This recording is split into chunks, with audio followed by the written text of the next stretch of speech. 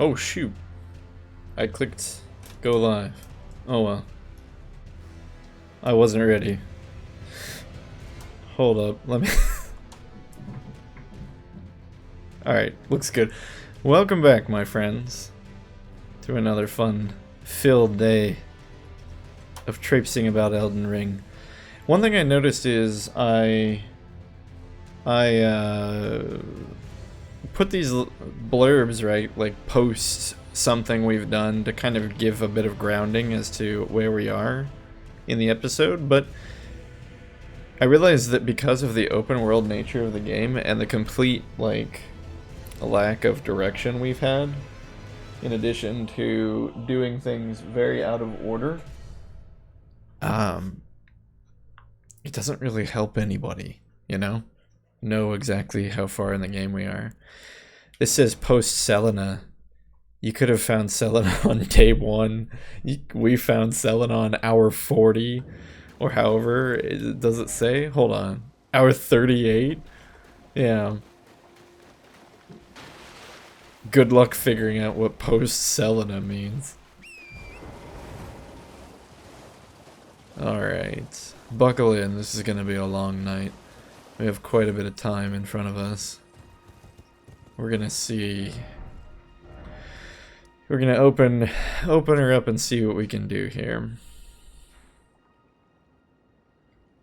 Academy Gate Town. Is that what this town is in general? We could put a marker there and go visit it. I'm kind of curious. How are you, my friends? Hope all is well in your world. May your world be connected with helpful sunbros. Even if I hate them, they're good people, I guess. May the sunbros in your own life be useful to you. Come back here, little scarab. Oh, just some smithing stones. I'd be more excited, but they're somber, and I haven't... Have we even found anything that levels up from somber stones? I assume they're like the twinkling titanite, but... Rude. We really haven't found anything that uses somber stones. Not that we've been looking very hard. I don't know what it is about these guys. They have so much trouble. They shouldn't be dangerous. I should probably just engage them normally, but I don't know. Maybe we should block? We can't block. I realize now that we can't. Maybe we should just cut them. Cut them up like that. It's 2 hits with the magic blade. Why not? Alright. So this... Oh, we're in the tree. I repeat, we are in the tree.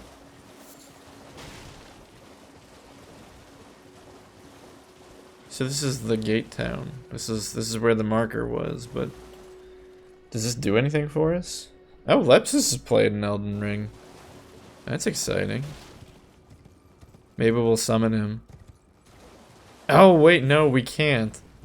Alright, this is so silly. So, Lepsis is something of a, look, I'm gonna call him this. He would deny it vehemently if you ever confronted him with this data. But he is what I'm gonna refer to as a computer god. Or at least a demigod at the very least. And so he runs all sorts of, 300 frame per second, super ultra 10K wide monitors and stuff like that. And so he has to mod his games so that they run properly because, so it'll support the format of his monitor. Of course, every time he does that, the anti-cheat devices go crazy and ban his accounts.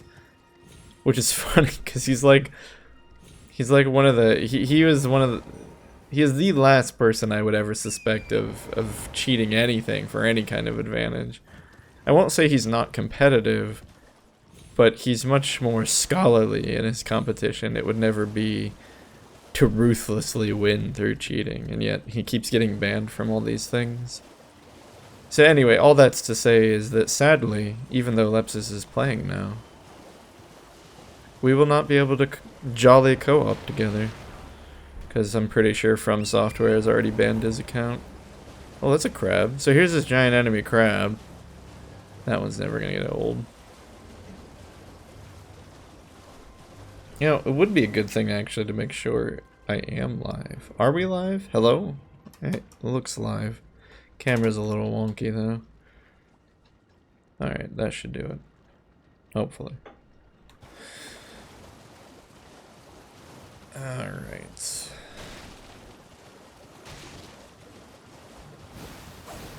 We have our swamp variety of fauna here.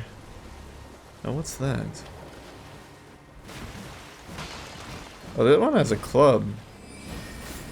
Yeah, I think it's just 2 swipes. 2 swipes to the magic blade. That's how we'll dispatch them. We really don't need to do anything else. They're very generous with the Estus that we keep getting from them. They're like, you killed 2 things. Here, have another Estus flask. Okay. A grace we missed. I really want to go to the castle. I don't know how I got sidetracked going this way. I just wanted to figure out... I guess this whole thing is the Academy Gate Town. What is this? Fallen ruins of the lake. We're heading for the castle though. None of this wandering around in the swamp nonsense. At least this swamp doesn't try to kill you directly with poison or toxic or scarlet rot or whatever word you want to use for it. Alright. Is that really another bird tree sprout? Or is that the same one? There's no item here. I have to assume we've been here already. Yeah, it's the same one. I've passed that thing like twice.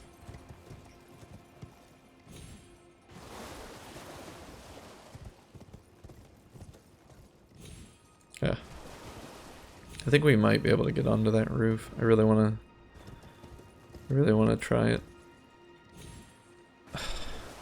It's so close. So close. Come on, this has to be doable. That didn't work. There we go.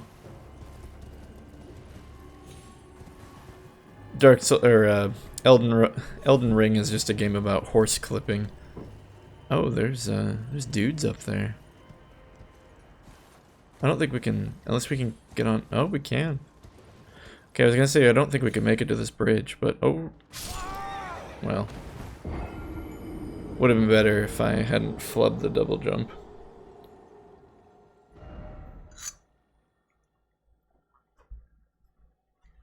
I guess the sight of America is fine. Where are we gonna pop up?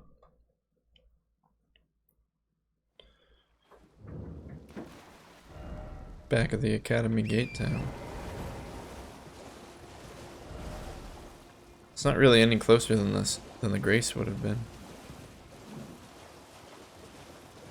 Still, I'm intent on entering the castle in that way that we were trying just then, because it feels not like the correct way, and that is exactly why I want to do it.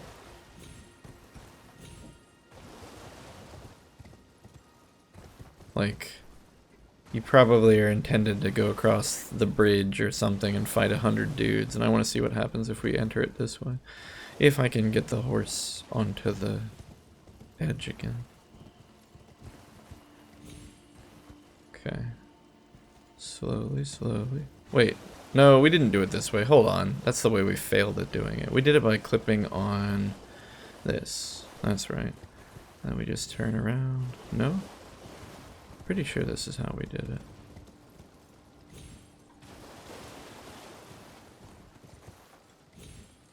I'm almost certain we did it like this. There we go. Yeah, I bet the speedrunners are having a blast with all the exploits that are probably in the game with the horse. To like completely bypass certain areas or something. Oh no. No.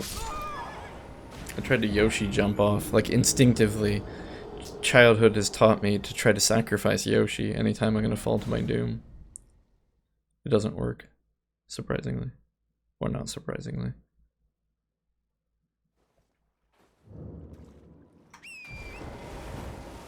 Of course you sacrifice Yoshi. What are you gonna do, go down with the ship?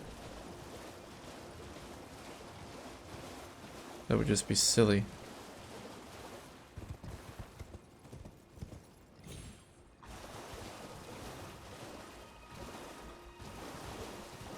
Okay, so our problem is we get up to the top, and then I think we could make it if we got the full double jump, but we're not double jumping. We're actually just falling off and then jumping. So we're technically using the double jump, but we're not getting the initial jump. I think that's what's ruining us.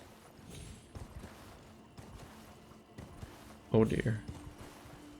Controlling the horse is also a little tricky. It doesn't do turns very well. I'm almost certain we can do this though.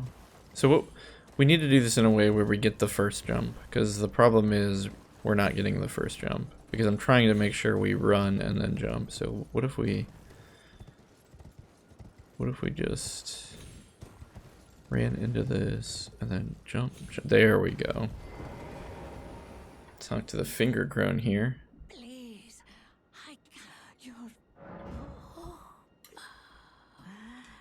Michaela's favor. Michaela.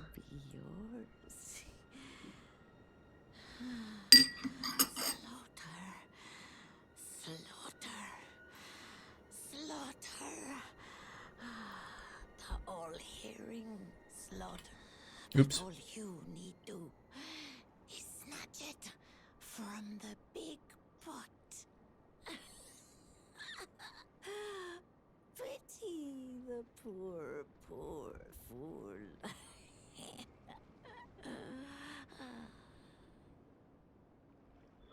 What'd she say? Hold on.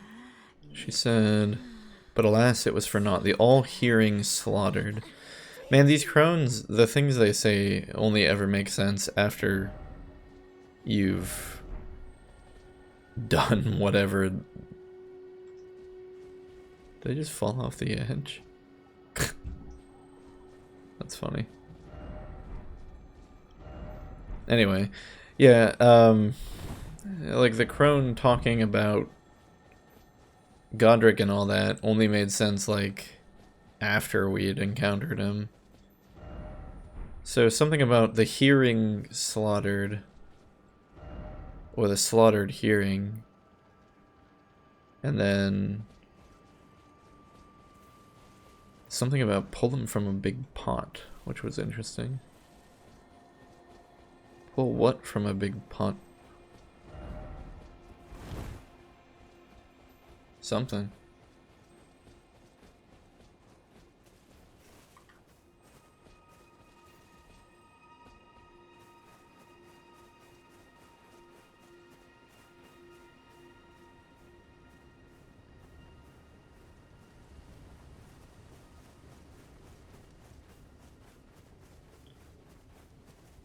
So we seem to have avoided quite a few of the guards.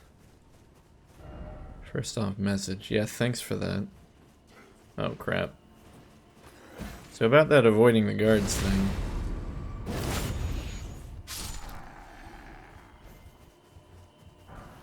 Blue and white wooden shield. That's an old one. Can't you pick that shield up in the graveyard in Dark Souls 1? Maybe. Small wooden round shield that has been reinforced with metal. It is light and easy to handle, but cannot offer the damage negation of a true metal shield. The design is said to represent the stars of the night sky, portending fate.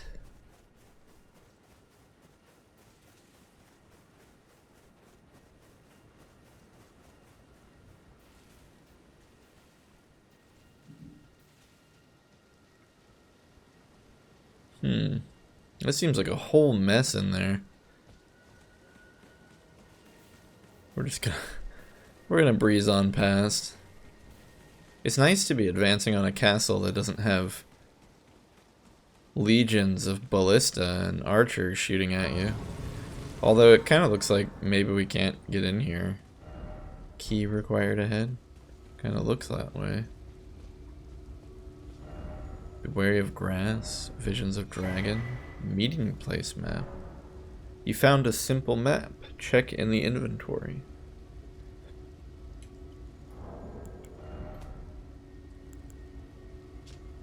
Wait, what's this? Celia's secret? Wait, why did Celia... What? Piece of paper given by Sage Gowrie. Oh, never mind. That's the secret. Yeah, no. We've already seen that. Meeting place map. Simple map found on a corpse seems to point to a meeting place. The man it came from surely desired one. The sole means of gaining entry into the academy. A Glinstone key. Okay. So we need to go find a key.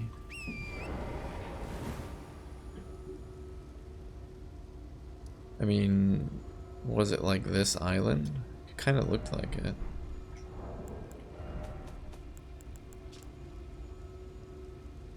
It's got a hand, okay?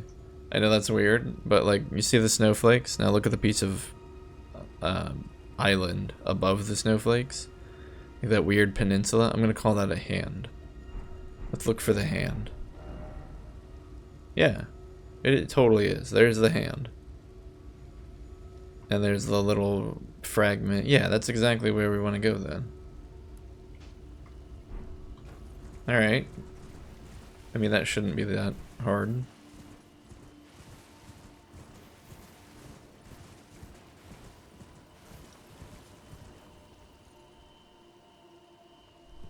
Jumping off doesn't seem like a good idea.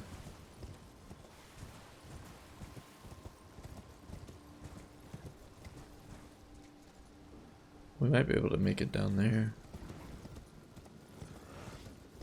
Don't mind us, we're leaving.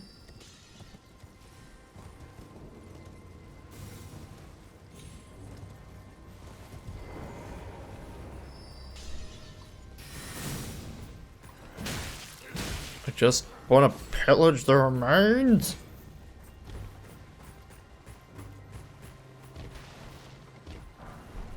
Just for some standard arrows.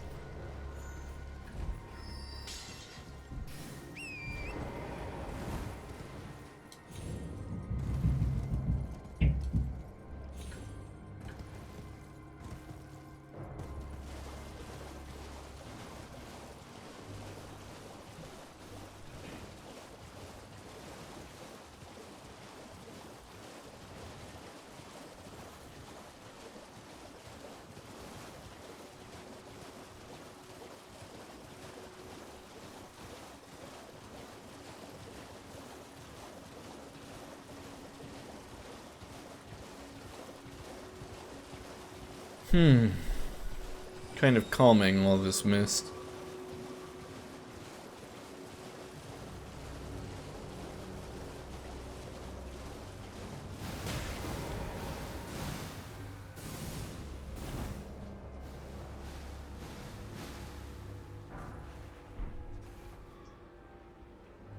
Some kind of gazebo with a statue in it. All of this is water, but it's traversable, seeing as how shallow it is.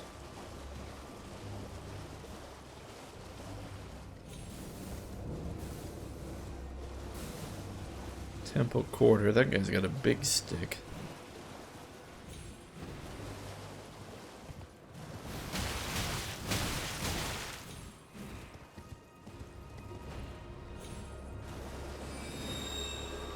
Okay. I think...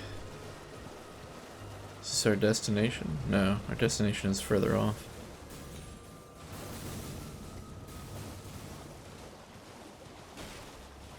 Yeah, the sheer vastness of this game really is so big that... Like, I feel like I have to purposefully avoid everything in order to focus on actually getting from one point to another, which isn't a bad thing. It leads to credence. leads to It leads to the idea that the world is a huge world. Like, if you were adventuring in an actual continent, you wouldn't have time to stop and explore every single area. Looks like a sleeping dragon here.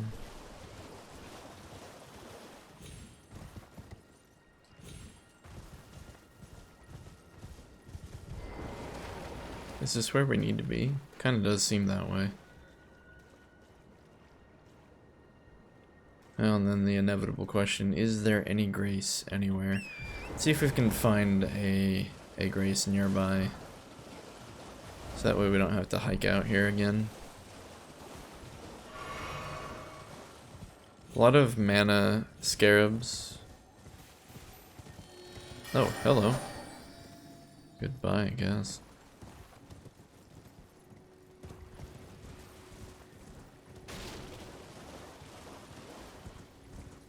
So this open field, you would think, oh my goodness, there's still stuff. There's still continent and land to explore. Good grief.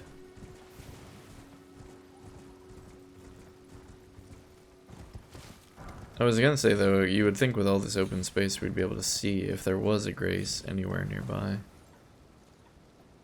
I don't see anything. Is it a jail? I think this might be a jail. Yeah, check it out. Wanna go get killed? That's probably what would happen if we came here. Cuckoo's Everjail. Hey, the Cuckoo. We read a bunch of equipment that referenced them.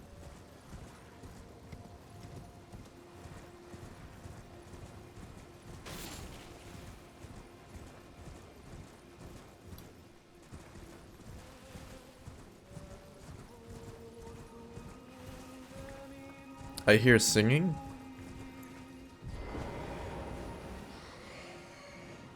Interesting. We've been tricked by a siren.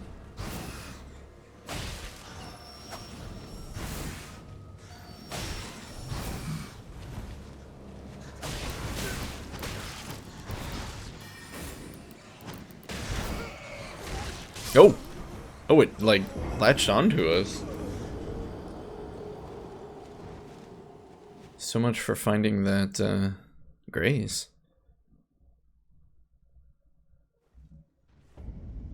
Oh man, we have a long journey.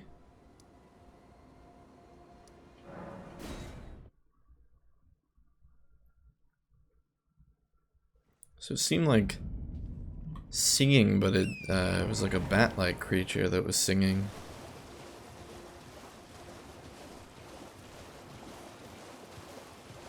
I guess it worked, didn't it?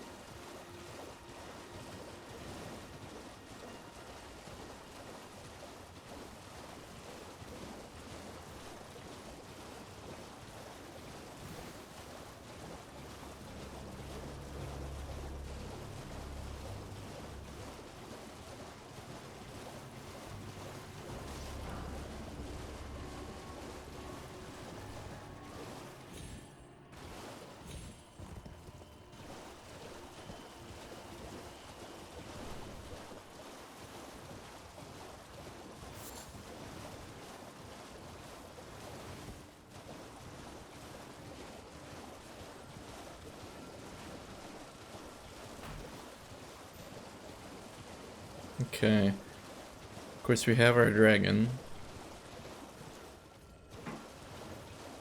It does seem precariously placed exactly where we need to go for the meeting place.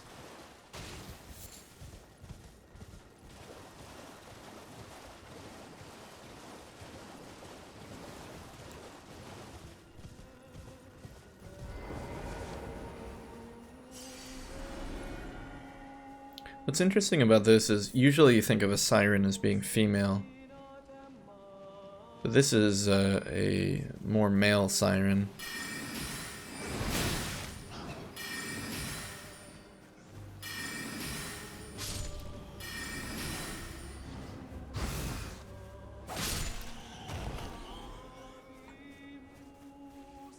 wonder if we can sneak up on him. It almost sounds like chanting.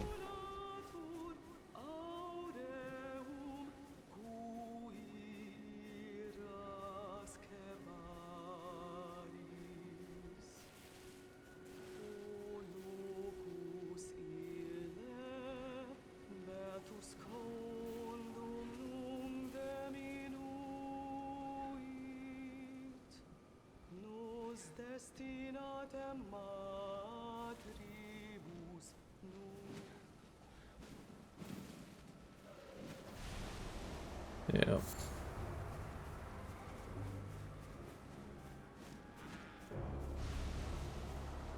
So it kicks out a wind of poison. Otherwise it's very similar to a bat. Has a lot more HP.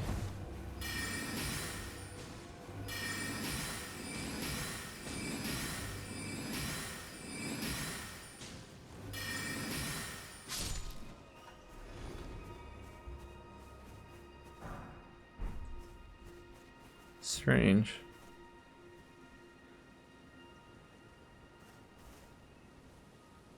They have charms, necklaces, or something.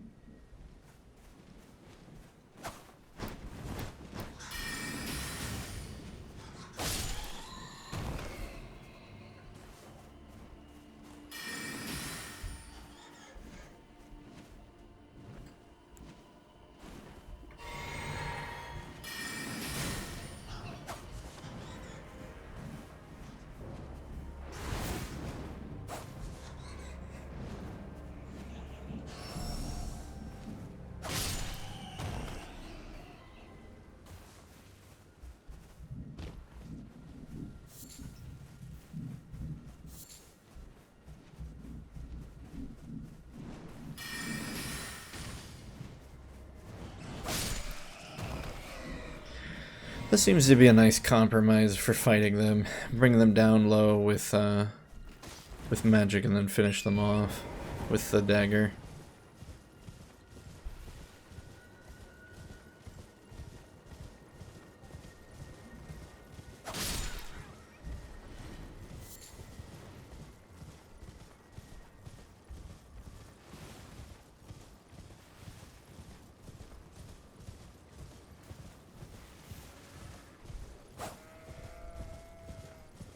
Red jellyfish, still no grace.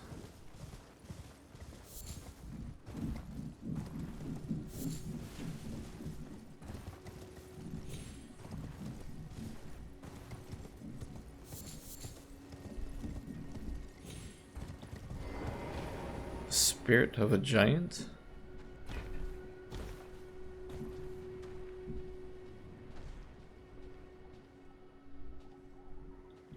Nothing headless?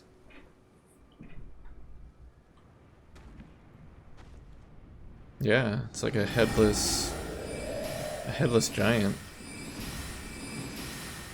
That doesn't look good. It's got that spell that, yeah, creates the homing swords.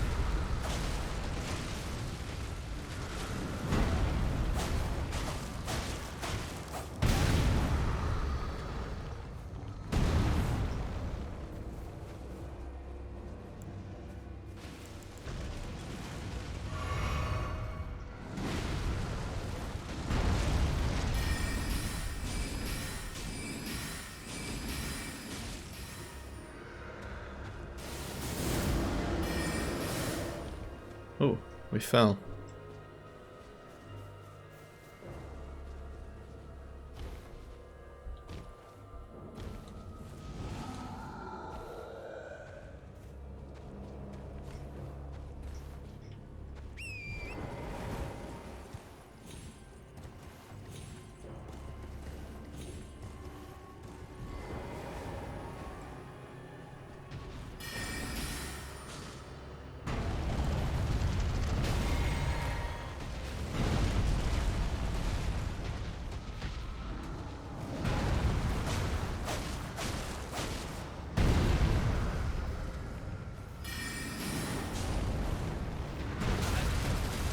Looks like he got us with the shockwave.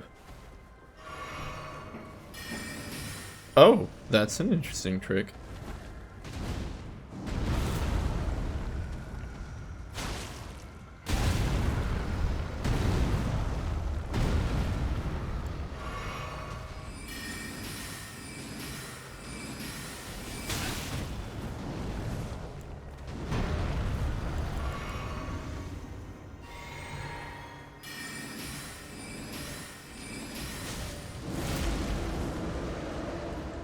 What was that?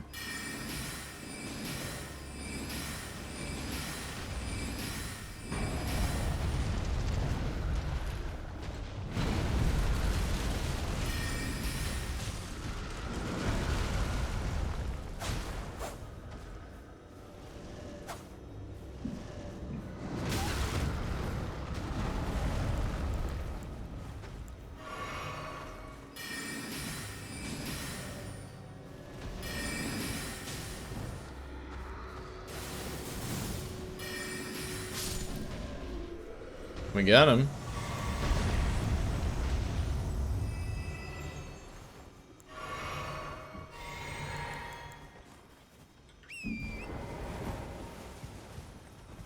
Oh, there's another one.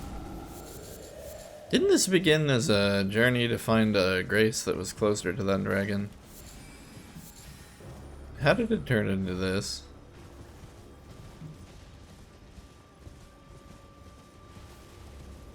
It feels like Elden Ring in a nutshell. Elden Ring, didn't we start doing something else? Or no, didn't we start this doing something else Ring?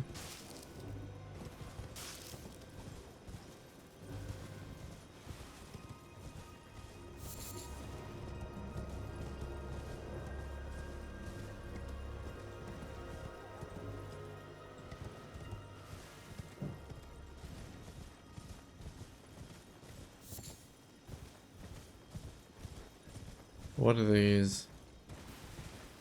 What the actual heck are these?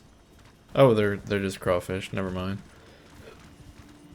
I thought they were something worse.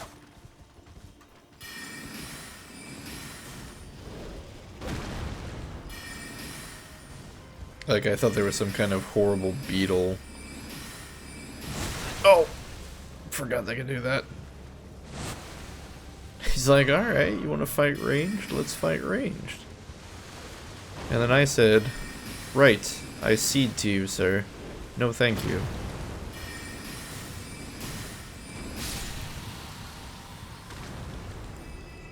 You think we could use... we could use the blade on horseback? Nope. Oh, wait. It would help if I selected the blade. Did he shoot his friend? No. Yes? I think he did. I think he's shooting his friend. No! Why? I regret everything.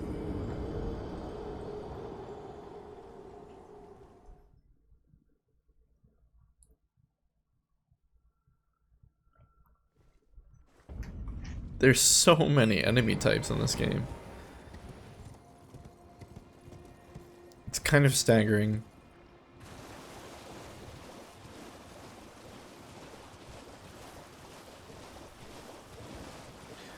Like, we've been playing for hours.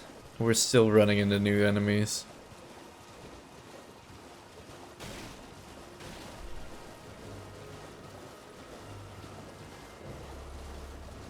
Or enemies that we've barely fought and haven't had the chance to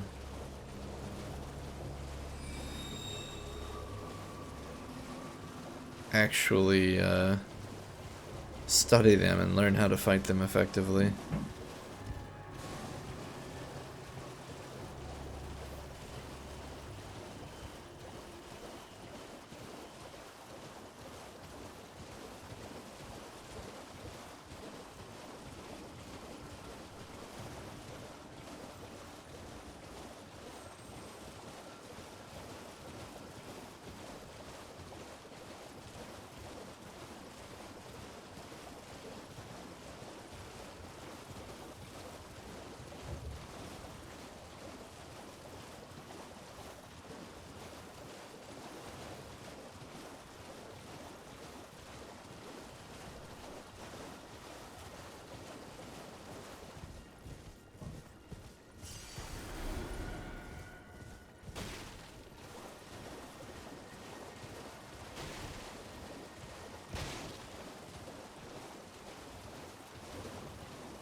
Alright, let's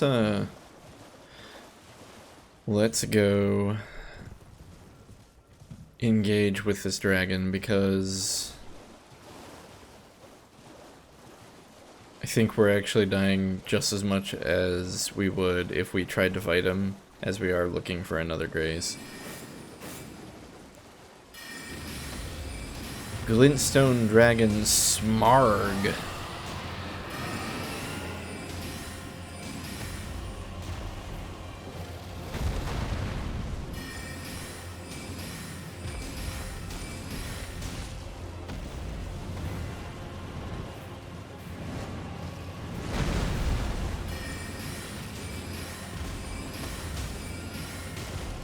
We don't do very much damage to him, and I wouldn't be surprised if he's resistant to arcane.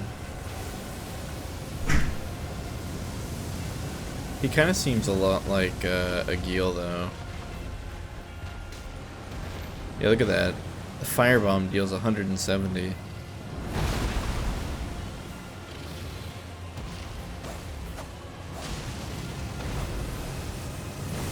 If this is just a reskin of a Geel, though, I mean, what do we have to be afraid of? And look, he's killing the... Okay, that's a new attack. I don't think a Geel did that. But he's killing the scarab beetles, so theoretically we have like infinite magic in this attack, this battle.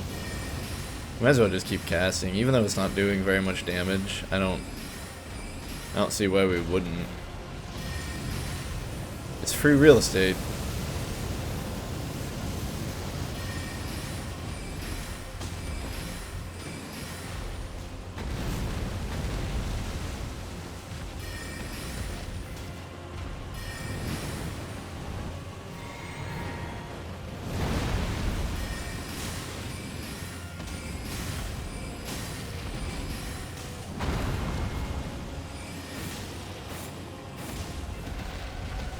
The blade doesn't do much better.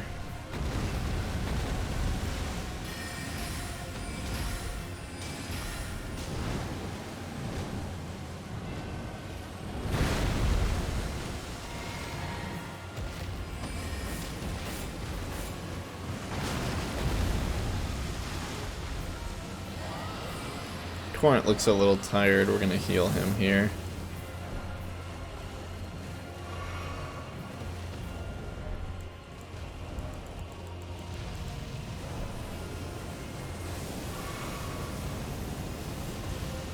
Otherwise, though, this guy seems to function identically to a Geel, and I don't think we're gonna see anything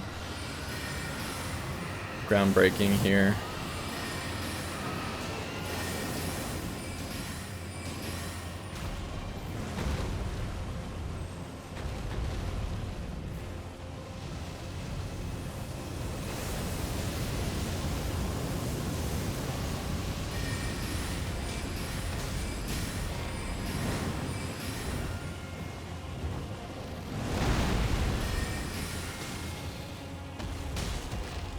Bonk him with the stick.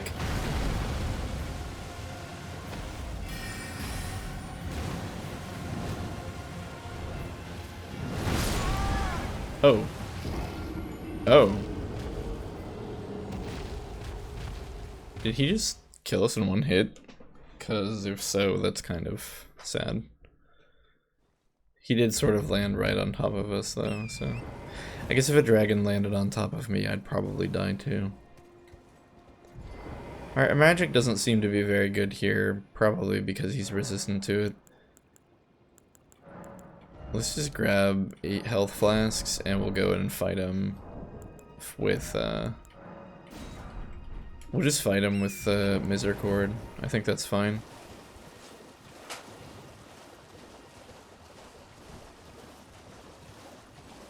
I don't think we're gonna see anything from him that really throws us completely for a loop.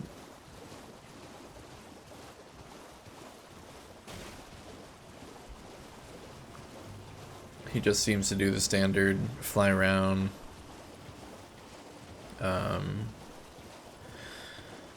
Yeah, what? Fly around, breathe fire, try to land on you, tail whip.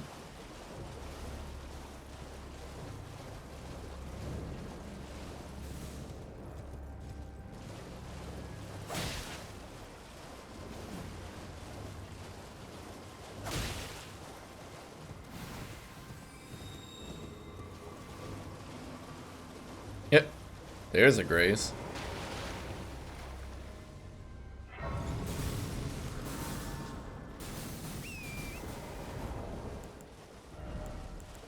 Could put the raisins on the hot command or the hot bar or whatever, but I think we're good. If we really need them, we'll do what we did last time.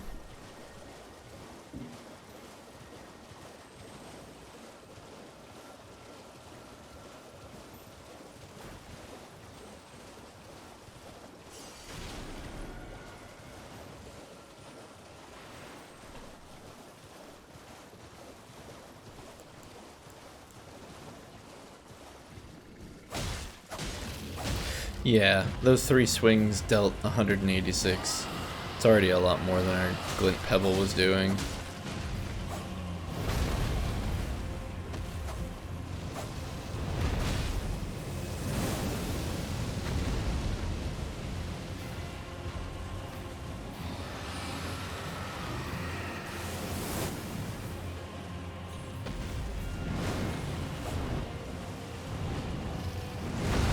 That attack.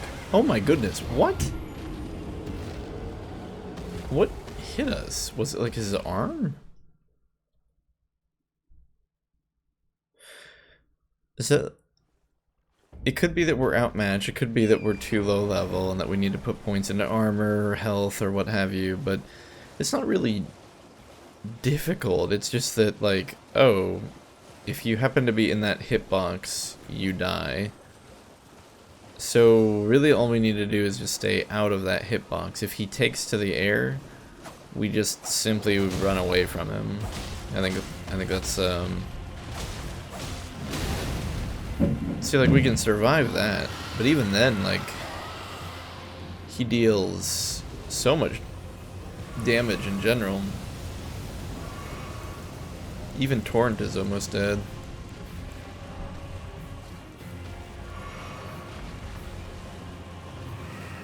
So I guess the issue here is we just can't afford to get hit, period.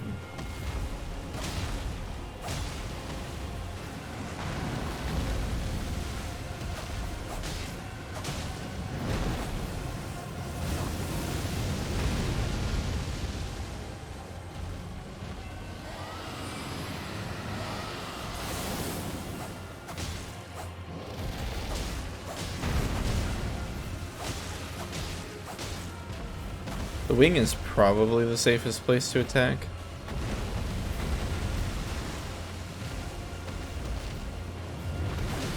We're really only afraid... I mean, we're probably afraid of the fire, but we haven't gotten hit by it yet. And I think that's largely because the horse offers more than enough speed to just get out of the way. That hurt poor Torrent, though.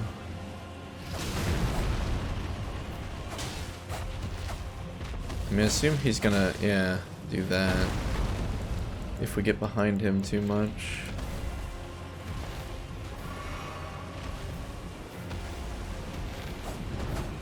Oh. No, this is the one we're afraid of, because he's either gonna breathe fire or do that. Yeah, what the... We're not in the way of his talons. It almost just seemed like he kind of bopped us with his head. Which I call a bit foul because it looks like from the animation most of his momentum should have been absorbed by the ground. But then his head touches us and that's enough apparently to kill us. So we're going to have to move away from him diagonally so that we can fit in between the space of his wing and his head. And hopefully then that lets us avoid the hitbox. I suppose theoretically we could also try to jump or something, but I don't think it's gonna make enough of a difference. Like, what does jumping get us? We'd have to jump at like the perfect time. We can hit his head for a little more damage, it seems like, but yeah, okay, we move at a... No, see, I jumped. I panicked. We moved at a diagonal line, and I think we were safe, but then when he landed, I jumped. So jumping is probably not a good idea. Seems like jumping puts you in range of the hitbox. This is a little annoying because I was like, oh, this guy isn't any scary. He's just like a Gil. And I mean, for the most part, it's true. He is just like a Gil. It's just that a Gil didn't kill us in one hit. And it's a little annoying because it basically invalidates our Estus. Like if you get killed in one hit, all of the Estus we have doesn't matter. It's literally just a matter of we have to fight without making a mistake. The tail sweep is easy enough. It's very telegraphed. He only does it when you're like behind him, basically. Staying away from the head obviously makes a ton of sense because, well, it's a dragon that has teeth. And is he gonna do fire? No, he just kind of turns it around there. That's interesting. This is just the normal fire attack where he's gonna spread it all out, but we're not afraid of it because, again, you get behind the head, it's not a threat. If you're too close to the wing or the leg, he'll slam it down like that. We just move away. I think he's gonna go for... Oh, that was a weird one. I'm not sure what that was. It looked kind of like he was like trying to swat us. Now that was my bad. I should have moved out of the way. But I'm okay with that. I feel like we deserved to get hit there because I made a mistake. It's this attack that I don't like. We're just gonna run away. Yeah. The moment we see him do that, we just run away. We can't. Yeah, like again, we're not gonna get close to him. He's either gonna go up and do that fire, or he's gonna go up and do the slam, or the Talon Strike or whatever it's called. And the Talon Strike is the one we're the most afraid of. It's the one that's gonna do us in. Okay, he's going for the hind leg stomp. He's probably gonna go for it again, yeah. Okay, what do we got here? Again, the moment he takes to the air, we run. That's all we do. It's our lost condition, essentially. He takes to the air, he lands on us with a hitbox that's difficult to determine. Admittedly, I gotta say, the visuals on a dragon, like climbing down this island that we're fighting him in the middle of this swamp, is very cool. The visuals are very, very nice.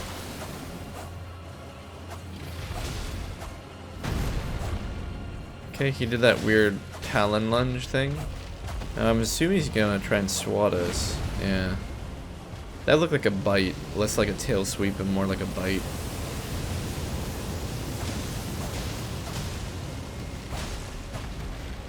I'm assuming he's gonna, yeah, stomp. It's strange, sometimes he doesn't stomp, he does that Talon Strike thing. That's a stomp. Okay, he's in the air. We're gonna run, but he just decided to... I almost consider that like a fiery retreat move or something. Like, he dashes backwards and breathes fire to cover his retreat. Tail sweep. Stomp.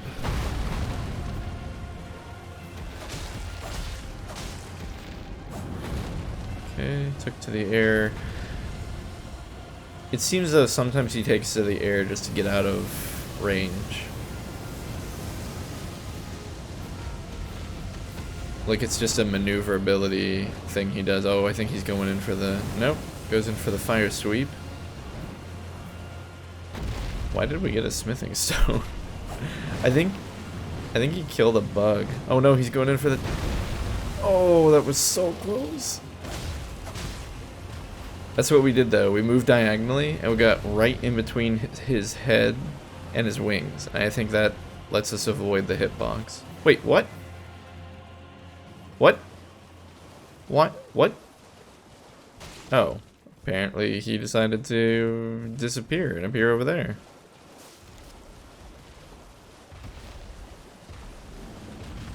Hey, look here, you punk. We weren't through with you. Really, really, really glad they didn't reset his health bar. That would have been frustrating. I love it that the Glinstone dragon was just like, alright, peace, I'm out of here. I ain't got time for this.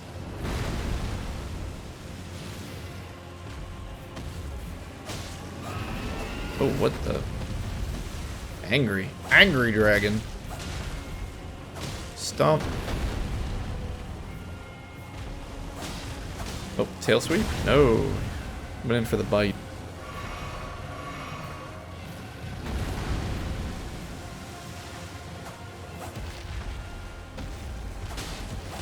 It's hard to keep track of all of his appendages to read the telegraph of what he's gonna do. Oh no. Oh no. That's just so annoying. Like, sure we lost, sure we died. It just feels bad, I think is how I'd put it. It feels dissatisfying. I don't mind losing because I made a mistake, but we identified the attack. We knew it was coming. We know generally what we need to do to avoid it, but like it just kind of kills us, and I don't know. It doesn't feel much like a loss. It's like, oh, well, I guess we'll just reset the fight and keep going.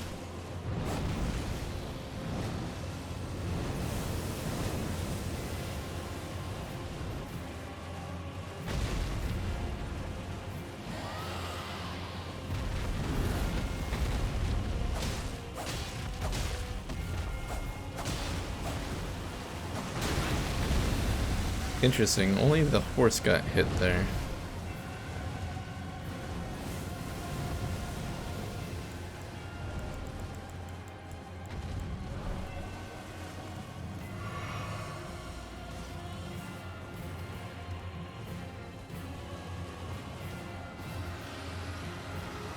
So the thing is, we actually don't even need to fight this thing. It's mostly just, I think it's interesting and I want to fight it. But we could absolutely just pick up the items that it's guarding while it's out here flying around. I get the feeling that would probably get us the key that we're looking for.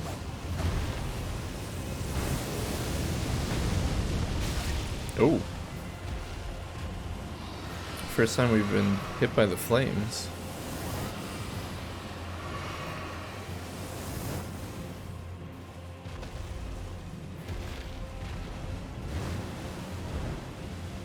What if we run forward? Okay, as weird as it sounds, I think running forward saved us. Like, am I crazy? Isn't that what happened? Like, we ran at him, like we were so close to him. Instead of trying to get in between his head and his wings, we just ran behind him. Maybe that's what we should try to do. I don't know.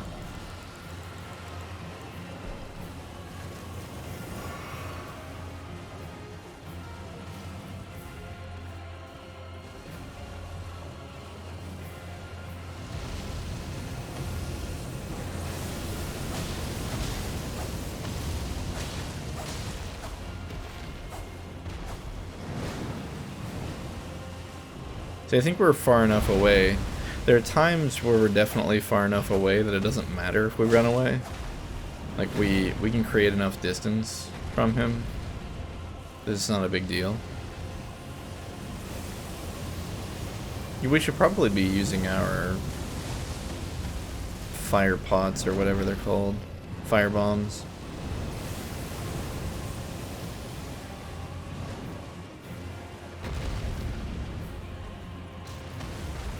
It does deal 170.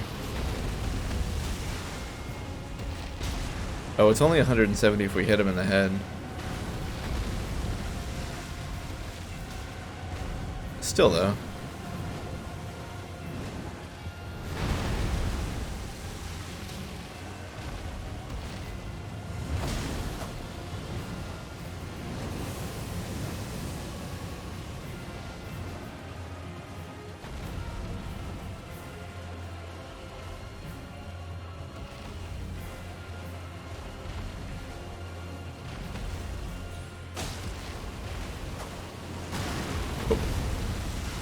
That hurt.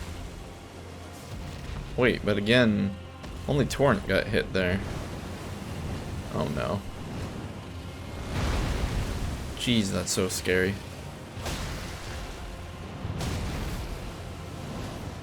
Is he gonna do it again? No. We got him down to half. But it doesn't feel much like an accomplishment. Because at any given moment we can have it all taken away. Admittedly though, I wasn't expecting to die like that.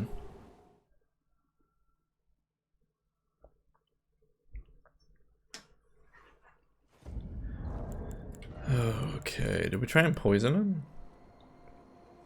We only have enough for 7 of these, so maybe not. Deadly poison. It's funny that we have more items that build up deadly poison than we do just like normal poison. Can make a bunch more raisins for Torrent. Let's go ahead and put the raisins on a hotkey so we can stop going into the menu in the middle of the fight. How do you do that again? I think it's over here.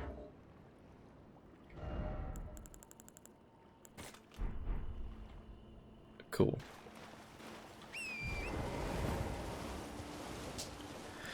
So let's see if these poison fetid pots do any better. I don't know, maybe this guy doesn't have any blood. Maybe you can't use them. Would you look at that?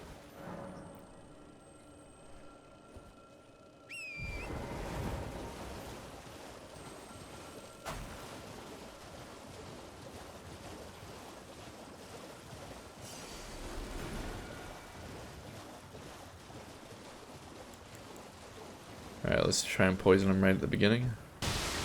Oh, we're poisoned.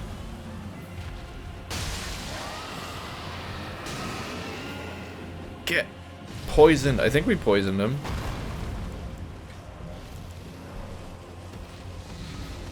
So it seems like the fetid pot also poisons the user.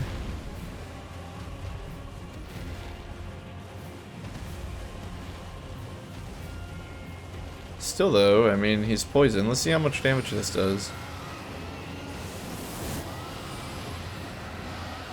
I think we had to hit him at least 2 times. Okay, about 600. So let's see.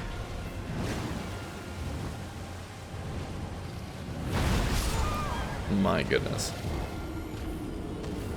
I don't think the poison is a sleeper pick here. I think it's just a different pick. Also the fact that it poisons us just makes it more complicated. Craftable item prepared using a cracked pot. Cocktail of influence is sealed inside. If the mixture ferments, toxins are produced alongside a putrid stench that seeps out once ripe. Throw at enemies to cause buildup of deadly poison. Beware though, those who carry these pots will slowly accumulate poison on their own bodies. Push someone in a privy. Expect to get dung on your hands.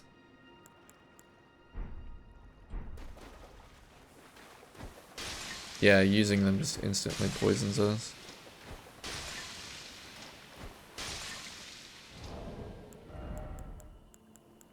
So that would probably be why we can craft tons of those without too much trouble, but then the other ones we have fewer ingredients for. We tried to go for, I'm not against poison. We could make these poison bone poison bone darts. I swear I'm not dyslexic.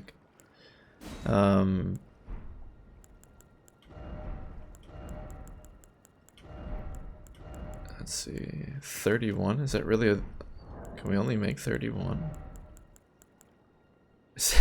It's those thin beast bones, man. We just don't have enough. Reveals more messages from other worlds. That's interesting. Rune fragment with a cipher inscription. Use FP to reveal more messages. Words are gregarious things, drawn to one another as much as people are. It's kind of cool. But yeah, I think we just go with the fire pots. We could use this spell-proof liver.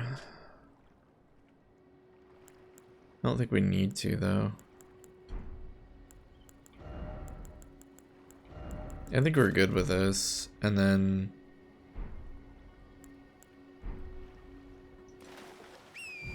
we could also use the Rune Arc to get some extra stats. Maybe this will let us survive the Dragonfall in one hit. We'll open up with the poison darts.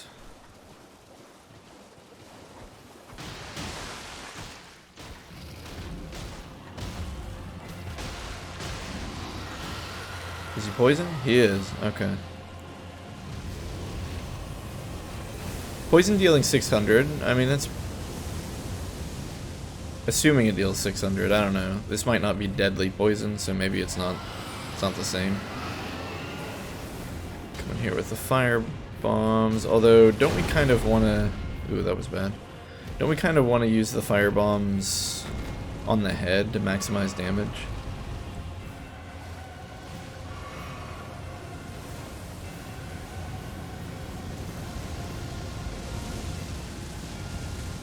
Oh, I totally forgot to get our runes.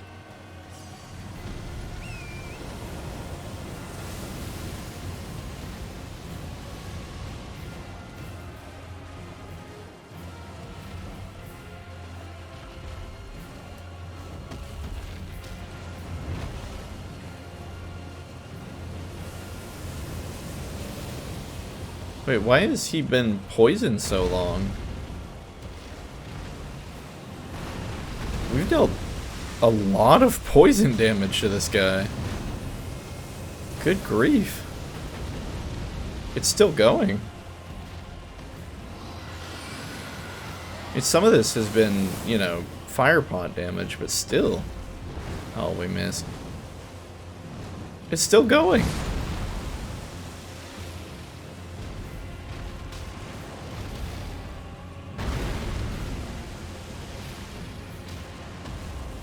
Okay, it looks like it finally stopped.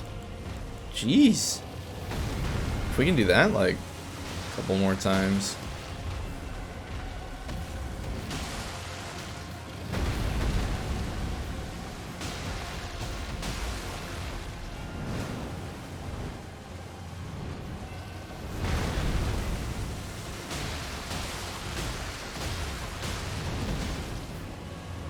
I think we got him again.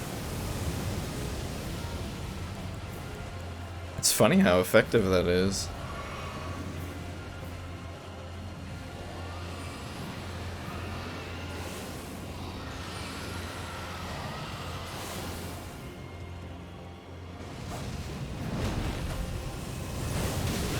Oh no, I think we're dead.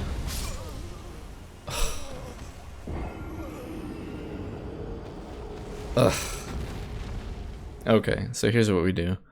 We go back to the first area. We grind up a bunch of small animal bones, and we make a bunch of those poison darts, and then we just poison this dragon and win by doing that. I think 40 bolts or darts or whatever would easily be enough. Oh, did that guy leave? Look, he left.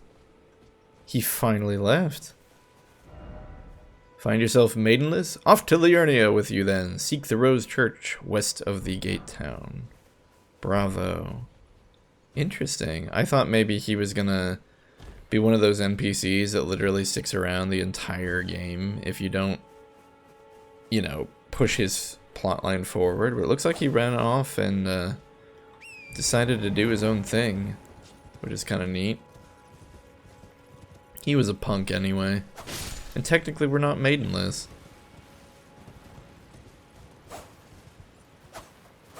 Okay, I think these guys have small beast bones or something. Yeah, thin beast bones. We need 2 of these to make 5 daggers. Is that how that works? Yeah. 2 for 5.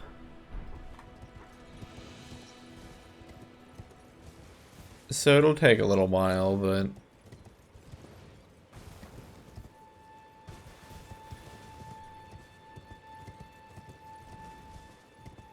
we'll get there. I think the birds just drop feathers, yeah.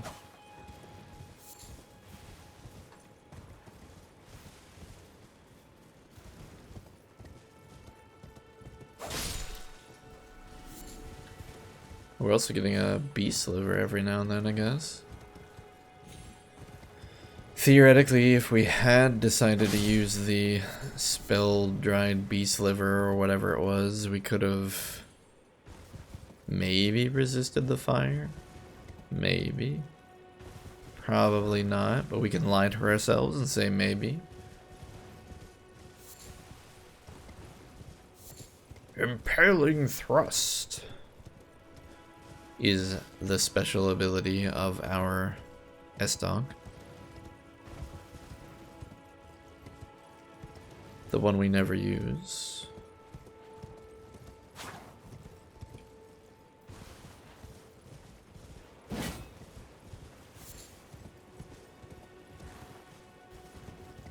Trying to think of a place that has a lot of the animals we want.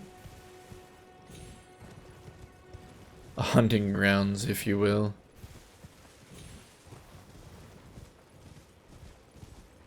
A couple goats. I feel like the goats are going to be a lot easier to chase down than those little squirrels. Yes, good, good. Give us those bones. We want your bones. Your delicious bones. And livers.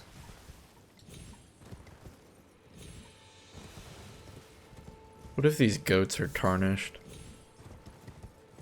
We just kill them and they just wake up again, but they don't understand why they're tarnished.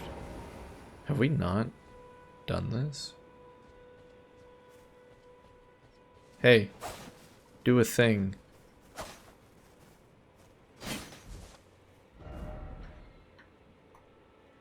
Huh. I feel like, didn't we like light one of these on fire? Well, whatever. Thought we lit one on fire and it showed us a path or something.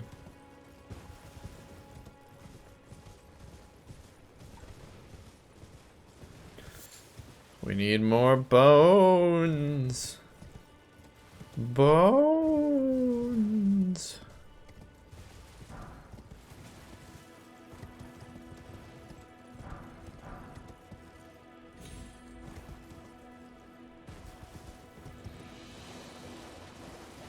You don't have any bones. We're not interested in you. Give us your bones. Give us... Oh, bones. Hopefully. Yep. Hefty beast bones. We aren't interested in hefty beast bones. You didn't have any bones. That seems wrong. That deer didn't have any bones. Oh dear.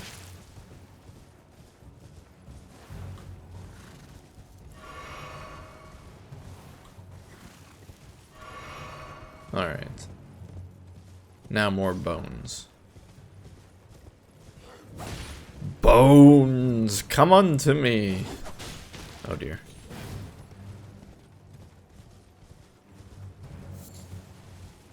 It's funny, I feel like we find nothing but packs of goats and animals. It's negativity bias for sure, but... And now that we're looking for them, I feel like I can't find them anywhere. Which is not true, we found plenty. I just want a conga line of sheep to run themselves into our sword. Is that too much to ask for?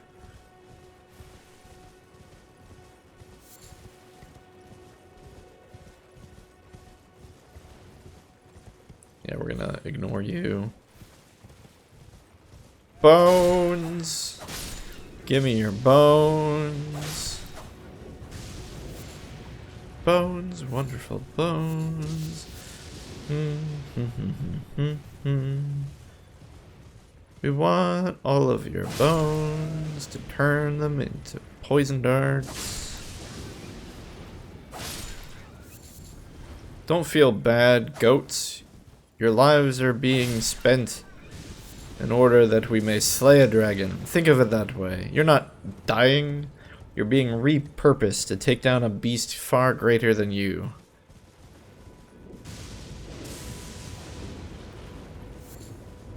We'll pick up these Fulgur blooms while we're here, why not?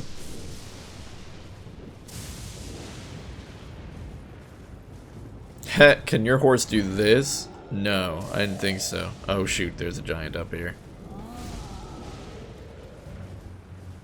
There's a lot of giants up here. What the heck? There's like 3 of them.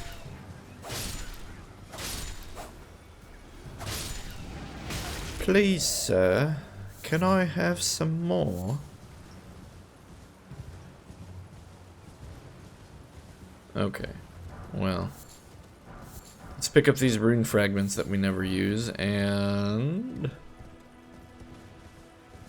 call it a very successful bone collecting adventure.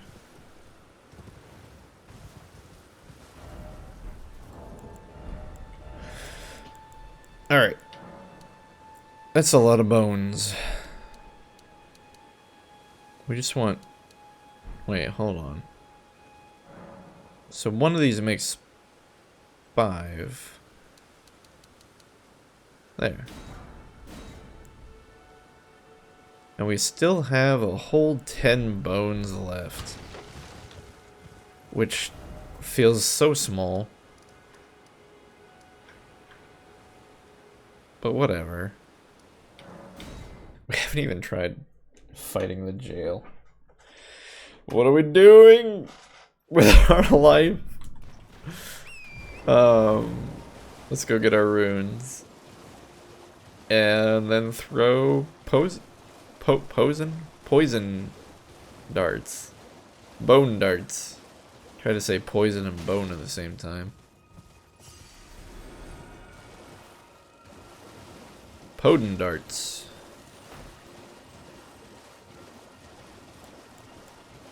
Oh wait, let's also use the Elden Ring.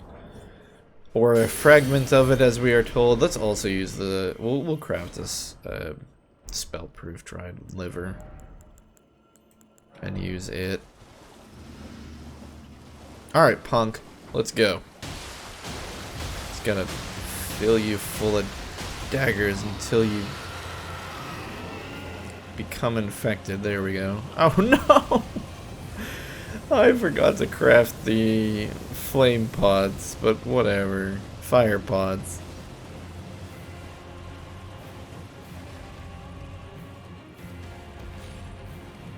So I mean, we probably don't need to do a whole lot of actual fighting in this fight then, do we?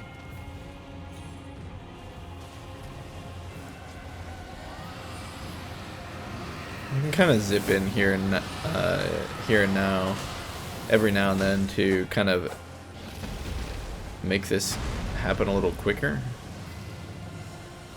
Some free damage. It's free damage.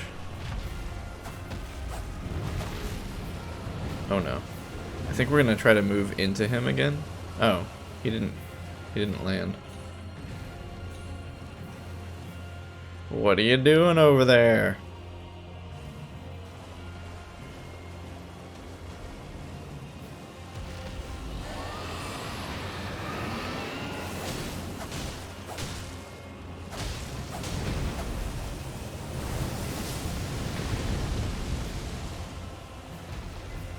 Are we still resistant to magic? How long is that liver gonna last? Never thought I'd be asking that question.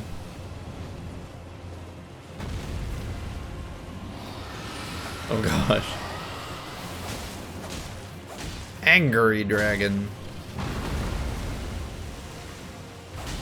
Alright, looks like our poison wore off, so we're gonna take a couple swipes at the feet here. And then when he inevitably jumps off, we'll swap over to the daggers. So we were able to poison him with just 9, so as long as we drop, you know, we'll try to drop about 10 on him. Although we missed a couple of those. Also, I assume the poison wears off if you don't land them consecutively, so... Did we get it? Nope. I feel like it's harder to poison him the second time for some reason.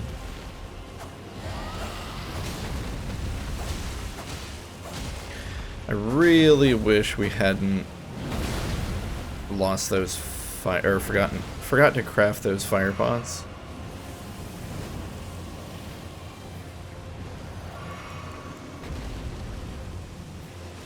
Because we only just now got him down to half. What? Right. He doesn't like it when we get too far out. Well, let's craft those fire pots.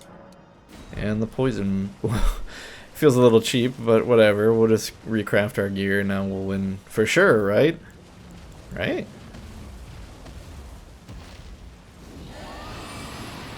Don't look at us like that.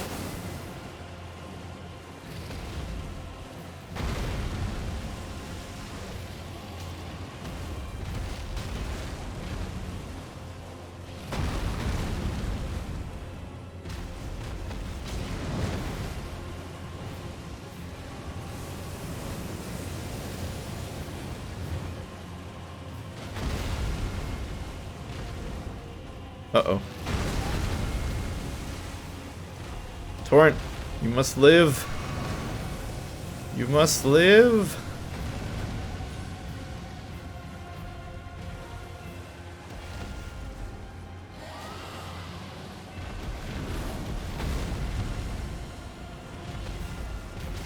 Okay, it looks like the poison wore off again. If we apply it one more time, we're probably good.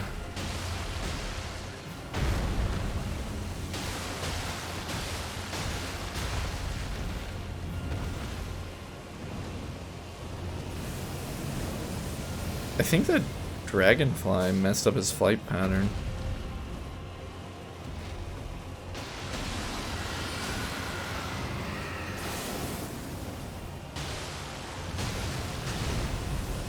Alright, finally. Reapplied the poison. There might be a cooldown on the poison, or maybe they get more resistance if you've already poisoned them or something like that. Anyway, I think we got it, as long as we don't do something stupid. Which, now that I've said that...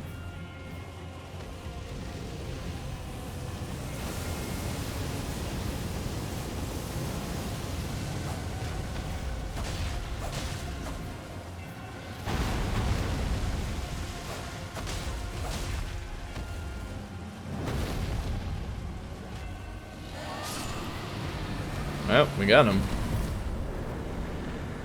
Right. Enemy felled. Another dragon heart that we can't use. A new draconic power is available at the Cathedral of Dragon Communion. Yeah, well, would that draconic power not use faith? Behold, weak foe. Thanks. Praise the dragon. Dragon wound grease. Whoa, look at that. Somebody wearing one of those goofy masks that, what's her name? Sella's wearing? Yeah, I just realized, aren't all the people in Sellia wearing goofy masks? And does that mean that Sella is from Sellia? I mean, it doesn't feel like that much of a stretch. Visions of Joy.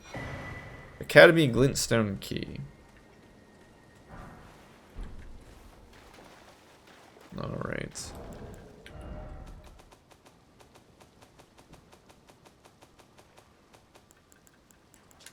Key to the seals binding both gates to the Academy of Rhea Lucaria. Activates warp magic. Bound within the seals, a glintstone key will remember its user, meaning once used, it can never be passed on to another. The Academy does not welcome the indolent. So that means this key hasn't been used before. Theoretically. Because I'm assuming it works. It would be a little lame to get a key that you can't use. The indolent. I must be indolent because I don't know what that word means. I assume it means... Well, I assume it's a negative thing. Alright, to the south gate of Rhea Lucaria. Where we shall presumably open the door. And not fight a Glinstone dragon again. Let's level up before I lose all my souls again. Int is where we're going. We will not stop until we have 38.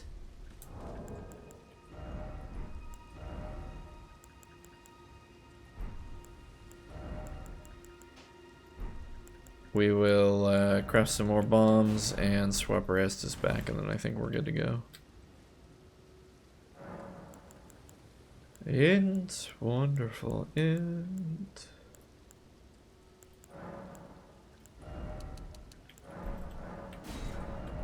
What the? Do what I say, not what I do.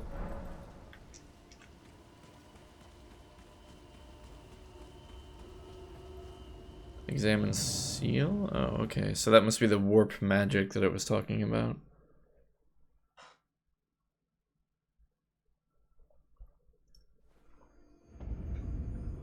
Liurnia of the Lakes. Well, look at that. There's not actually even a... What? Hold up. Wait. We teleported to the other side. Examine.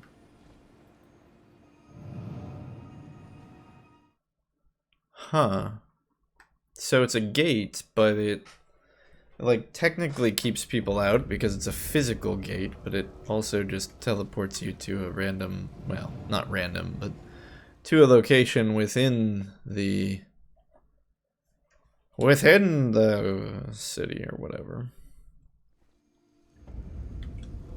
To Liurnia. I thought it was Rhea Lucaria. Probably the same thing. Okay, so we're here. Didn't expect love? There's no love here, man. Why is it always blood loss? Be wary of pursuit. Yeah, there are a lot of people. Be wary of lift. There are a lot of people who've died here. What have they done? Okay, well that person jumped into an elevator that wasn't there. That person rolled around a bunch and died.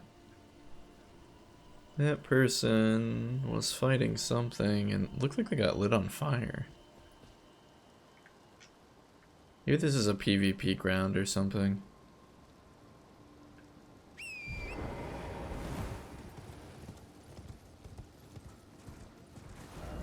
So we could go this way, but we don't really have a reason to. We don't really even have a reason to be in Rhea Lucaria other than it's a big building and presumably is a place we should go. Still curious as to what the heck killed everyone. It must have been the PvP.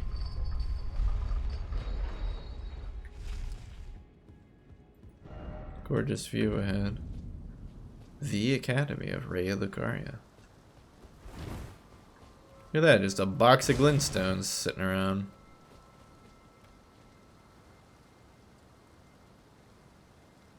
Huh. Try fingers grass.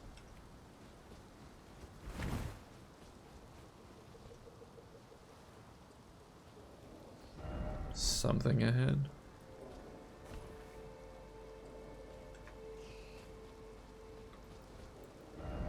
Good luck. Oh. Oh, it's you guys. Fair enough.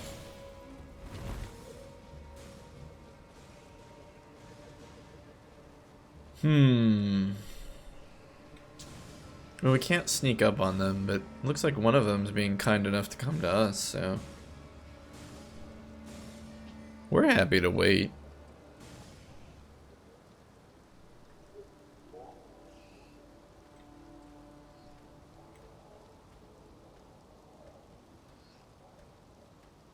I don't think they're even aware of our position. He certainly isn't.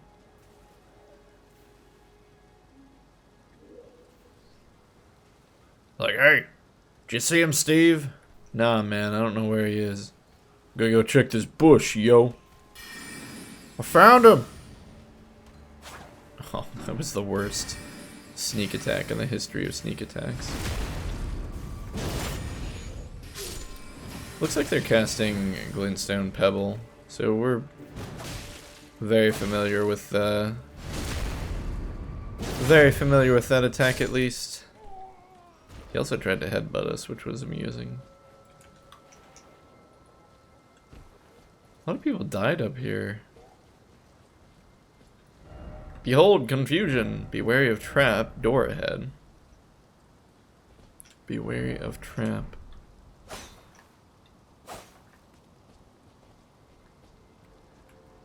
Well, if this was Scooby-Doo, a trap door would open up as soon as we open this door.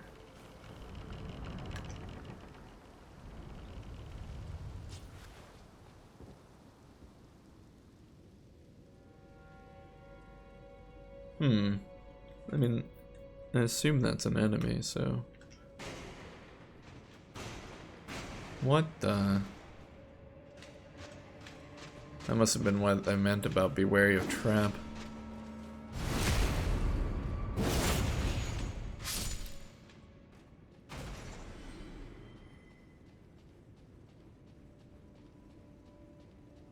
Three of them.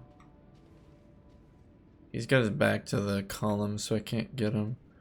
The wizard, I think. Oh, they see us. Oh, and he's using the one that shoots three blasts. What is that called? Glimmer Star or something? There's a lot. I think we're gonna have to swap to our magic blade.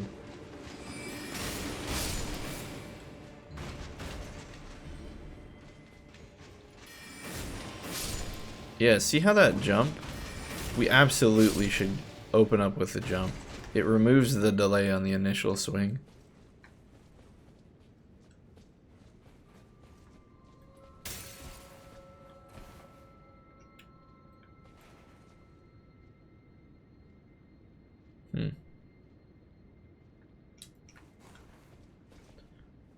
But what are we doing here anyway? I kind of feel like we're just ransacking a random academy. Head ahead.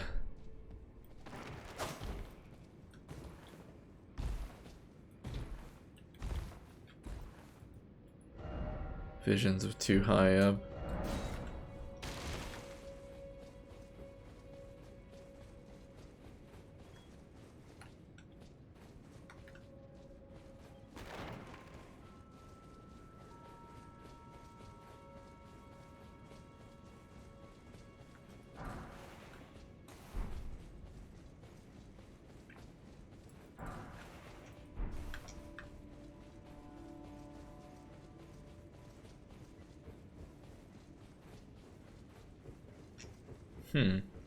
Did we miss something?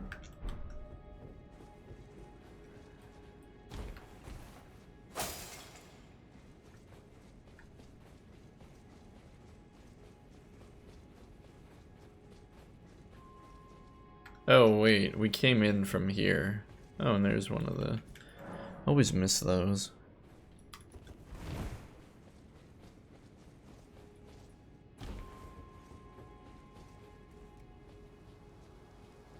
Wait, no, this is the way we came. So it's the other one we need to use.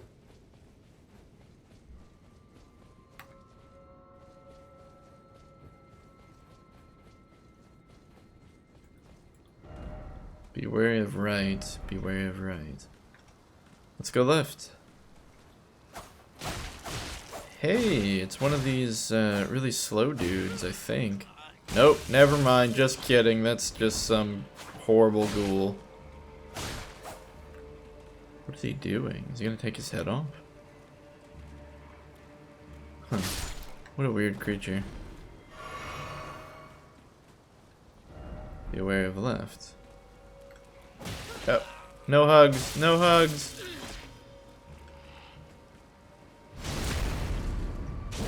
I thought these were like the things in the slumbering city, but no, they just appear to be some kind of undead monster.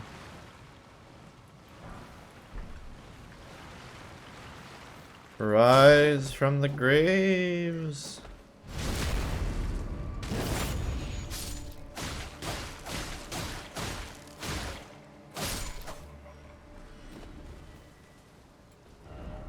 Try and target lock? I mean, I guess.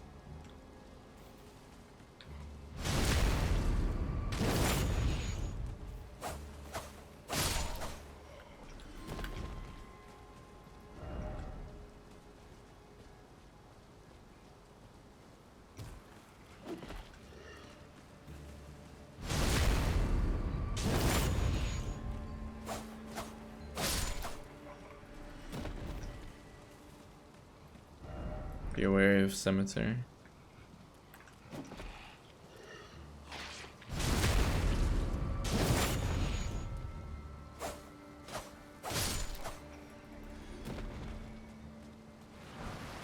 Spell-proof dried liver. We can make those. Oh! Oh no! He like immediately went right back in. Unless that was a second one.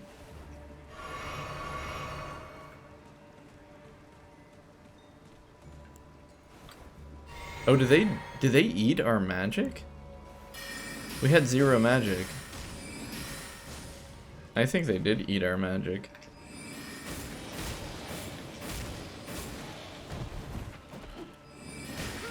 Yeah, let's take a look. Yeah, look at that.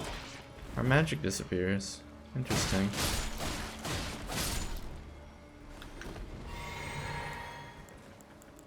Oh gosh, I wasn't even paying attention. What's he doing with his arm? He's like, ah, I got the weird arm.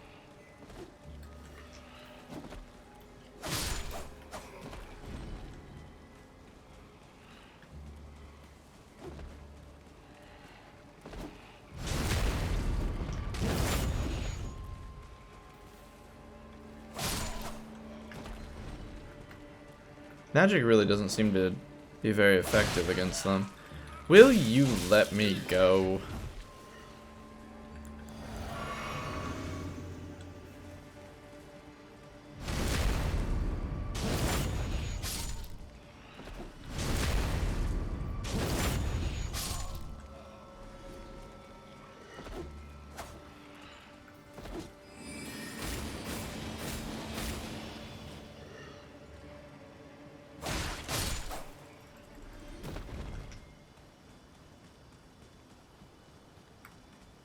There's so many.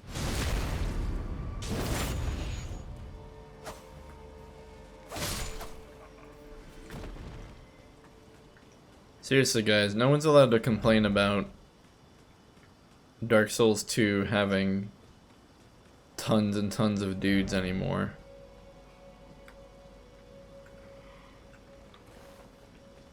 Beware of ambush. Therefore, backstep. Nearly backstep off the cliff.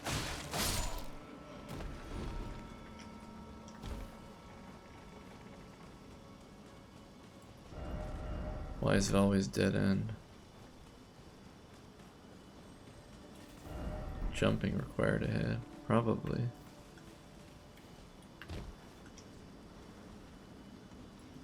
Ranged battle ahead. Item ahead.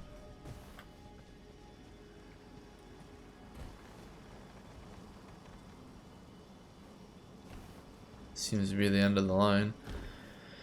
Guess we'll have to go into the cave. Oh, okay.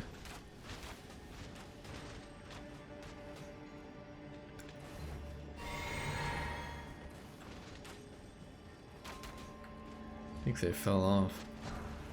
Marionette soldier ashes. So that's what those things are called. Marionettes. Spirits of marionette soldiers created to serve a sorcerer. These marionettes are archers, each equipped with a pair of bows. On the verge of falling apart, they are ill-disciplined and attack without warning. Speaking of ashes, we can't summon our friends. No. Kind of feel like we need the help with all these archers down here now, especially with that dog. Good grief. Try and jump behind him. Nope. Oh, that was weird. What the? Didn't know the marionette archers could displace reality. Yep. Let's get out of here. Let's cheese it. Secret passage ahead. Okay. Kind of. See where you're going with that. Golden rune. I kind of just want to, you know, I just want to find a grace or something.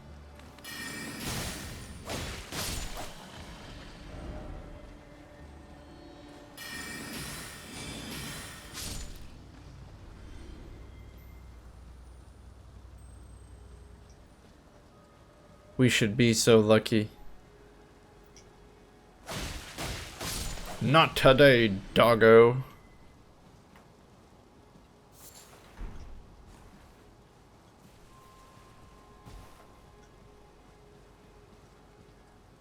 It's a lot of doggos. Oh, of course there's more. Why wouldn't there be? My only solace is knowing that we have a very fast weapon.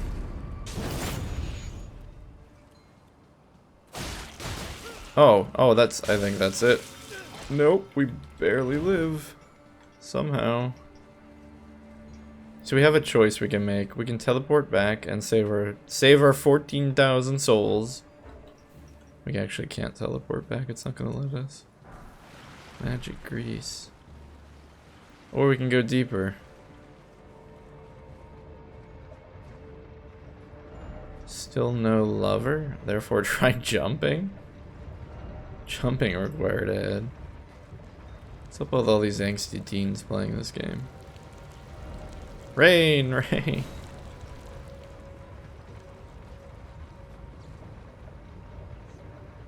Huh, well we have no HP. And we have no idea where we are. That looks like a trap.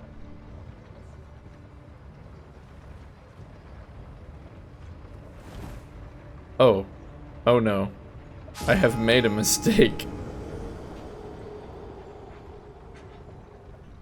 I suppose we'll have to make our way back then.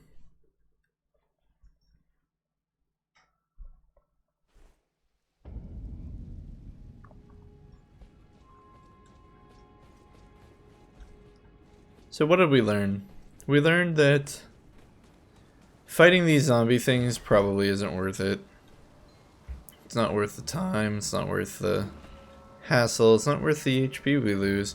They're pretty slow, and in general we can just avoid them, and they don't give a particularly large amount of souls or anything, so that one is hugging a tree.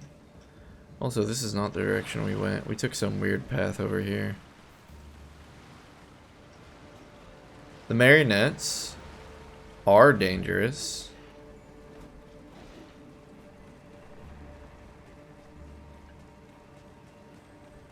The dogs are fine if you get the jump on them.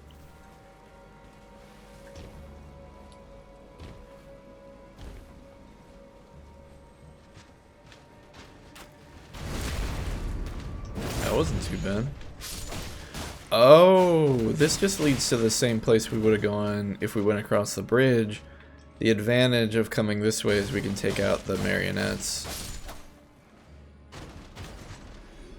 So now they're not harassing us while we're down here. Wasn't there a dog like right over there? Why is there no dog this time?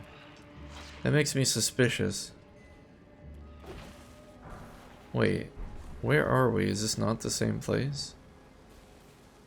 There were dogs here, weren't there? Be wary of left. There were dogs. Why are there no dogs anymore? Were the dogs over here? They're all dead. All the dogs are dead. Do they stay dead if you kill them? Well, those ones certainly aren't. No, little beetle, we want your soul. Spectral Lance. Spectral Lance, skill of the Headless Mausoleum Knights. Hurl a phantasmic spear at foes. Wouldn't it be kind of funny if we equipped that to our dagger? Although, it's probably limited to lances, so what am I saying? Yes, give us those thin beast bones. We want those bones. Oh, I knew it was coming, and I didn't quite look in the right direction. Alright, once we get rid of the dog, we'll just run away. Sometimes they take 3 hits, and sometimes they take 4. It's kind of confusing. It might be if we get the drop on them, they only take 3. Enemies seem to take more damage the first time you hit them if they're unaware of you.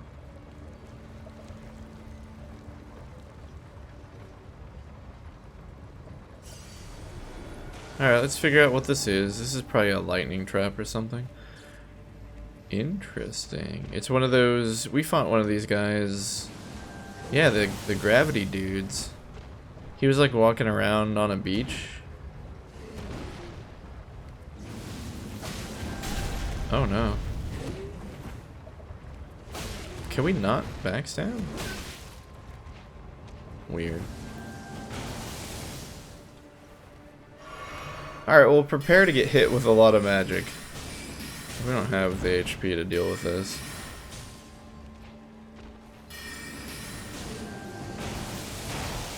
I love how there's a delay on that. It's really good. In general, I really like the gravity magic.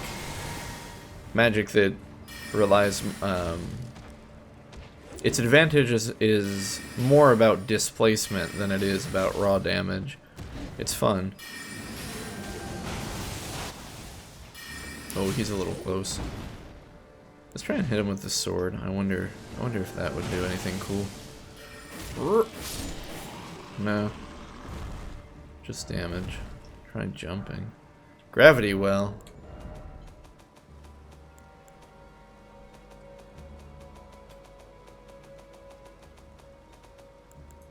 Where is gravity well? Here we go. Oh, it's a spell we can equip. One of the Glinstone sorceries that manipulates gravitational forces. Fire a projectile of condensed gravitational force. Those struck by it will be pulled toward the caster. Charging enhances potency. A gravitational technique studied by the young Radon. His master was an alabaster lord with skin of stone.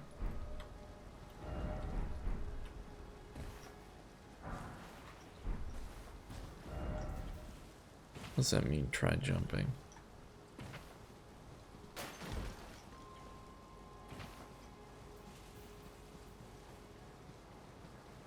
Wait, was that thing we fought, did it have a skin of stone? Was that Radon's master?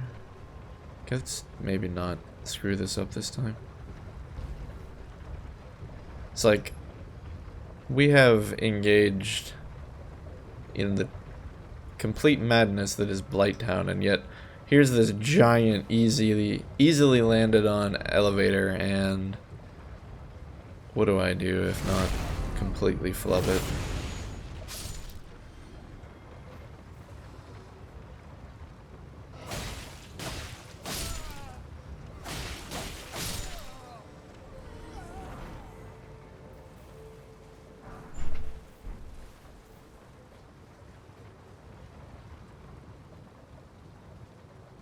Sadness ahead. Failed, I failed. Why have we failed? Hidden path ahead. There's no hidden paths in this game, ever.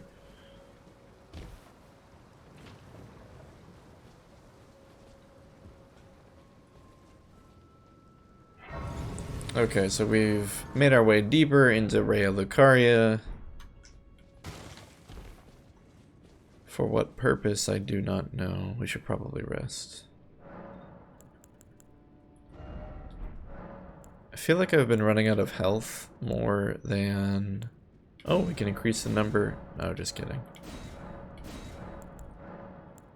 I feel like we've been running out of health more than magic, so we're gonna go 5 and 3.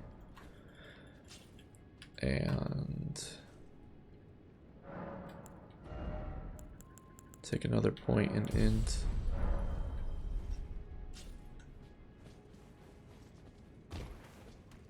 Hello.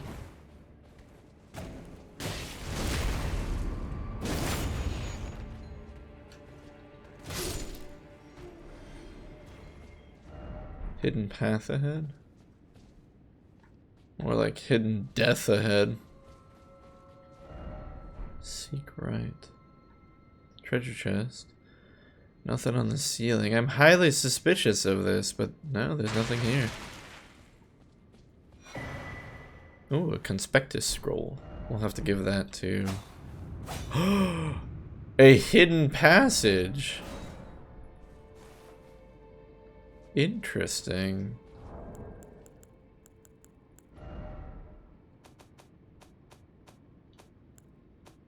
I'm amazed.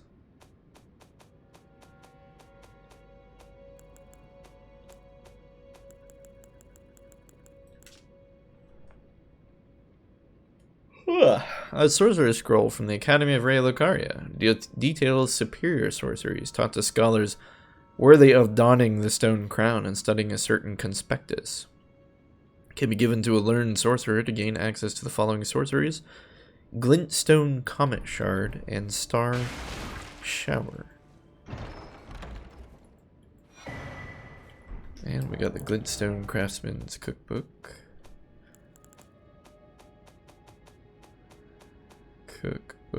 Cookbook. Where are you, cookbook? Magic grease, drawstring magic grease, magic bone arrow, and magic bone bolt. Not really interested in any of those, but that's fine. Try jumping. I kind of feel like they're right. Okay. We're gonna try jumping. This looks like a good spot, yeah.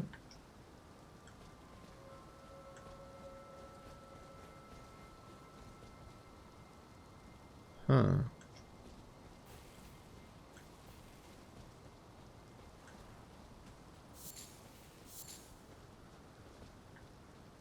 Is that it?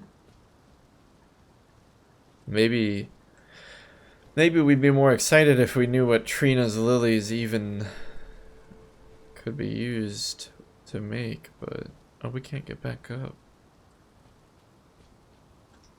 What?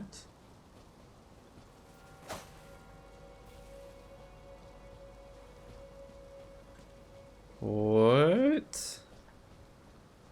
What? Oh, we just climbed. Praise the hole. Oh, wow. I didn't even see that. If they hadn't put that there, I would have fallen. Olivinous Glintstone crown. Hey, the crown. That's the crown they were talking about. So it's not a crown in a conventional sense. It's like, this is the crown. One of the Glinstone crowns bestowed upon Rhea Lucaria scholars whose pursuits were deemed worthy increases intelligence at the detriment of HP. The lineage of Olivinous Conspectus began with the sorcerer Lusat, and its adherents continue his study of meteors. Okay.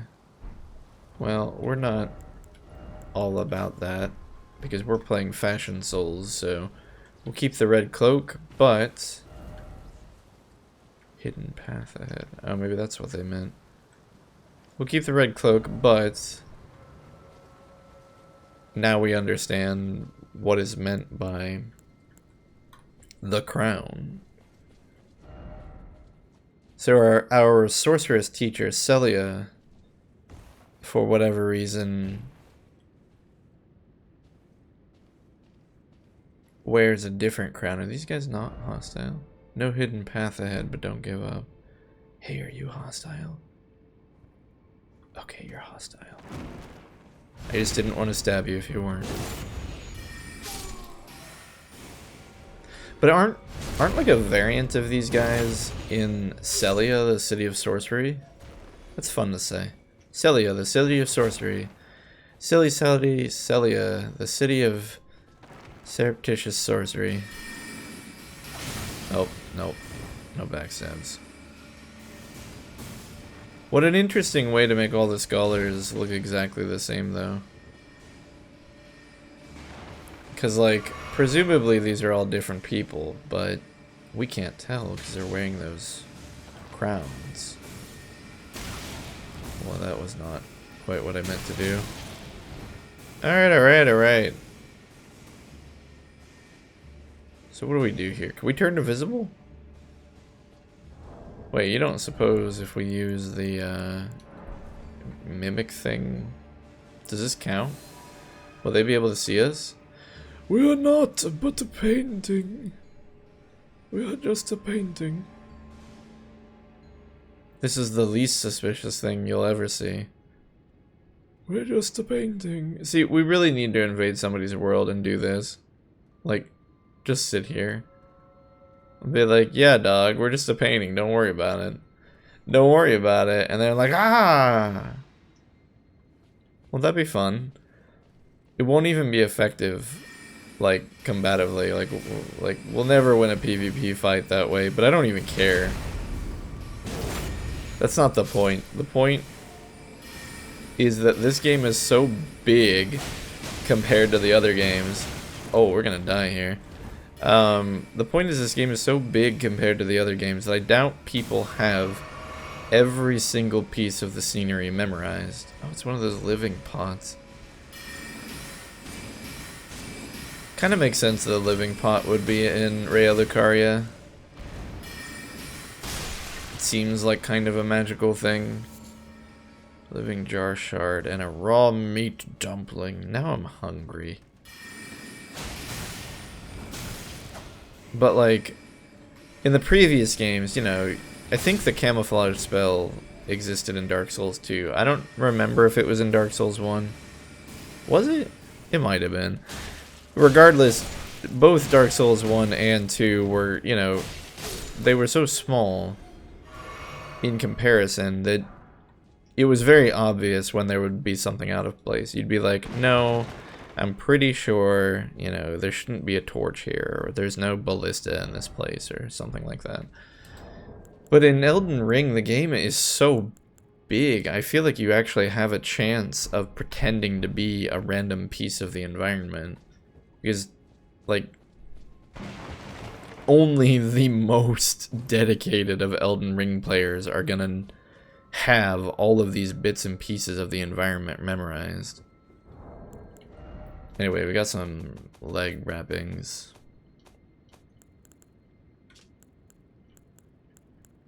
Sorcerer leggings, worn by Raya Lucaria scholars, made by wrapping a simple cloth around the legs.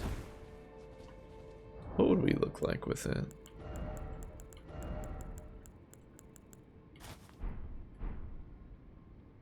Not my thing.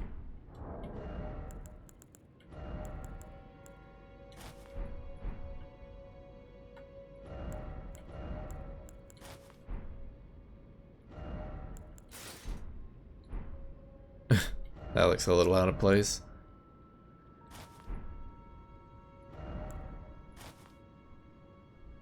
Traveler slumps?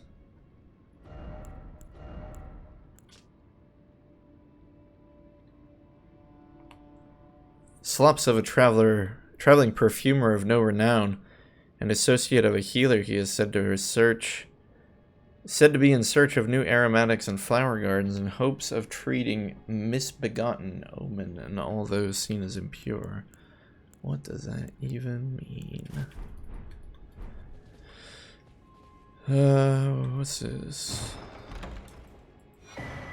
A ritual pot? Try grass and then too high up. Oh, too high up. What?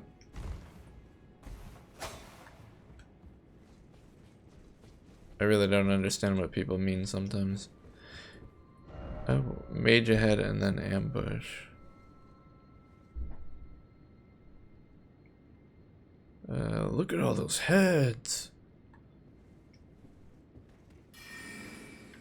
Hello.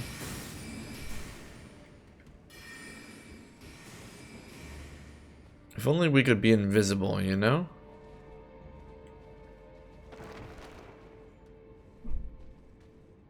Let's just run in and kill him.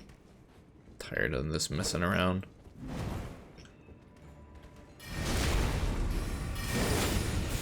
Oh, dear.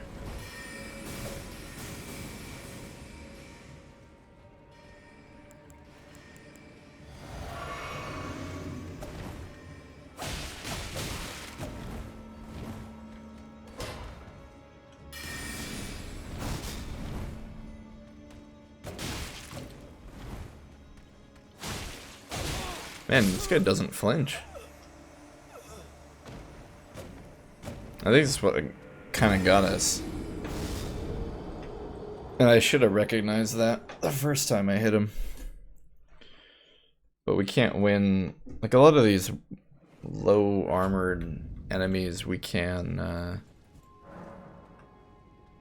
kill by simply staggering them to death.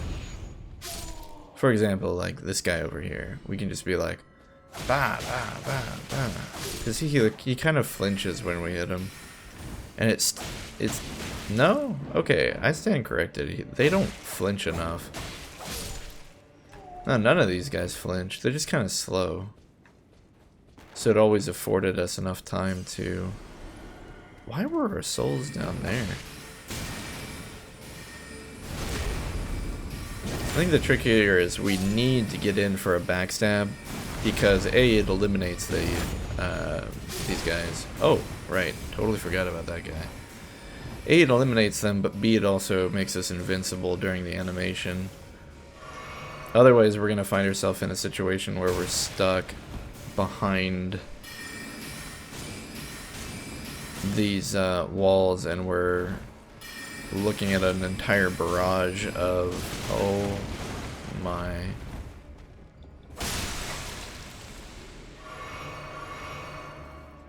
He spun us right round.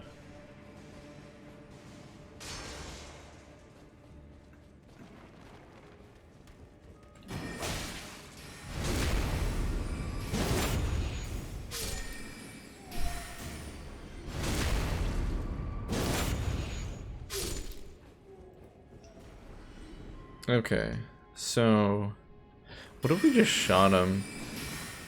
Like, sure, they use sorcery, but they're not immune to sorcery.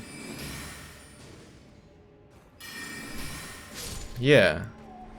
What do you have to say about that, Mr. Ray Lucaria Sorcerer Scholar?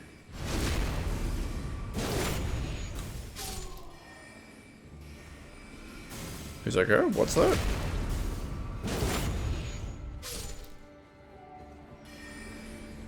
Books are for nerds.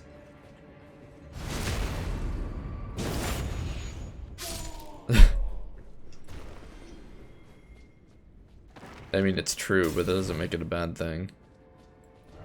Ladder ahead, secret passage ahead.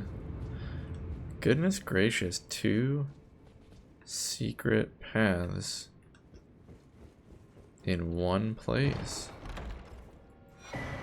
Comet. What? Wait, it wasn't Comet what that book we picked up was supposed to teach?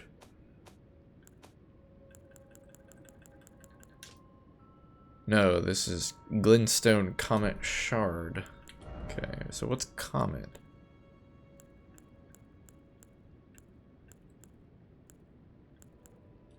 Comet. One of the Glinstone archeries of Academy Ray Lucaria fires a great magical comet. This sorcery can be cast repeatedly and while in motion. Charging increases potency. The greatest of the Carlos Conspectus sorceries that only a very few sorcerers have. 52? have mastered. Yeah, right. 52. How many more levels is that? 7,000? 52.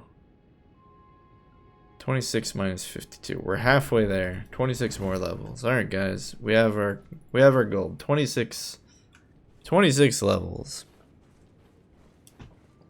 What level would we be if we actually did that? Oh my gosh, we'd be like level 75. Level 75, that's our goal. Jumping required ahead. Try jumping. Why? Why would they tell us to jump right there where we'd fall down?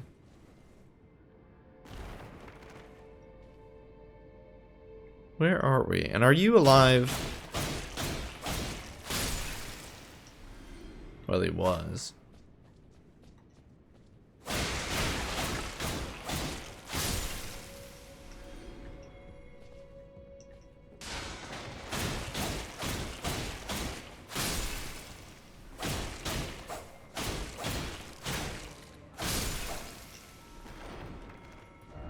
I failed.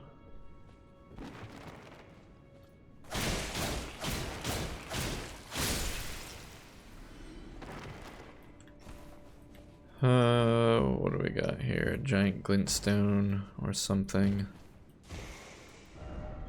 Ah, pathetic sort. Oh, those who are lower. Graven school talisman? I looked up what Craven meant, because Roderica kept calling herself Craven. I am not but a Craven. I can't do Irish, but you get the general idea. But Craven means, like, cowardly. But what is Graven?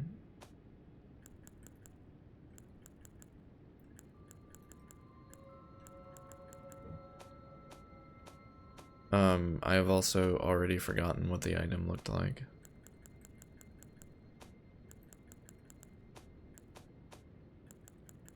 Is this it? Graven School Talisman raises potency of sorceries. Hello. It's an artifact. So we lose max HP or lose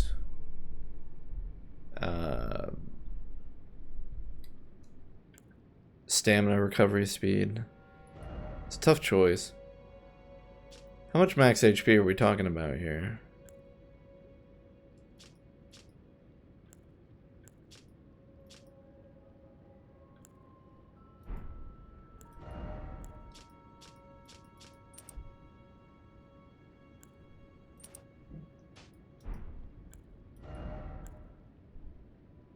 Ooh, about 80. It's quite a bit. What's that percentage wise? 80 is about what of 60? So it'd be 80 over 60? Is a number. 6 times 6 is 36. 6 times 12 is also a number, 72. 6 times 11 would be 66. It's about 10%, not quite. It's a little more than 10%, I think. 10% of 600 would be 60. Okay, I wish I knew exactly how much recovery speed this gave, so I knew how to quantify it.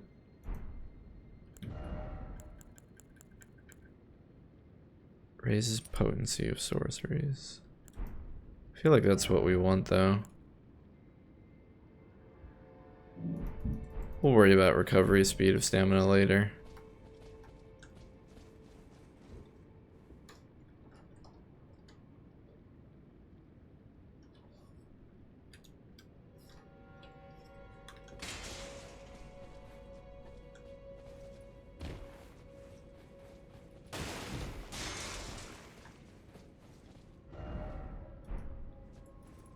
Through the door.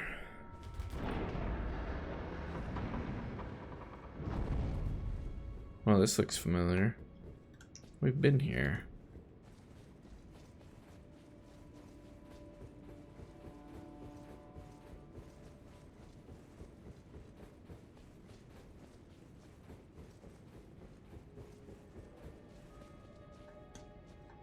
We ready for a boss?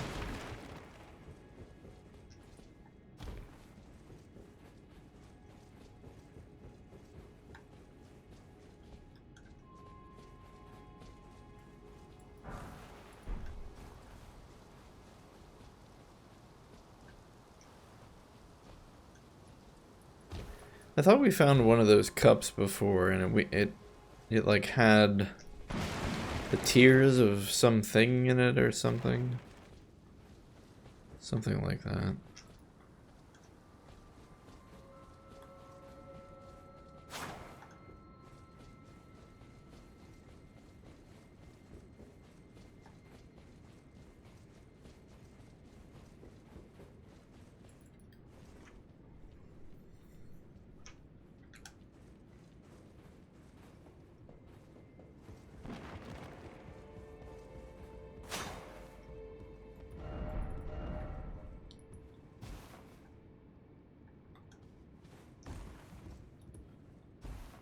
Oh, okay, so like nothing happens if you...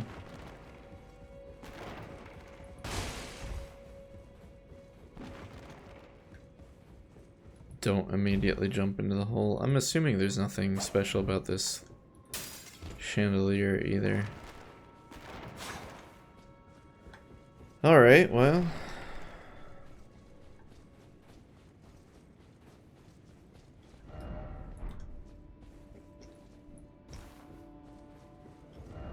I don't see any grace that's closer, so... let's just prep for a fight. Can't summon any friends. Only have 2 of each Estus. We are boosting our Glinstone sorceries, though. Red Wolf of Radigan.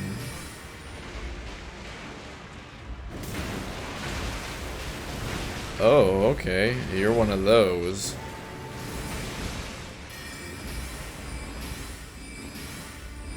Oh, so you can cast sorceries at us, but we can't cast sorceries at you. That's annoying.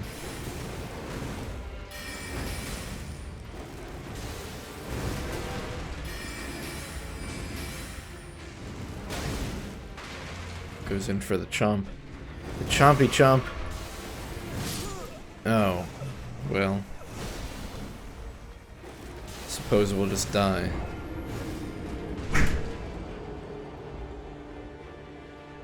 So we have an aggressive enemy that can attack melee with the length of a sword.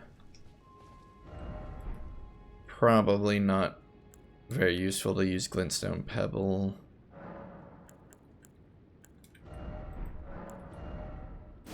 Although Glinstone Pebble's still useful to get up to him.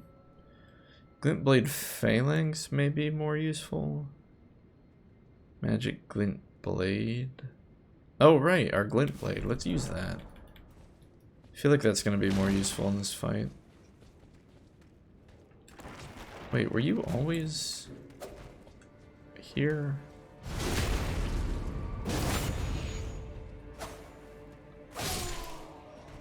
Probably.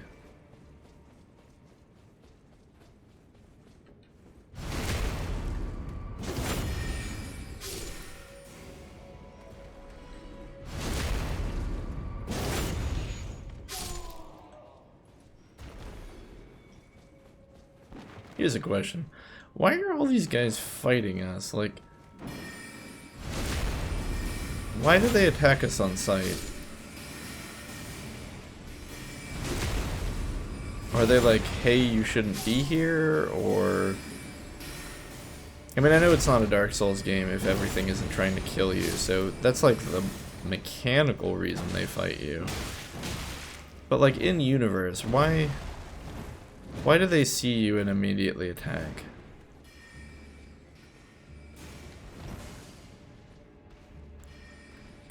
In Dark Souls, you usually just kind of waved it away by being like, oh, they're just, you know, they're just like, what do you call it? Hollow. They've gone crazy.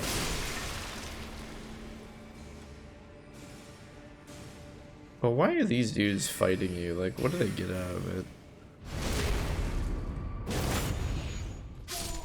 We must protect our sorceries. We got an Academy Glinstone staff. It's the only staff we can't equip.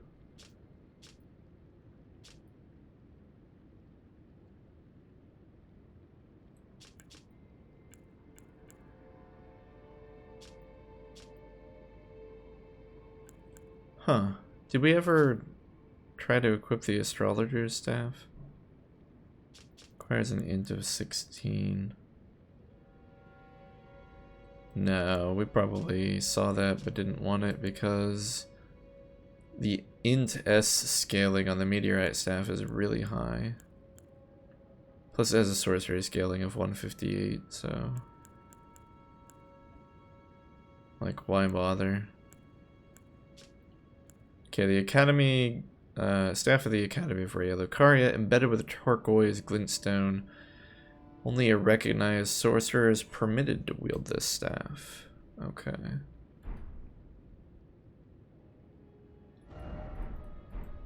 Well, in 2 more levels we'll be a recognized sorcerer.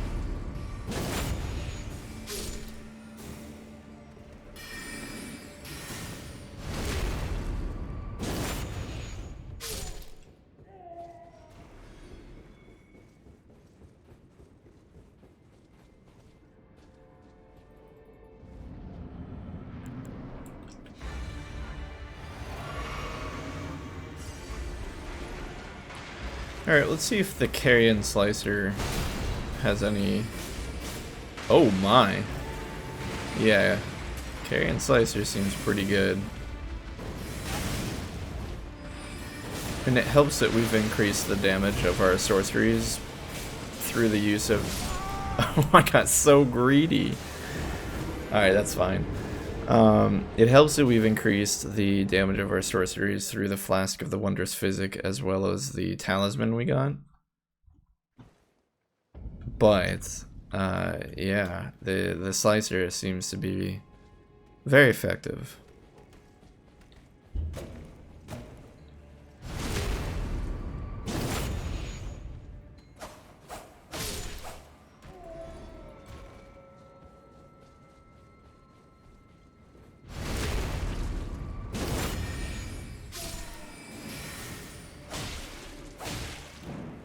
Try to give us the book.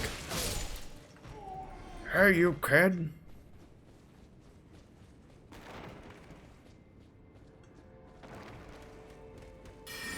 I hate this room. It takes forever. It's filled with guys. I never feel like I can actually do this very well. And that pot scares me.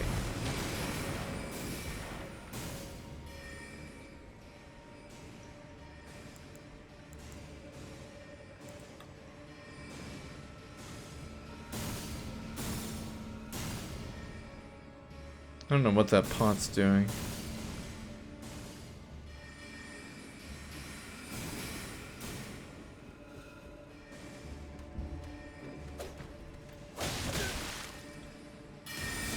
Oh no.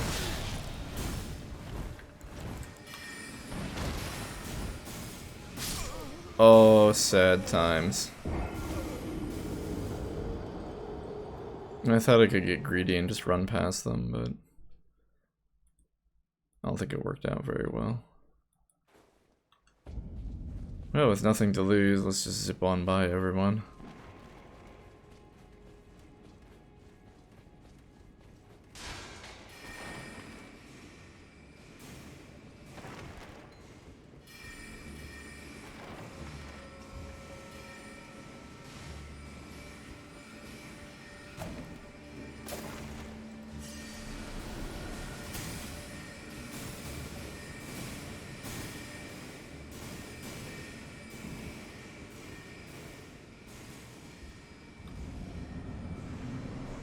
Oh, we forgot to use the physic to increase our damage.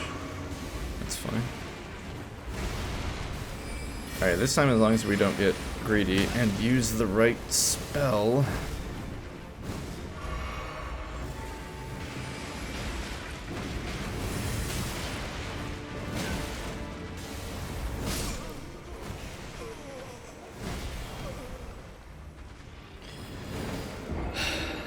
If I had to analyze that as to why we lost, I was really thinking we could go in there and just mash the attack button with the spell blade and win. That is not the case. We're gonna have to play a lot more cautiously, dodge a bit more, wait for an opening, that kind of stuff.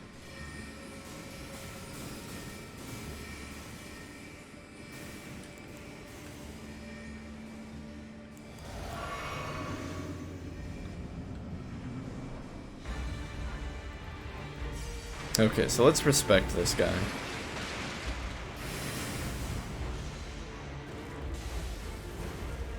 See, here's our opening.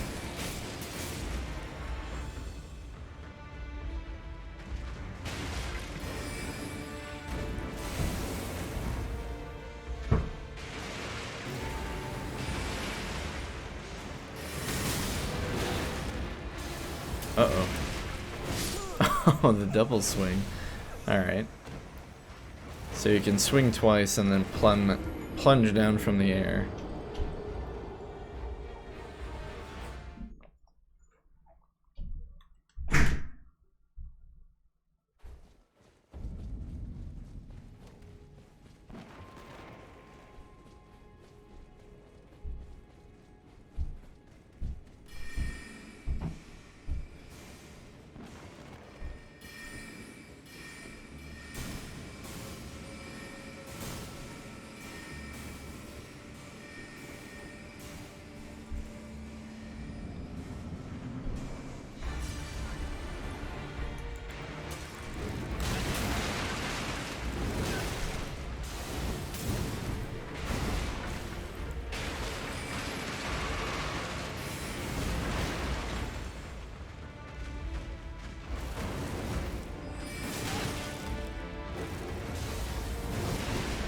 It's always tough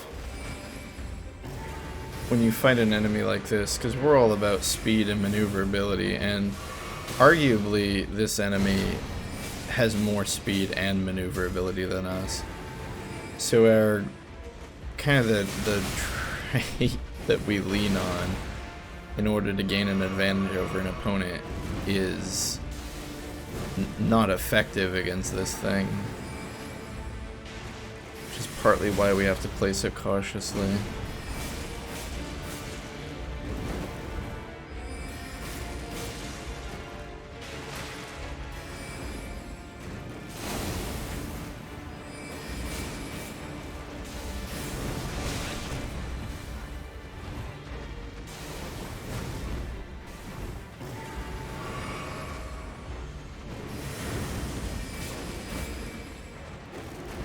He leaves very little time for a counterattack.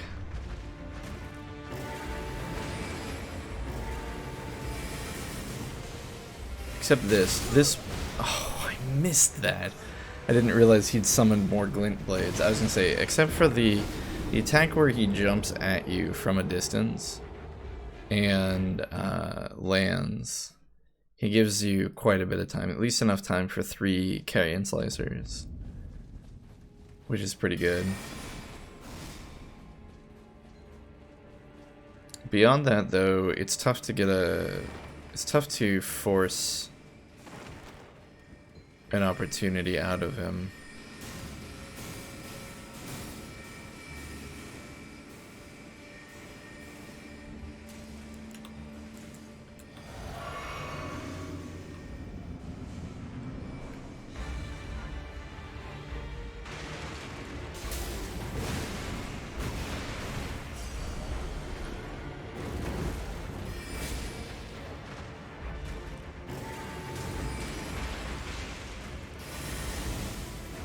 This. That attack looks spectacular, but it is so inefficient.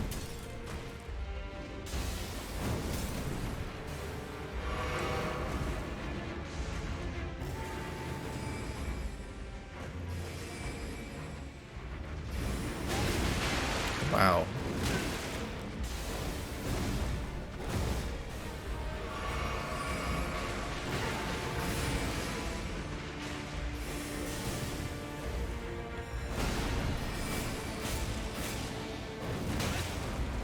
Even when I see the attacks coming, I'm just too slow.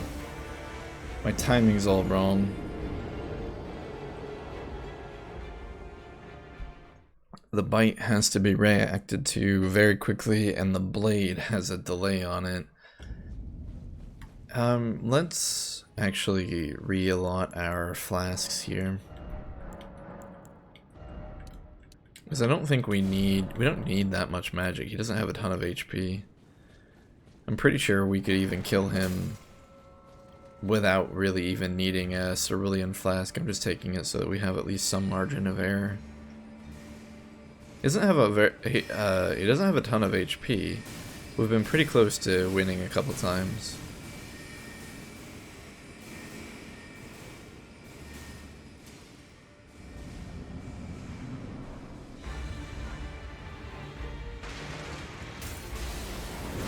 One, two. Is he gonna go for the third? No. I think another issue I'm dealing with is the initial swing on our Carrion Slicer is so... It's not so slow, like, it's not like as slow as a Great Sword or something like that. It's just that because this is such a fast enemy, and that was tough, we were put into a bad situation there where we had to dodge the Glimplade and him. Anyway, the Carrion Slicer is... its initial swing is so slow that using it to capitalize on the very small windows of opportunity that we have ends up not working more often than not. Or it's not enough of a window.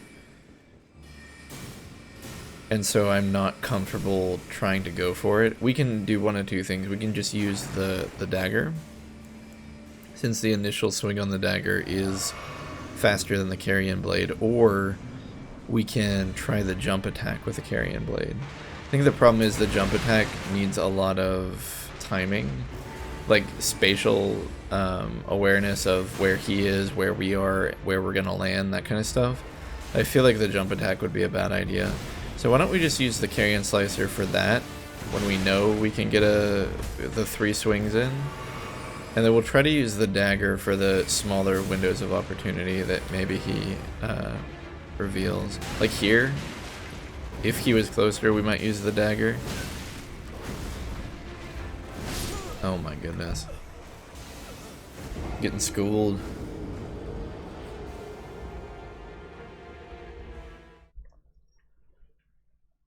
Like, I know we're better than this guy.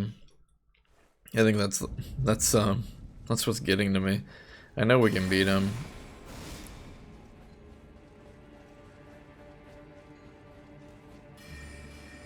It's kind of a matter of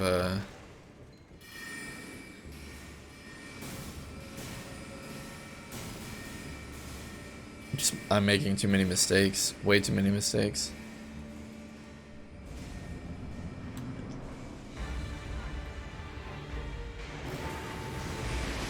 Three Glimplades will roll. Okay, going for the slam. 1, 2, 3, and then watch for the follow-up. What's he gonna do? Goes in for the bite. Yeah, I'm not... And he always gets me with that blade. Because I roll way too early. The moment I see the fire, I always roll too early. Glint blades are fine. That bite is really hard to see. Swings twice, comes down. Gosh darn it. Managed to dodge the first one, but not the second or third.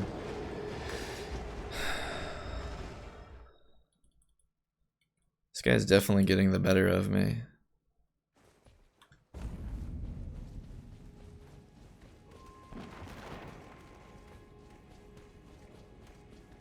So he's got, what does he have? He has Glintblade, triple Glintblade. He has a single Glintblade.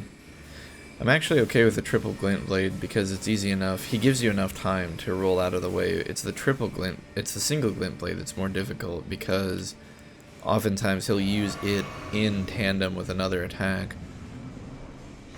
He's got the really quick bite, the delayed swing on the sword. So here's the triple Glintblade. I don't mind this one so much. That attack, which is really easy to dodge. This. So we delayed swing. Okay, I barely got it that time. I almost rolled too early. Triple blade. He has a lunging bite. Okay. And then that really quick bite. Like, now see. Yeah, okay, there's just so much to analyze because it's all being thrown at you so quickly. So the really quick bite. Either it's not feasible to react to it, or I am not capable of reacting to it. It very well could be the latter. And because of that, I don't think it's safe for us to be in front of him, because within the range of that quick bite, I cannot react quick enough to roll out of the way. And so it's a free tag that he gets on us. Then the blade, the one where you're close and he swings the blade around, he's really slow on the first swing. The follow-up swing is really quick. So we need to delay on the first roll, but then immediately roll right afterwards. Okay. We have no problem with that attack, so we won't even analyze it. Single Glintblade. This is the one I don't like. Yeah, because he tries to drop it and then come up to you. Okay. He also has a lunging bite that he can use from a distance. There's the single Glintblade. Oh my gosh. 1, 2, 3. Yeah, there's the delay. He delays that. I'm so bad. I am absolute garbage at it because every time I see the blade, I panic and roll. And I have to wait. You have to wait until he actually commits to the swing. But this fight is so intense. It's not even the most intense fight in any Souls game that I've ever done. Like, there are other bosses that are far more aggressive. Don't get me wrong, this guy is aggressive, but he's nothing compared to, like, I don't know, the Blue Smelter Demon, probably Prison Knight Gale or whatever his name was at the end of 3.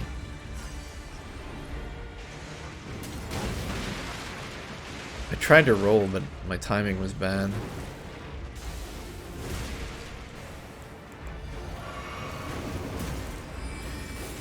See what I mean, though? We tried for the slicer there, but it was too slow.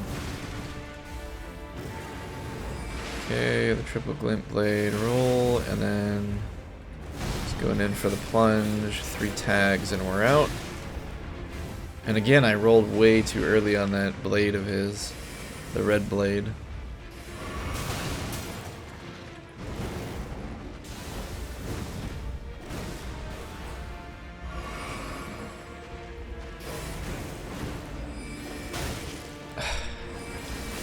He's just so fast. I hate that. I hate that so much. I mean, I love it. I love it because it's very like checkmatey. He summons that glint blade, and you have to watch it and be ready to dodge it and him. It's like the perfect use of glint blade. You suddenly go from having to be cognizant of one target to be cognizant of 2, because if you fail to dodge either one, you're gonna get hit by a follow-up attack. it kind of puts it into perspective that maybe in PvP, Glimplade would be a lot better than, say, the more standardized spells like Pebble and whatnot that are more predictable. So I'm having trouble keeping track of it and him. So I don't mind these because he gives you enough time to dodge. Oh, I didn't immediately roll that time.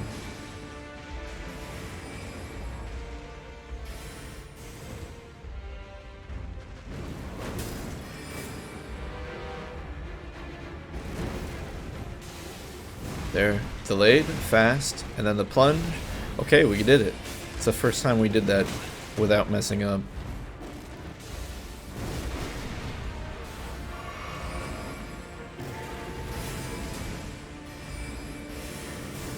What the? Oh, yeah. It's been a while since he's used that attack, I feel like. We don't even have time to drink a physic.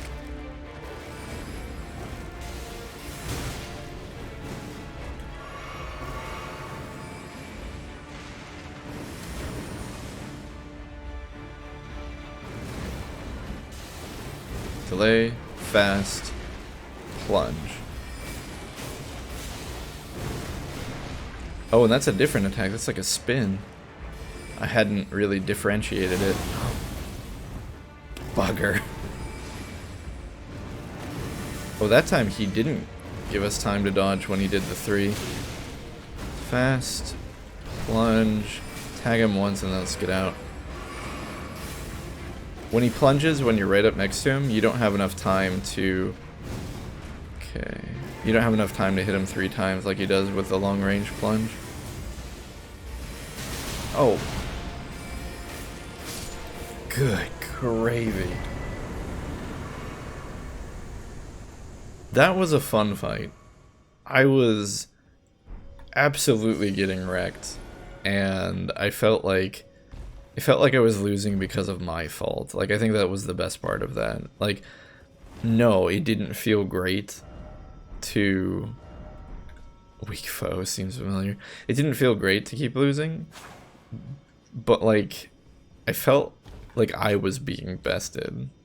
And I think that's what made that fight fun. Because then when you win, you actually feel accomplished.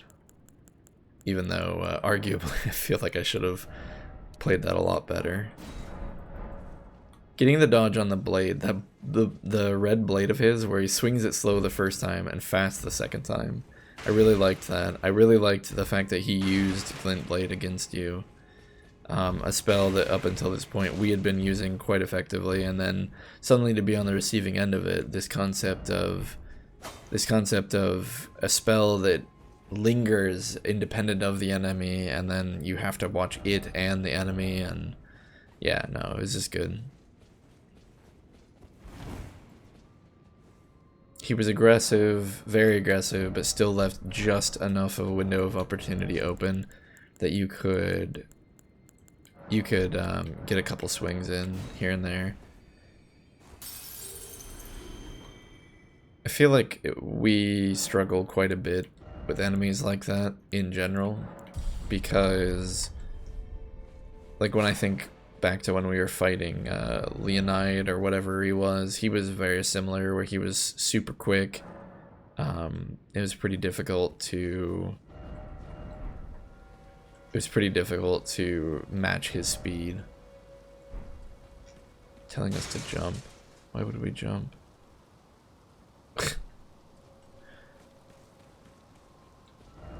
Beware of jumping in short turn back. Is that a crab? Why is there a crab here? You know what? We're just gonna leave that crab alone. Time for crab. There's all these guys digging, like... It's not the first time we've seen some characters digging in the rubble. Beware of sniper, then beware of pincer attack, beware of sorcery. Something incredible ahead, then try jumping. That's not what I would consider incredible.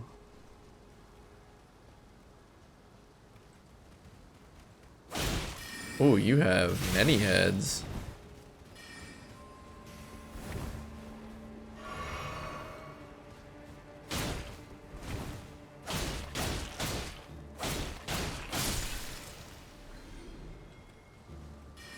We kind of lost our chance to get the drop on this guy.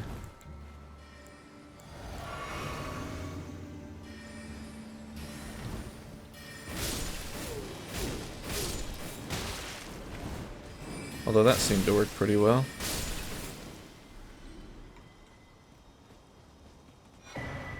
Another cracked pot. The cracked ones are the ones we like, right? Because they let us... Yeah, they let us make these. Awesome.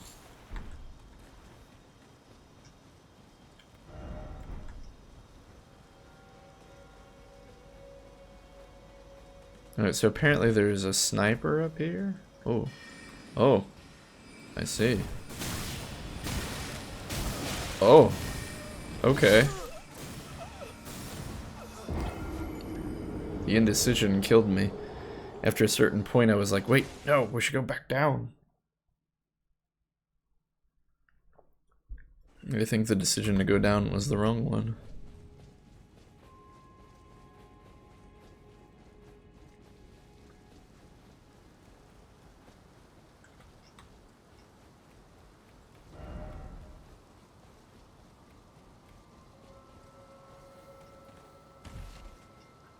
So how else can we do this? I mean, we can pick these guys off from a distance, I suppose. Now, we don't want Glimplade anymore, though. We should probably swap that back out for Pebble. The guy guarding the stairs, I think, is what did us in.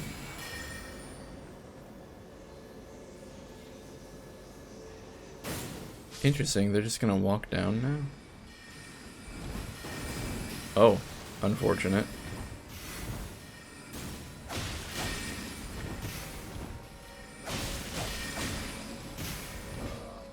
I mean, this is working, surprisingly.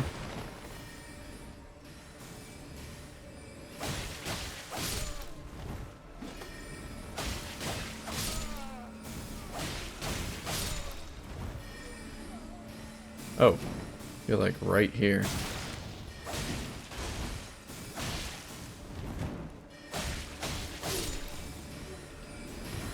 Can you stop? It's funny, these are the same sorcerers we've been fighting. It goes to show you that level design can really change how difficult an enemy is. The enemy didn't change, but the situation did.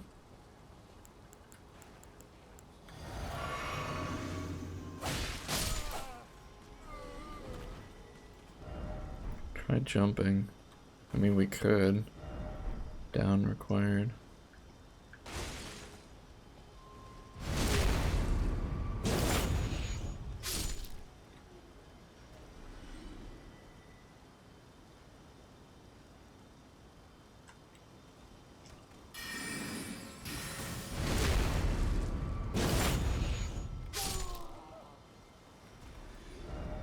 Precious item ahead, therefore try jumping.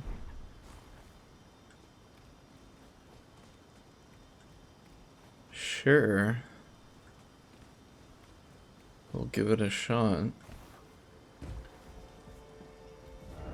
Mage ahead.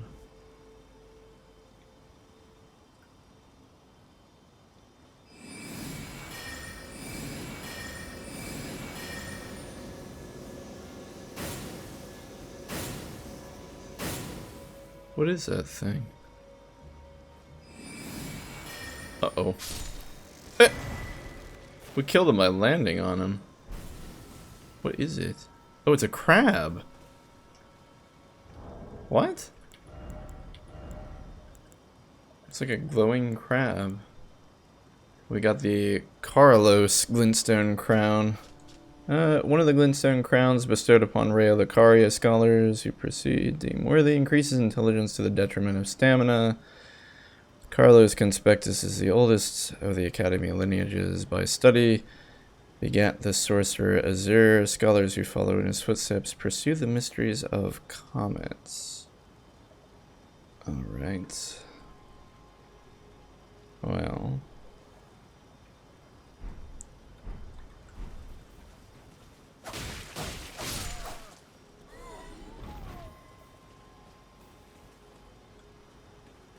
Maybe he got turned into a crab.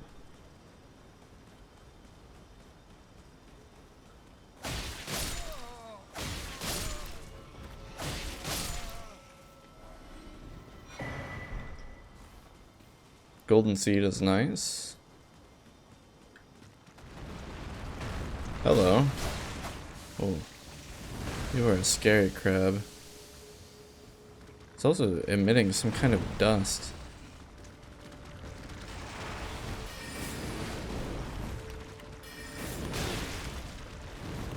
Not good.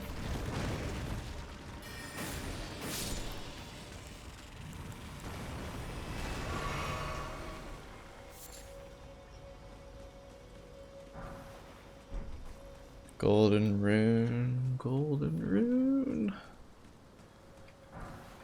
Golden rune.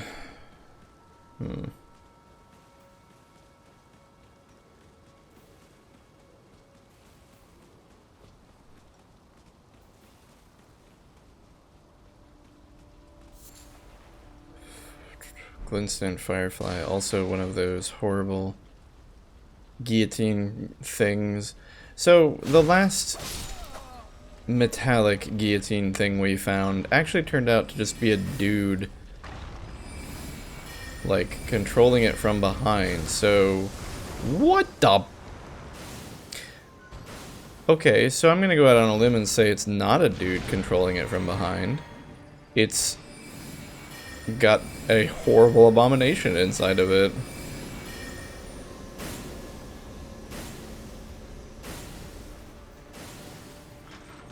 I love that we can deal 1,000 damage to it and it's not even close to enough. Hey! I don't know who did that, but they can just not. It's kind of funny, but I want to see what happens if it grabs us. I mean, I'm not willing to do it, but I'm sure one day it'll happen, and then we'll find out what horrible fate awaits those who get grabbed by the super snakes inside of this thing. Ooh. Okay, getting close maybe wasn't the right call. I thought maybe we'd get close and do a little bit of knife fighting with it, but it didn't look very amenable to that term. Okay, we got it, but what is this thing?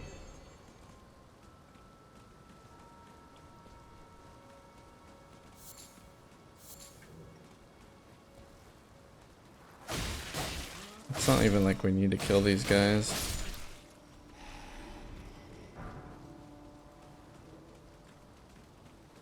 Crabs and gardeners.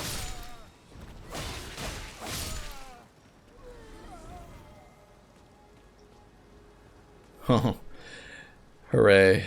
More narrow buttresses with which to ascend. Although I don't think those are actually buttresses. What is that? Is that death? It is, or maybe that's sleep. I think sleep ruins your SP, doesn't it? Can he catch us if we just run around in a circle? Yep.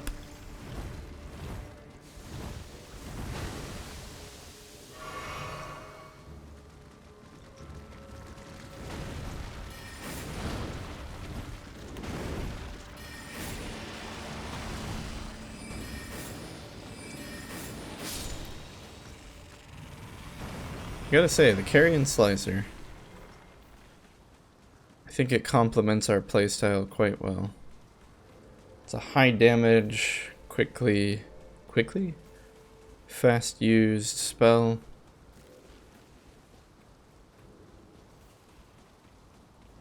Melee range, we want to be in melee range.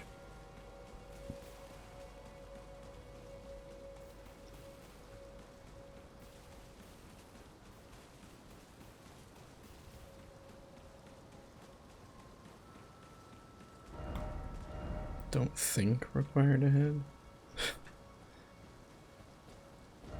Item ahead.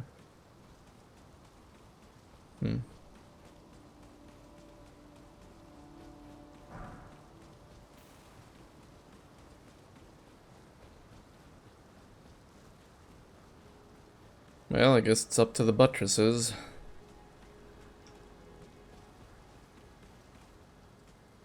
Or whatever you want to call these things.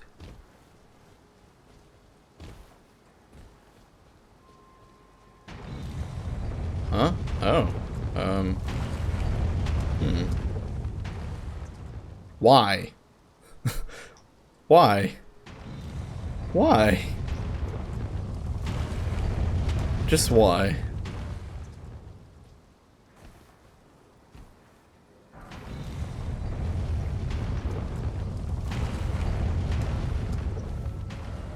First off, keep moving and then likely left.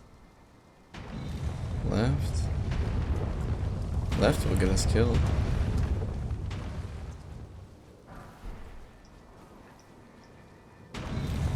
Oh, it changed direction.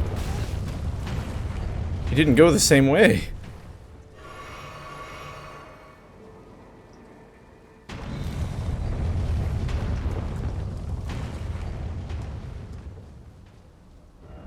Try running and then seek lift.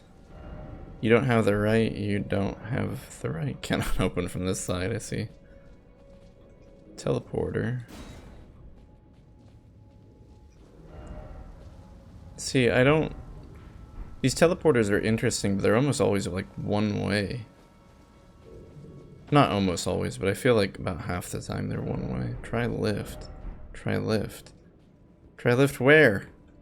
Where's the lift? Was it over here?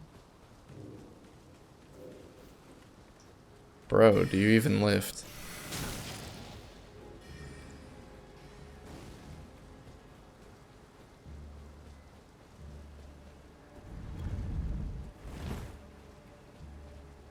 Where are we? Oh, we're back here. Well. Shortcut acquired, I guess. Guess if we want to go back, we just have to go through this, go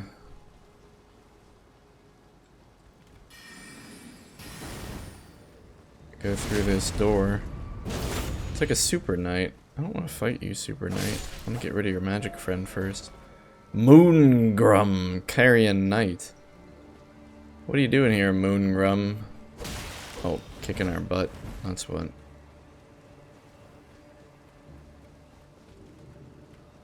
This strikes me as a Glimplade kind of problem.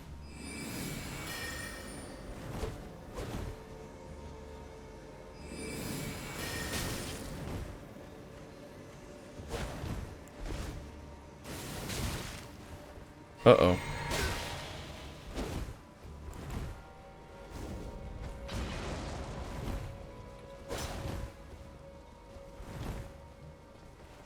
Oh! What a terrible time to pull out a firebomb. So normally with a heavily armored character, we would try to get behind them and backstab them, but when it's PvP in Dark Souls, it's kind of hard to do with just a dagger. I suppose we could give it a shot though. Maybe I'm just bad at it. That's probably more likely the case. So we could try quick stepping around him. Something I want to do is I want to get rid of Glimplade. I like the concept behind Glimplade, but for whatever reason, I don't think it works very well with this character. I think it's too slow. It's great for enemies that are going to dodge if you cast, so that's why we're trying to use it against the wolf, but... Oh, we picked up another spell slot. When did that happen? Huh. Well, cool, we have options now. What do we want? We could take Glintblade Phalanx? Maybe not. Scholar's Armament enhances right hand armament with magic damage. That might be neat. We have the Carrion Blade though. But I mean, extra magic damage would be good. I feel like we should take the Glinstone Arc. And we'll get rid of the Glintblade and take Pebble. Again, don't get me wrong, I really like the Glintblade. I think it's cool. It's just... I think the benefit it gives us isn't something we desperately need. Whereas the speed of Pebble and the ability to hit groups from Arc is just too good comparatively.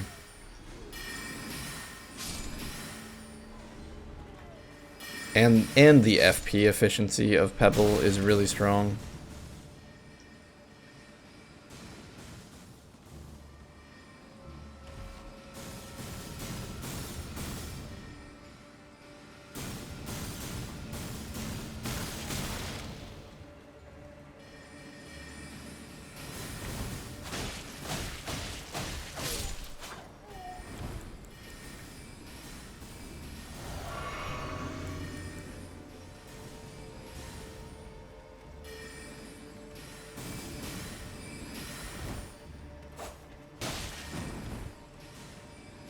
It's funny that, like, when there's just one of these guys, they're really not that threatening. But when there's two of them and they can cover each other, they're pretty dangerous. Especially up on an incline like this.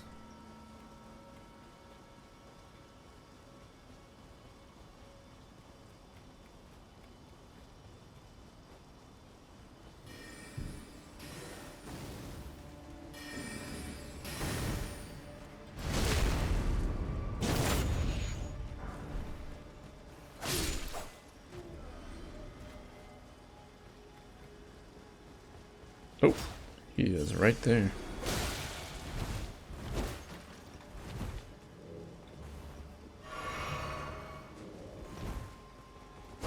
So how do we want to do this? We got Pebble, we got Slicer, we got Arc. Arc? Yeah, I was gonna say Arc might be good because he'll have trouble rolling out of its way. But it actually looks like he has no problem rolling out of its way. What if we just do the Pebble? Okay, Pebble is blocked by the shield. 151 if we manage to land it, which isn't bad.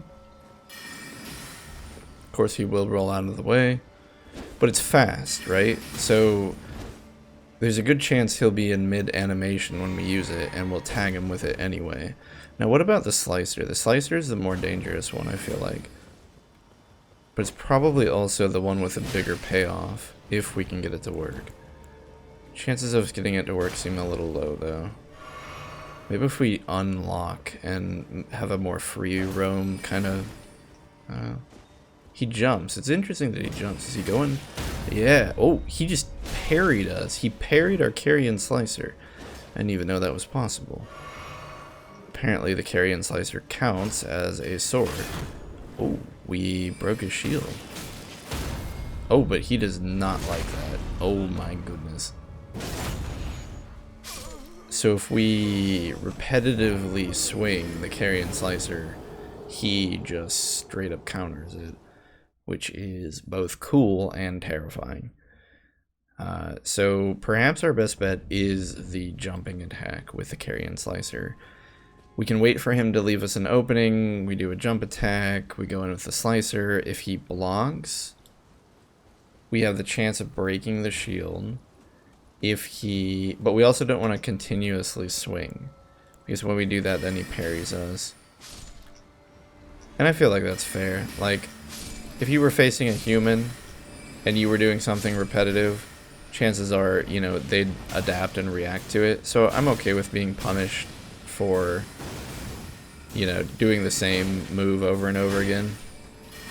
We don't often use heavy attacks with a Misericord, but I did there because we needed like a poke instead of a slash because he was too deep into the hallway. What the? Get out of our way, dude. What, did you just give up? He's like, no, I'm done. Just decided to like walk away.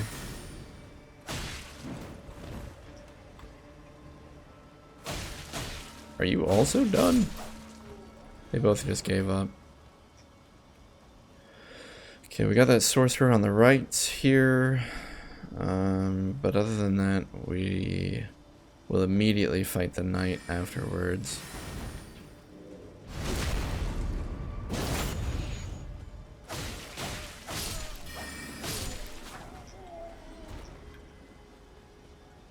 Okay, and I think, again, we just want to do the same thing as we did last time.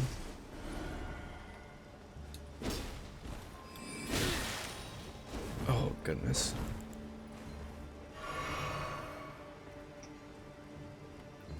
I think we will lock on for this. So I think a single swing is okay. He doesn't seem... Yeah. And then we can do something like that. Jumping really does offset the delay of the carrion slicer to be very useful. We even hit him in midair there. Although we got hit ourselves, so... Yeah, I don't know.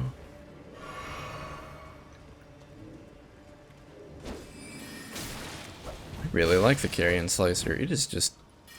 It is very cool.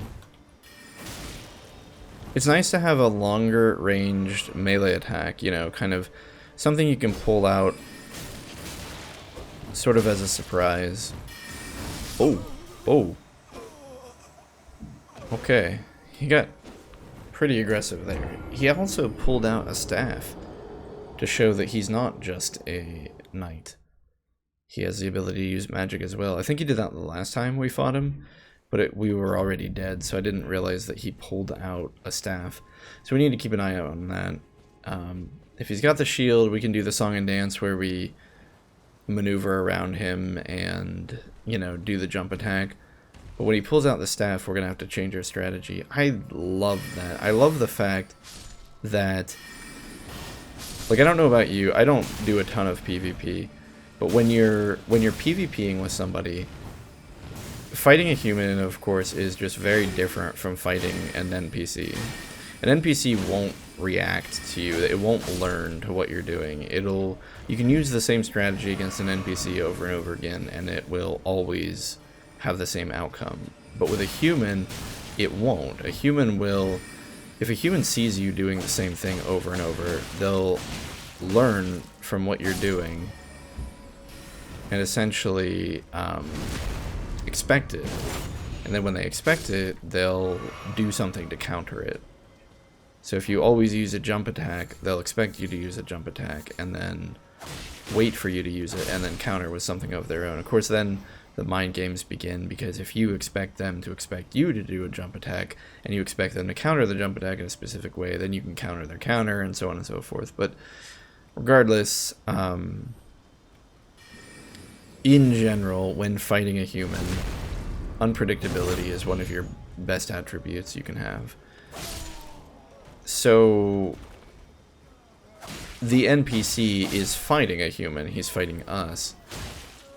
And by being unpredictable, he is a much more dangerous foe. The fact that he can swap from this style that we learned to overcome, this sword and shield style that he's using, where we were like, okay, he's going to fight us a certain way, we're going to be ready for it, and we're going to counter it, and then by swapping on the fly to something different, it takes us, a human, completely off balance. It takes us by surprise.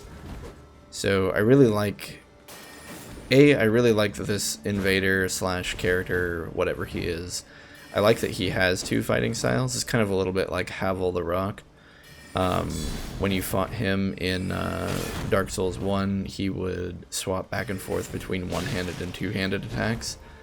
And while that wasn't the biggest change ever, it was still big enough that it changed the way the fight worked. This guy is similar. And I'm really bad at doing these jump attacks. I need to wait.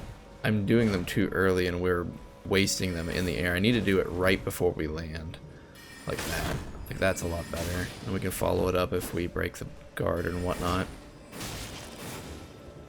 We don't want to be too greedy with it because, oh, now he switched to the staff. So now we need to change the way we fight. How is he going to fight? What is he going to do? He's going to do that, which is a very long range melee attack. Is he susceptible now to maybe Glinstone arc? No, he still rolls. And he doesn't have a shield though. But we can't really capitalize on that.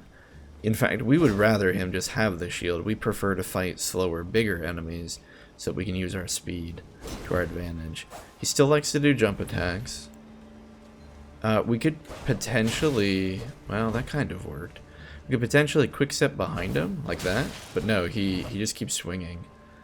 And I don't think it affords us the opportunity we really want. I think he's more dangerous like this. I think if we had a long-range physical attack, I think we'd best him. We do have the S-Stock. It's been a while since we've used this. We could try going in for some pokes. Doesn't seem like the worst thing ever. Although we gotta get better at dodging that. Also, that seems to be the only spell he's using. Okay, he does flinch. And he doesn't have the shield anymore, so we don't have to worry about our sword bouncing off of him. We also don't have to worry about being parried. Although I'm not sure... That was almost like some hyper armor or something. Yeah, so we can... Once we get him with the S-Stock, we can follow it up without fear of punitive... Without fear of a punitive action. Yeah, he's too quick. I don't think fire bombs are gonna work. Oh, not good.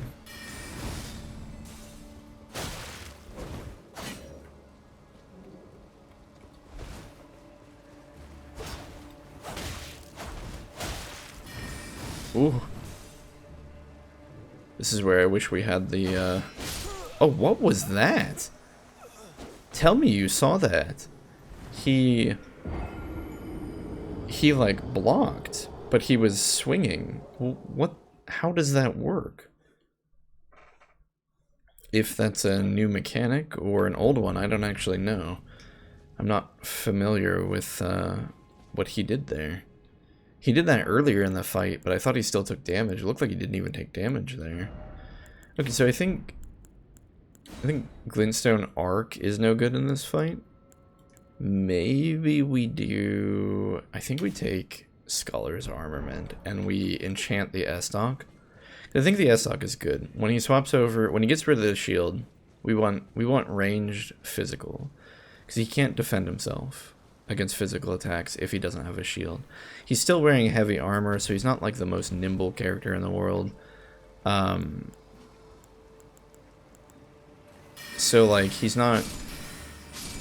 We can still outmaneuver him, I guess is what I'm trying to say.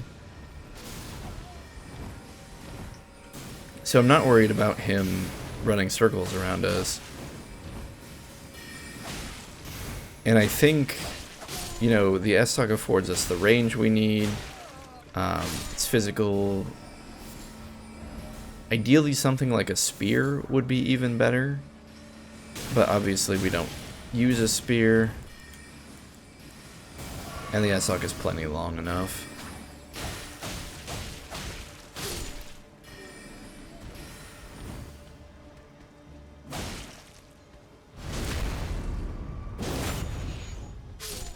Okay.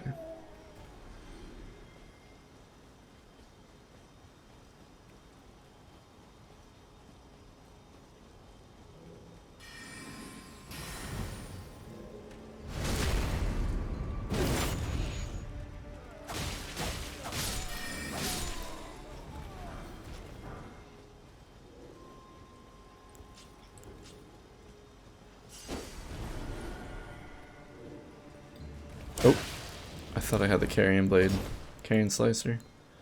Did not. Oh. Okay, well. He just said nope.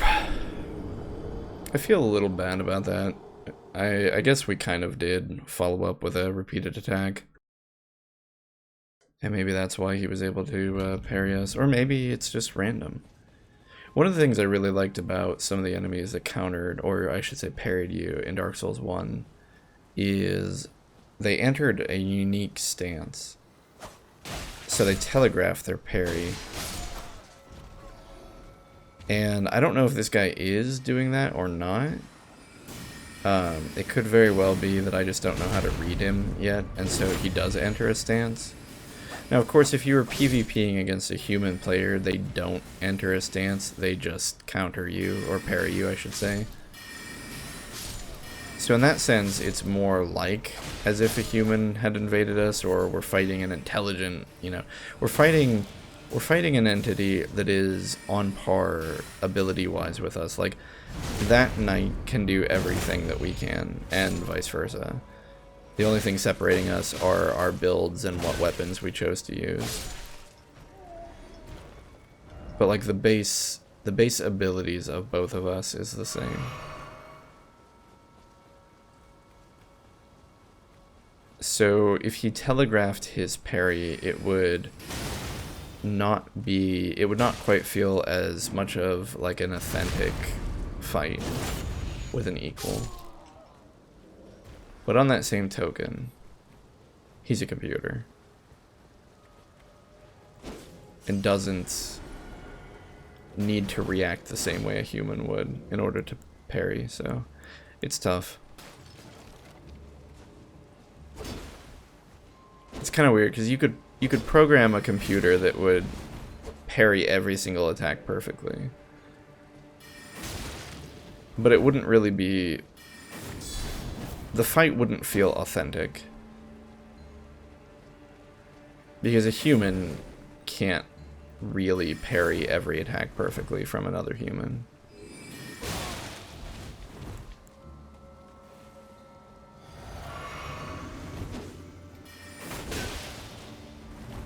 One thing I'll say is by ensuring that we only attack in the air,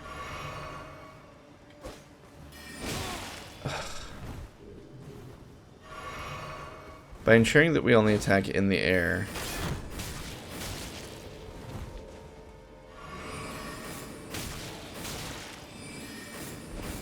I don't know if you can parry someone when they're in the air.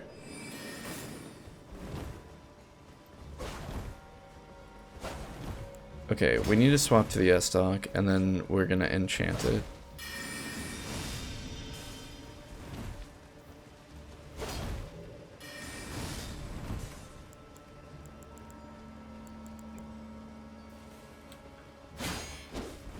Wow. Yeah, he didn't actually, like, flinch when we attacked him there while he was swinging, so the attack must have hyper armor. What is he doing? Is he parrying us, or it's... I can't actually tell.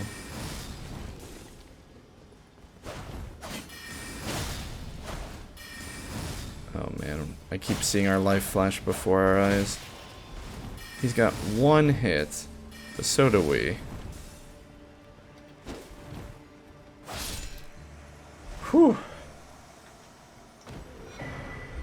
Carry a knight's shield.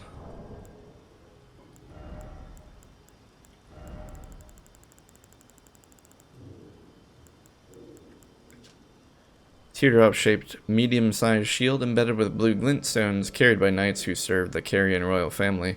Excels when facing magic or holy attacks. Just who were these knights preparing to fight?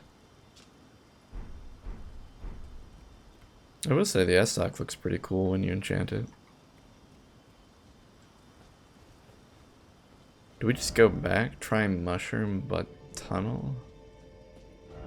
Why is it always fleeing?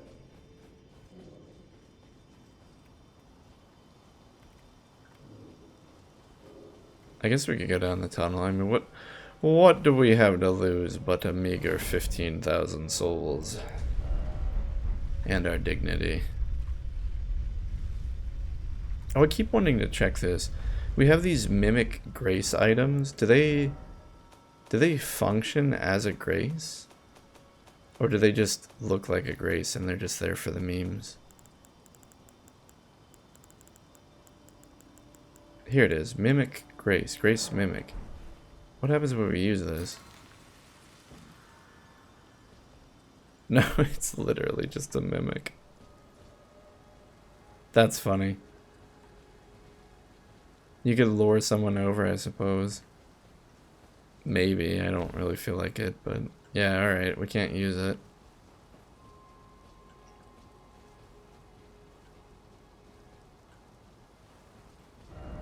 Likely weak foe.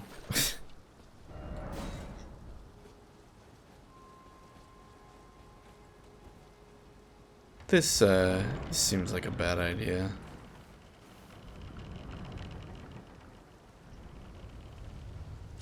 Yeah, okay. Nobody puts two big double doors in front of something and doesn't put a boss behind it. Let's go back to our Grace. Church of the Cuckoo. I still love that. I'm not actually sure which Grace is the one we want. So one in this direction? Schoolhouse classroom. Let's go back to the Grace and just get rid of these runes before we try another boss fight. That night was hard enough. Maybe we can add a charge? Nice! So we have another charge on our flask. Have another point in Ind, which does let us equip the new staff, but there's not a real reason to use this because the scaling on it is only 130, and the int scaling on the meteorite staff is S at 163. The meteorite staff is just too good for now, until we upgrade the Academy staff. We'll probably upgrade the Academy staff when we get a chance. Oh right, we don't want to go this way. This is a terrible way to go. Actually, wait. I totally went to the wrong Grace.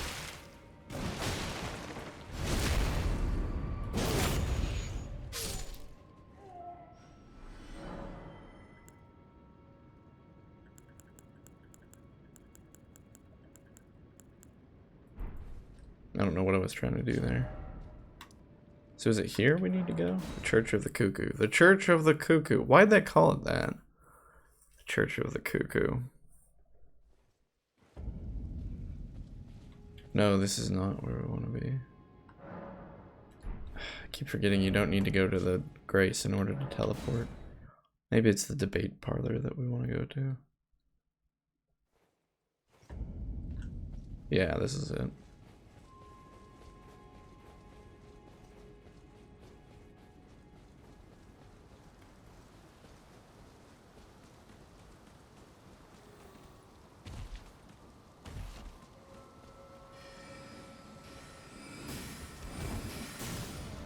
Okay, why didn't we just do that every single other time we went up here? It was like, no, we have to kill them because I'm gonna do it wrong, we're gonna get hit or something.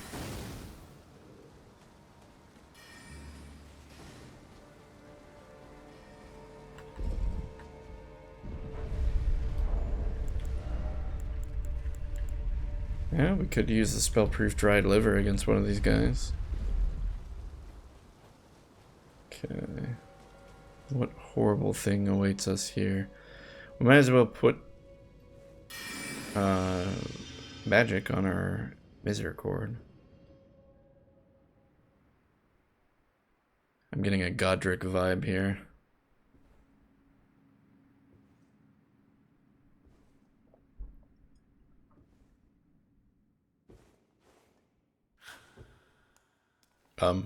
Excuse you?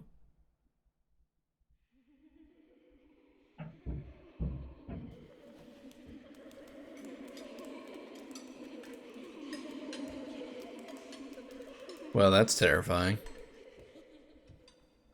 Why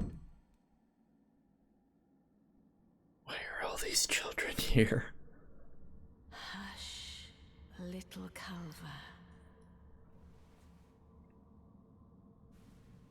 I'll soon birth thee anew, a sweeting, fresh and pure. What is inside that thing?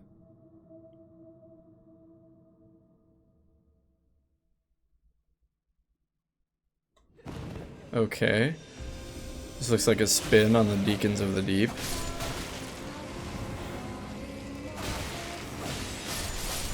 Queen of the Full Moon. It's hard to kill these disciples because the misericord. What, they breathe fire? What the? Alright, first off, what's a culvert? Second off, that was a chandelier. She dropped a chandelier on our head. She dropped a chandelier on our head. I don't know another way to say that. Define culvert. A tunnel. No, that's culvert. Google? I meant, don't correct me. It's an archaic word for a dove or a pigeon.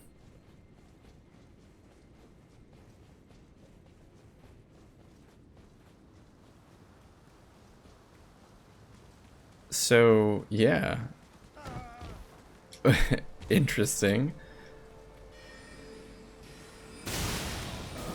See, that's what I expected to happen every time we came up here. Golly.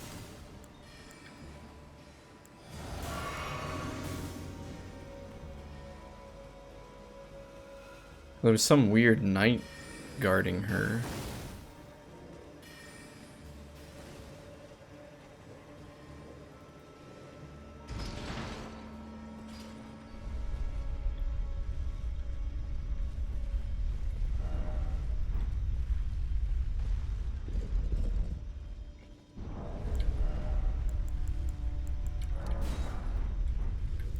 But yeah, okay, so we've got a bunch of disciples on the ground.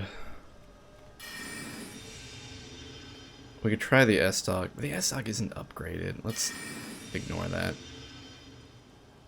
We'll also take Carrion Slicer with us. Maybe the Slicer will be better at hitting the ones on the ground. Maybe?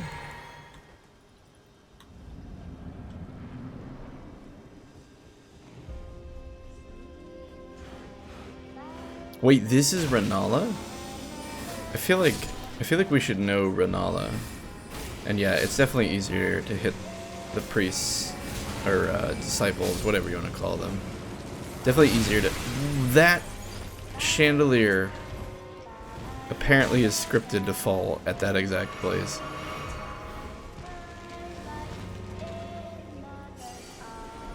Okay, let's see if we can maybe trigger the other chandeliers. No? Okay.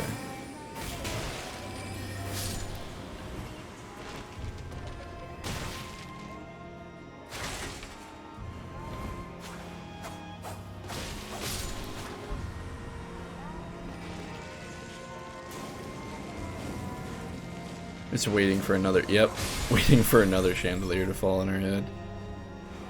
Wait, what's this? Someone with a purple flame. Hey, we quit biting us. This one also has a purple flame. I'm assuming that's significant.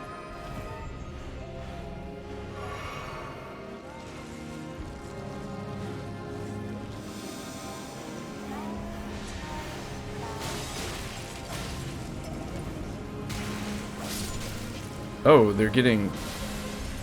Are they getting old? Or maybe that was just the way the light was working. So the purple torch keeps changing. Like, the one who has it keeps changing. Hey, can you not?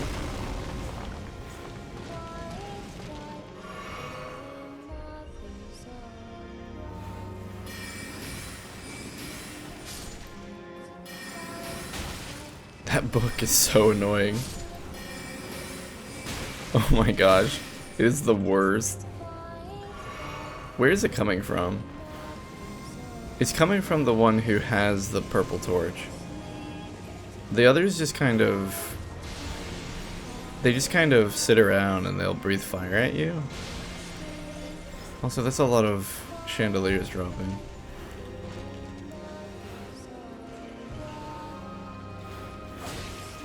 So what if... Oh my goodness.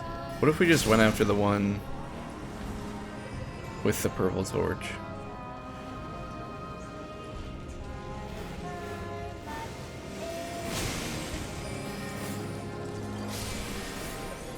Why won't she die? There we go.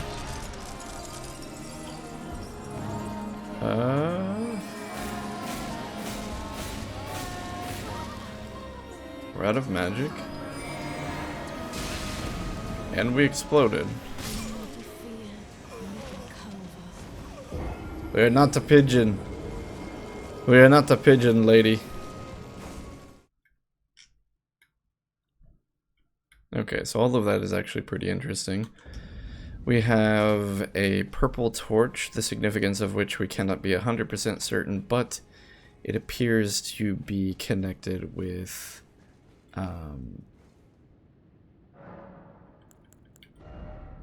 shattering the shield around the Lunar Queen. We're gonna take Glinstone Arc because that seems like the obvious choice here.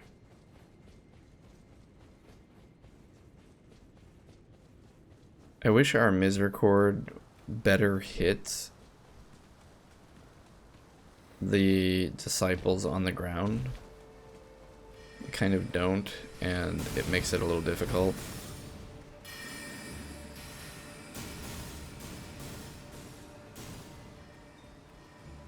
It does seem to kill them in 2 hits. I wonder if we swap to the SOC, if A, would it be easier to hit them, and B, would it still kill them in 2 hits? Because otherwise, maybe using the S-Stock would be better. We could try it. We'll enchant the S-Stock, we'll go in, we'll test it out. If it doesn't work, it doesn't work.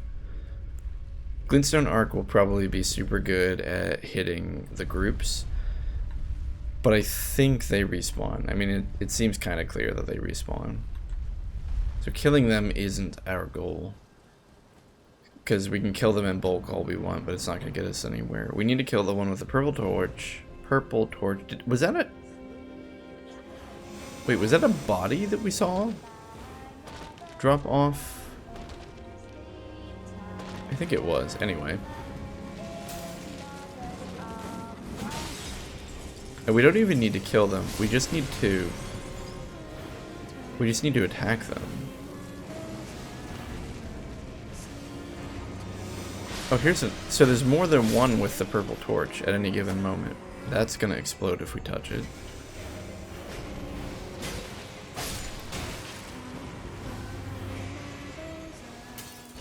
No, that one.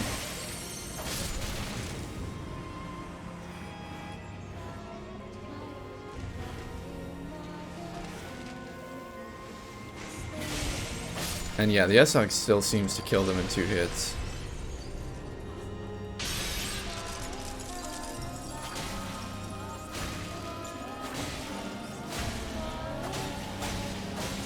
Seems to do easily enough damage to the queen, though.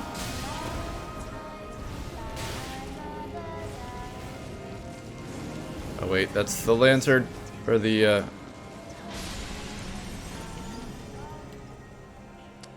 what'd she say? Something about time being born anew? What is she doing?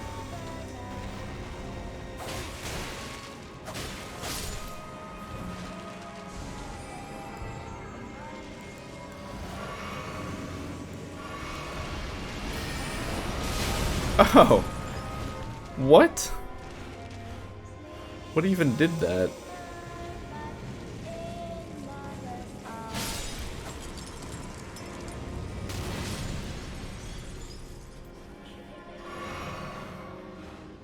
Is now a bad time to open this?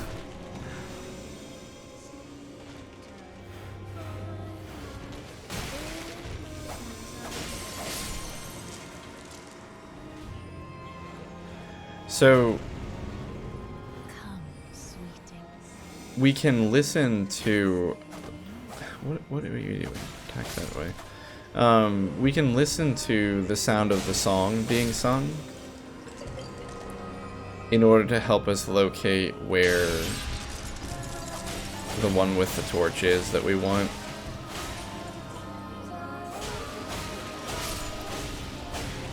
Alright, I think we've overstayed our welcome, so we're gonna leave before she explodes again.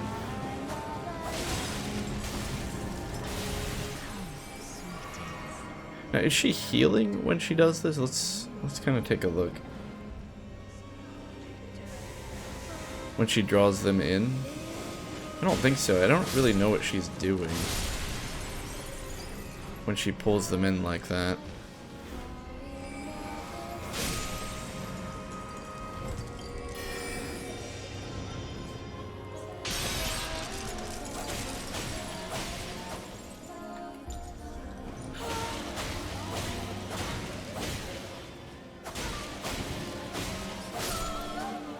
Okay, I think we got her.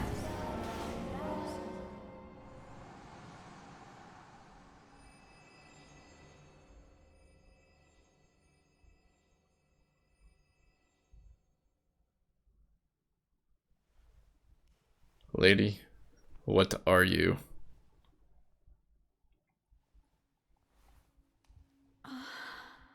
My beloved, have no fear. I will hold thee. Patience. Ye will be countless born, forever and ever.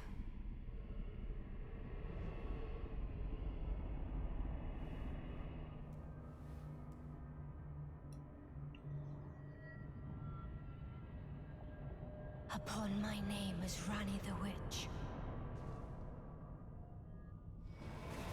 Mother's rich slumber shall not be disturbed by thee. Foul trespasser. Send word far and wide.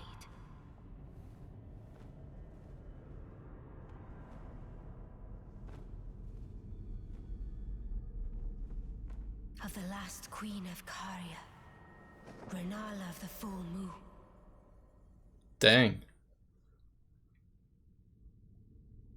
And the majesty of the night she conjureth.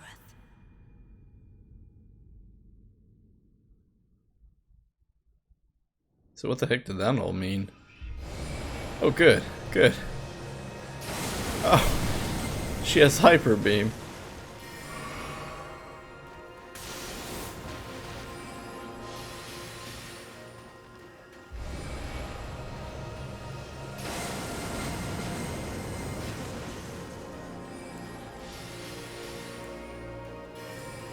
Well, we're not gonna win by staying back here. Let's get in closer.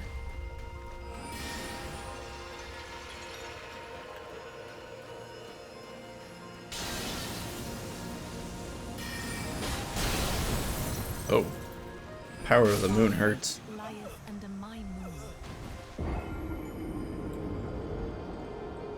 Interesting. Okay, so the Glinstone arc did not really come into play in that fight. I took it because I thought it would be really good against the groups of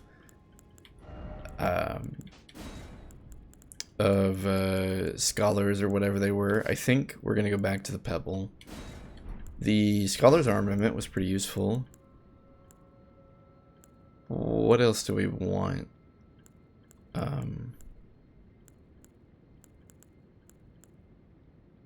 The Carrion Slicer we ended up not really using. And I wonder if... I mean, what else is useful here? I don't think anything really is. We'll take the Carrion Slicer just because, I don't know, maybe we'll find a use for it, but... Yeah, I think overall... We have the cadence of that first part of the fight down pretty well. I don't know if they're going to make us do it again. We'll find out here.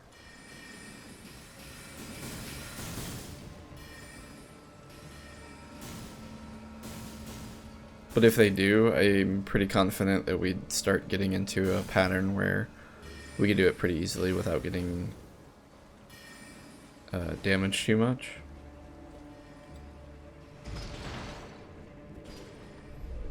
But in that second form of hers, I think the Pebble would probably be more useful to be able to attack her from a distance.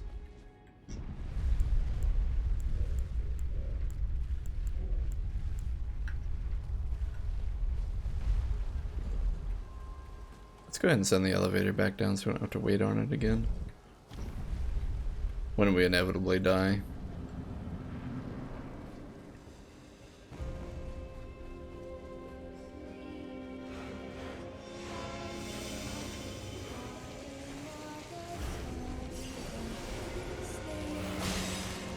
Yeah, so we don't even really need to kill these disciples on the ground.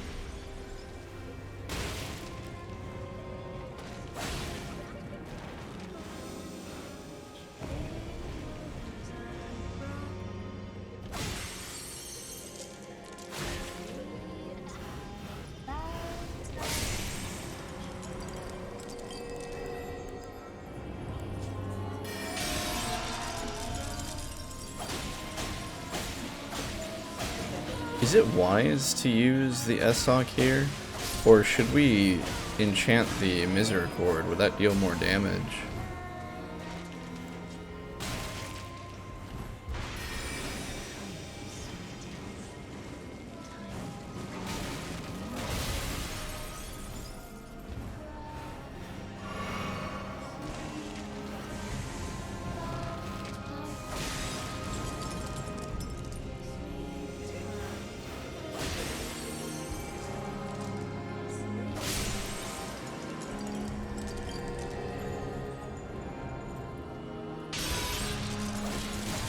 Oh yeah, I think the Misericord is better.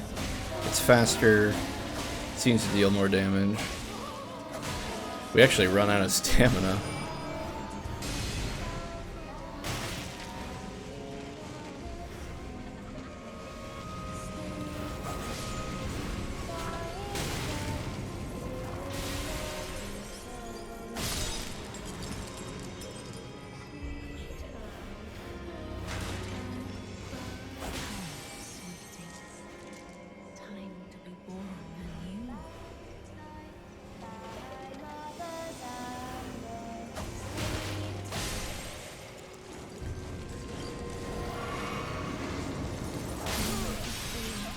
Are you kidding me? It's always the chandelier that is the most dangerous in this fight.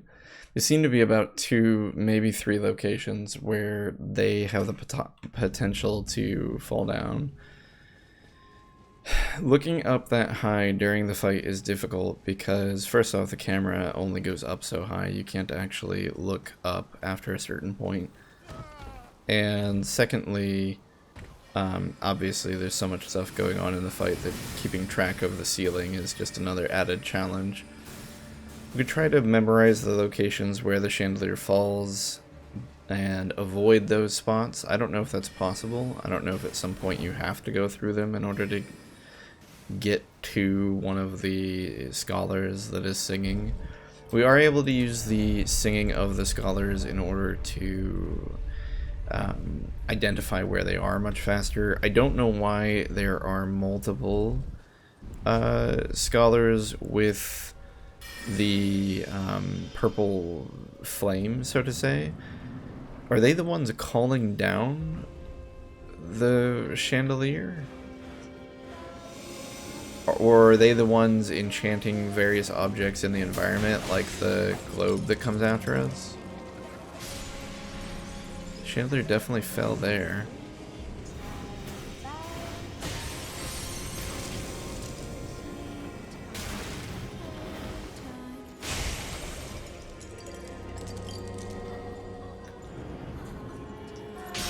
Otherwise, this part here is pretty rinse and repeat.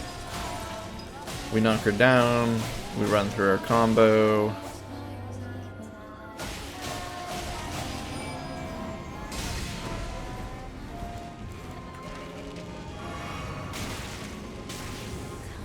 And maybe we try to stay away from the places where we know the chandelier falls down, which is basically like the edges. Like if we stay in the middle here, we're pretty safe, relatively speaking.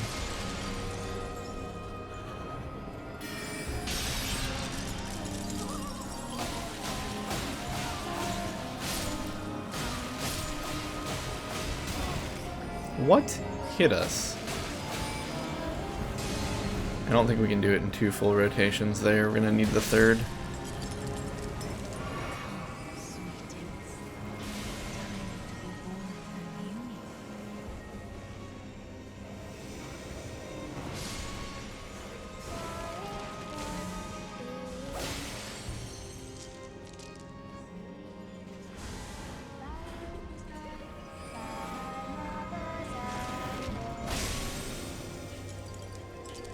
And 3 seems to be the magic number. Once 3 are dispatched, the shield breaks.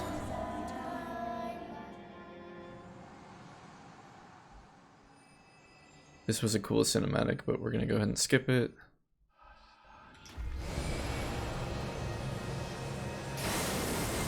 Running sideways seems to be enough to dodge that.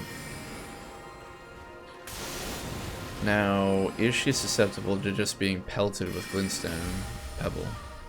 She is not really. She definitely gets hit by it. It just doesn't really do much damage. We can try enhancing the magic damage it does. And I feel like it makes sense she doesn't take very much damage from it, since she herself is surrounded by all this sorcery. Running sideways seems to be a pretty effective strategy in dodging a lot of her stuff. Oh, okay, so here's the moon. This moon hurt last time it hit us. Can we shoot it? No, it just slowly travels towards you and then explodes.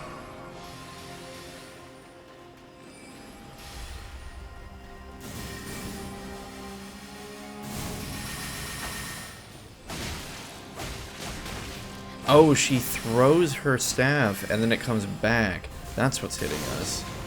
Okay, so when we get close, oh, and then she goes in for the defensive swing. What if we unlock? Can we get behind her? Unlocking gives us a lot better freedom of movement for sure. I think this actually might be a boss where not locking on when we fight is perfectly fine.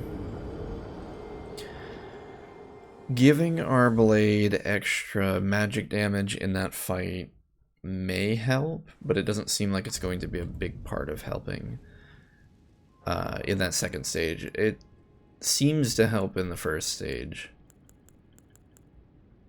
We could definitely equip some poison daggers to see if that's a viable strategy in this fight. Kind of like it was with the dragon. Can we make a couple more? Not really. We can toss fire bombs at her, see how well that works. Otherwise, if none of those tricks do anything, we're gonna have to fight her pretty regular style. One thing we should go back and do is get rid of our Estus flasks, or sorry, our cerulean flasks, because magic really doesn't seem like it's gonna do much in this fight. And so we'll just go in with the full 9 flasks.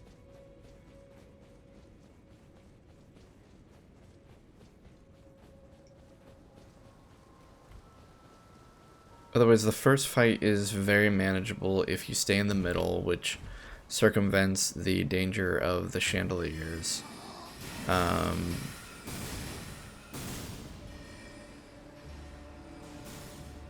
The second stage of the fight is definitely more difficult.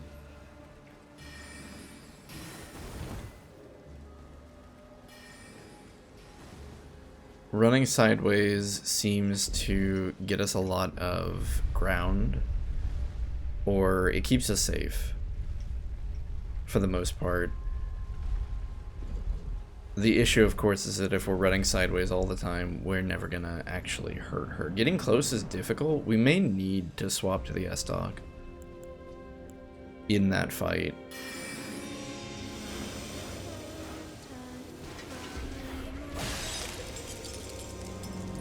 Simply because the extra range will help keep us safe.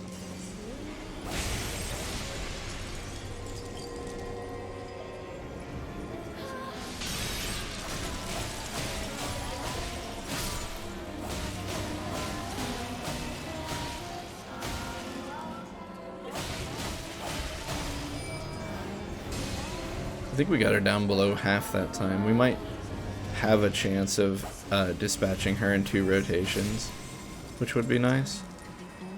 It's not really necessary, but it would be convenient. Just kind of push things along a little quicker.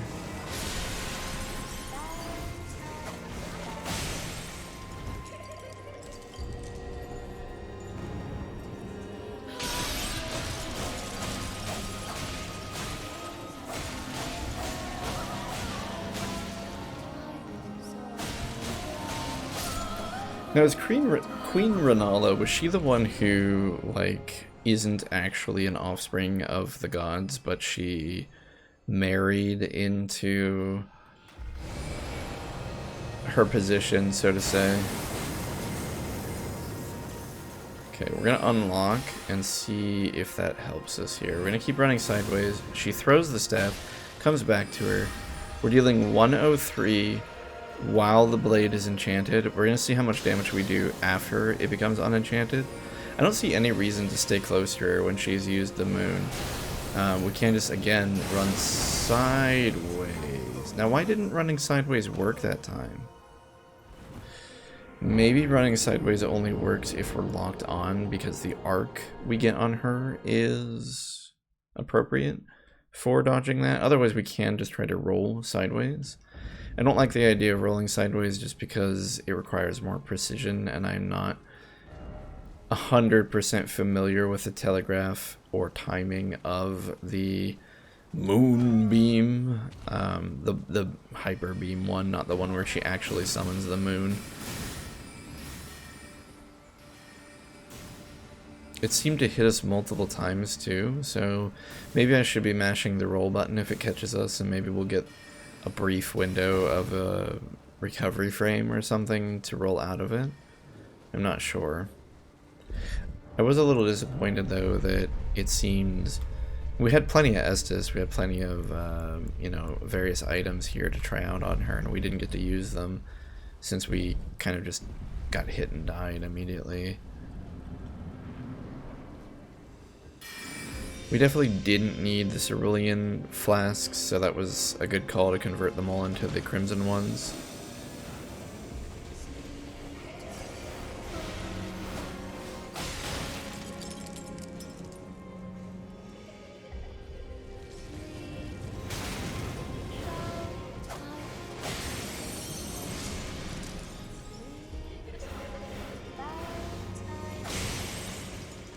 Something we could do is try using one of the spell dried livers. We'd also see if we have a artifact that reduces magic damage. I don't think we do, but we could check. Oops.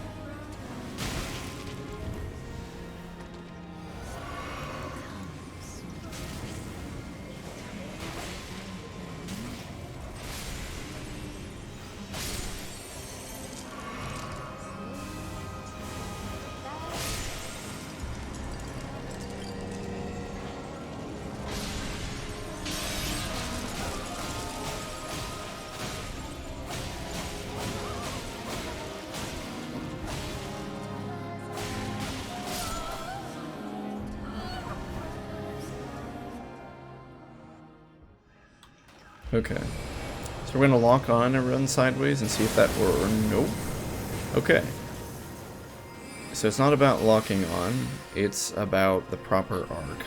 And it's difficult for me to know how to predict exactly what that arc is.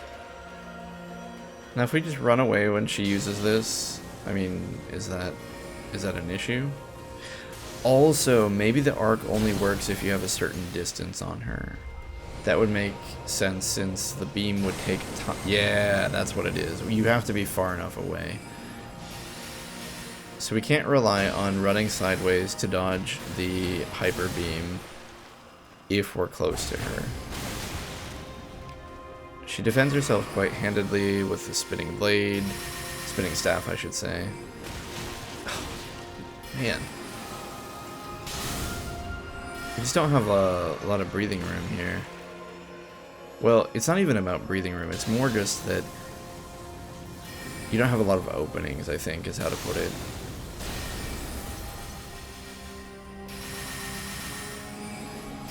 Because by the time she's finished casting one spell, she's already moved on to the next. I think that, when she throws the staff, that seems to be an opening, if you can manage to dodge it. Wow, okay. Apparently those home backwards. I thought that they would need to travel forward before arcing behind, but that is not the case.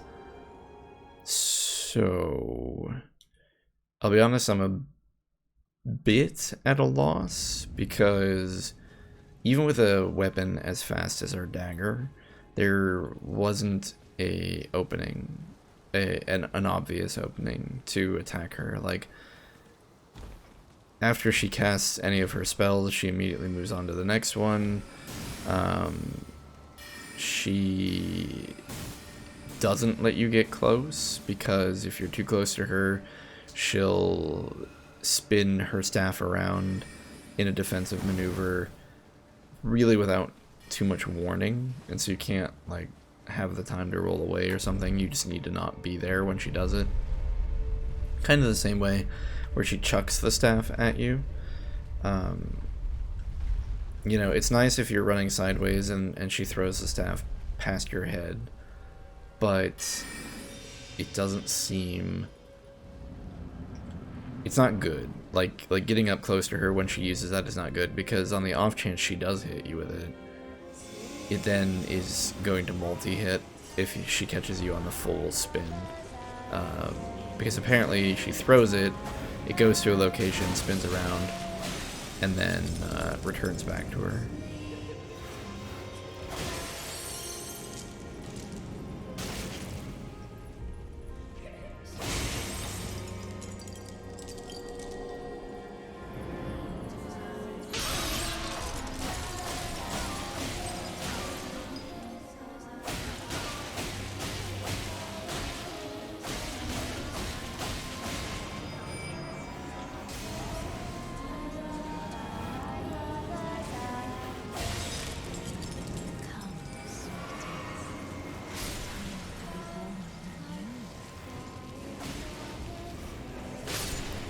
That was weird. We hit her, but it didn't break.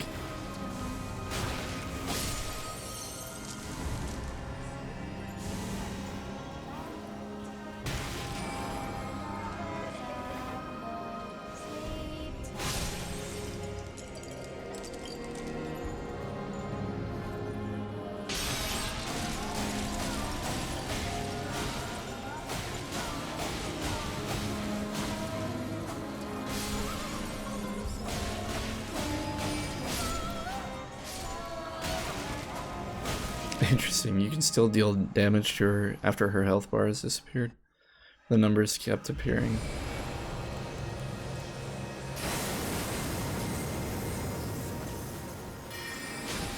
Yeah, so she is a little bit open after using the beam. A little bit? Not much though. She's open after doing that, but then only for like a swing, because after we did the second swing we got hit by her staff. That's so annoying. She won't even let us get close. Alright, we're gonna swap over to the S-Stock, get a little bit of range. Hopefully that helps us here. It's just reaching her is becoming a problem.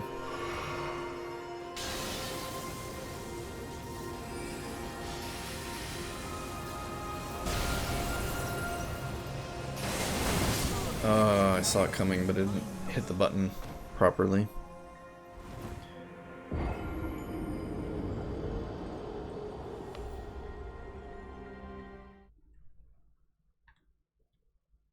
So, this is proving to be a difficult puzzle to solve. I don't feel like we're losing because of stats. I don't feel like it's, you know, we're not really dying in one hit or anything like that.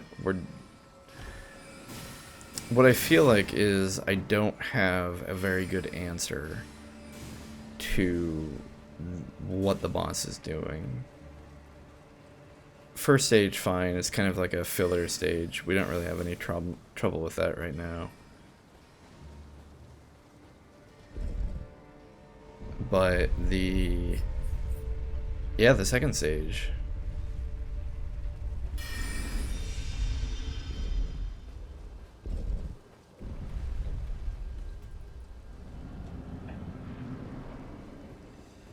I mean, there has to be something we can do better.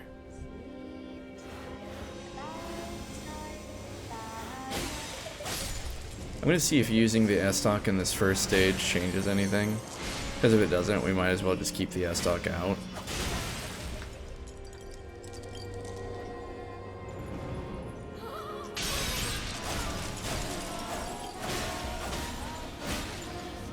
Yeah, the S-Stock is too slow. We're not going to be able to do this in 2 rotations with the S-Stock. gonna take 3.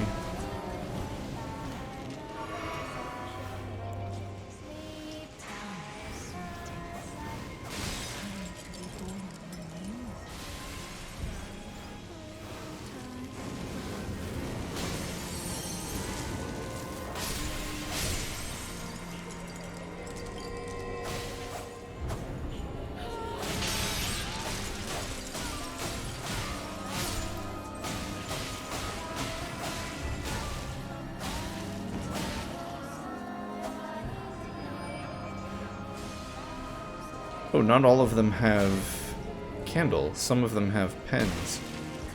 I didn't realize that. Time to be born anew.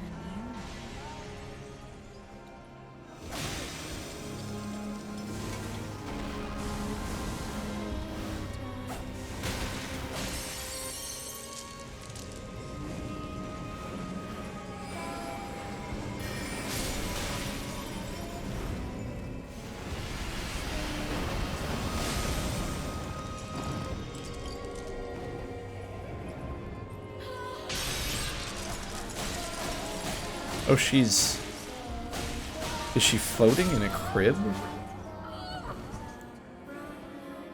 I don't think I realized that.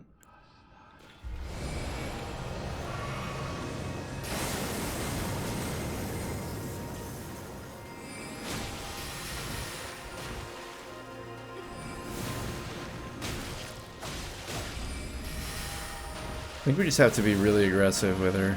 I don't think she's gonna give us a nice opening. We're just gonna have to go in, swing. She is a wizard after all, so wizards tend not to do very good with direct confrontation.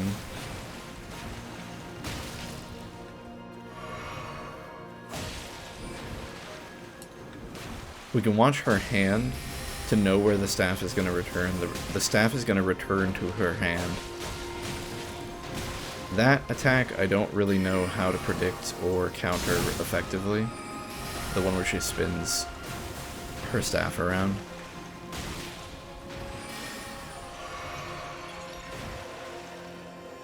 We're doing better, but not great.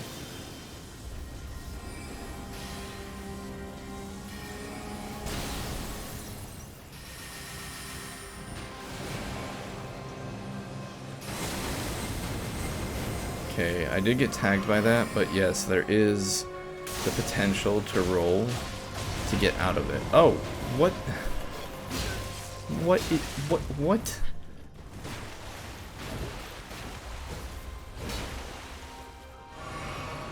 You're kidding me. Oh, okay, she unsummons it. I was gonna say, if you had to fight that thing and her, come Oathsworn Giant. Can you not?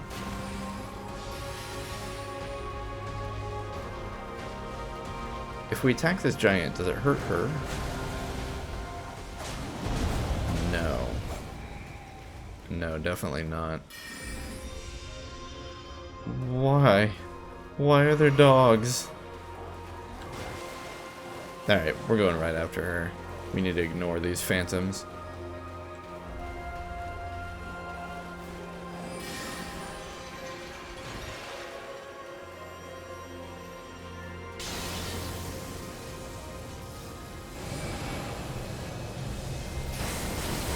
Okay, I'm starting to learn the timing on that beam.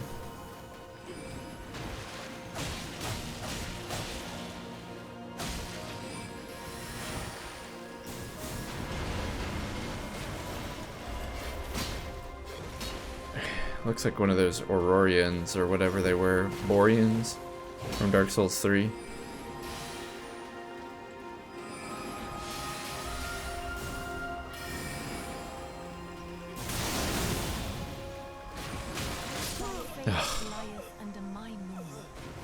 I'm gonna be honest, this chick annoys me. The wolf, that felt like an exciting duel.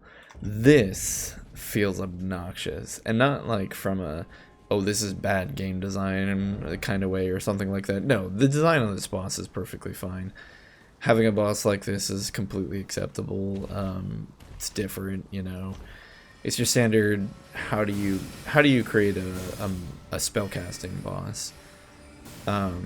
In some ways, it kind of reminds me of Gwendolyn. Although the Gwendolyn fight, of course, is very different. It takes place in a hallway, and you're constantly chasing after him. But it's the same kind of idea. You're fighting a character who uses primarily magic instead of a sword or something like that. So yeah, the design on this boss isn't like wrong or something like that.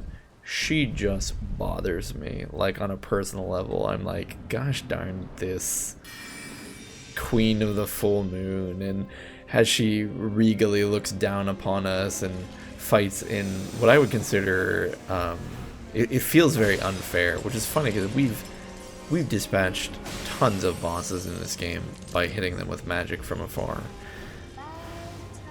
But that was us, you know? We're the hero. Dealing with it on the other end of things is a lot more frustrating.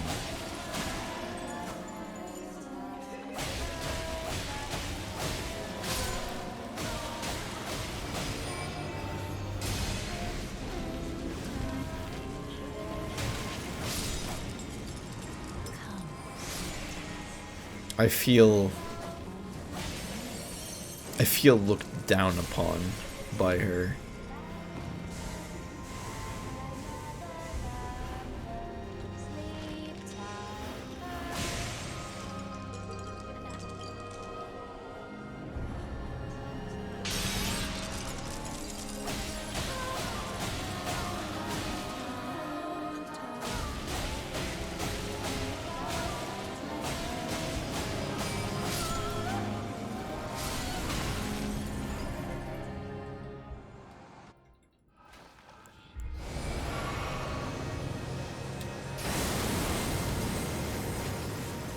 Alright, we never tried the fire bombs on her. 103?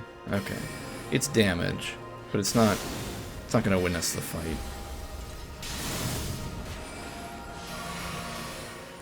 Let's try the poison daggers. Oh, we can't hit her when she's in the moon.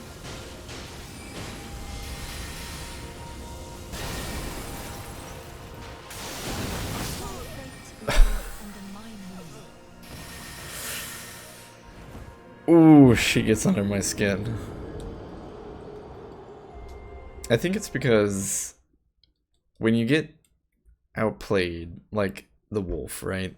When the wolf summons a Glimplade, and then when the wolf summons, you know, or doesn't summon, but comes after you, it feels intense and exciting.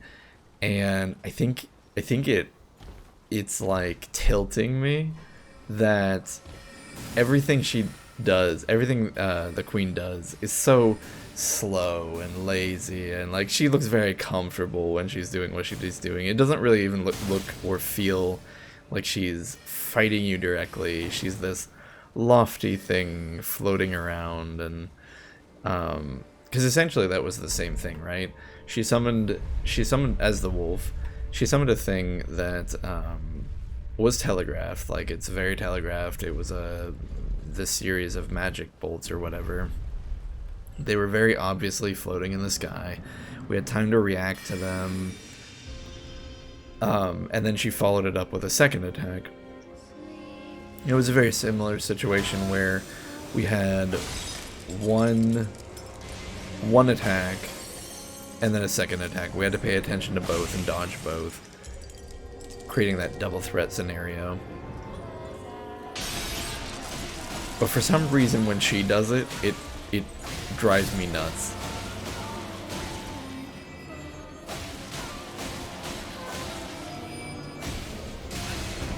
I got too greedy for the extra hit.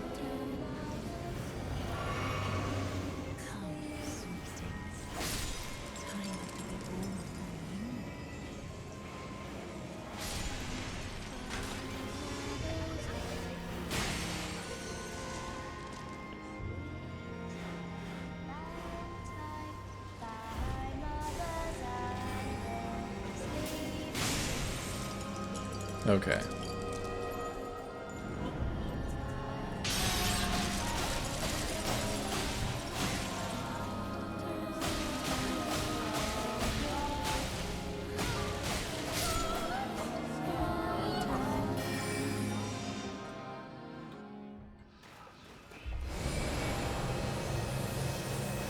Can we get behind her? Oh, we can. If she decides to do that. And like, I hate this. I absolutely hate this. It looks cool. It's a perfectly valid attack. I hate it when she does it because, like, I'm getting into a rhythm. Oh my gosh, I was mashing dodge, but we didn't recover, so we couldn't roll out of the way.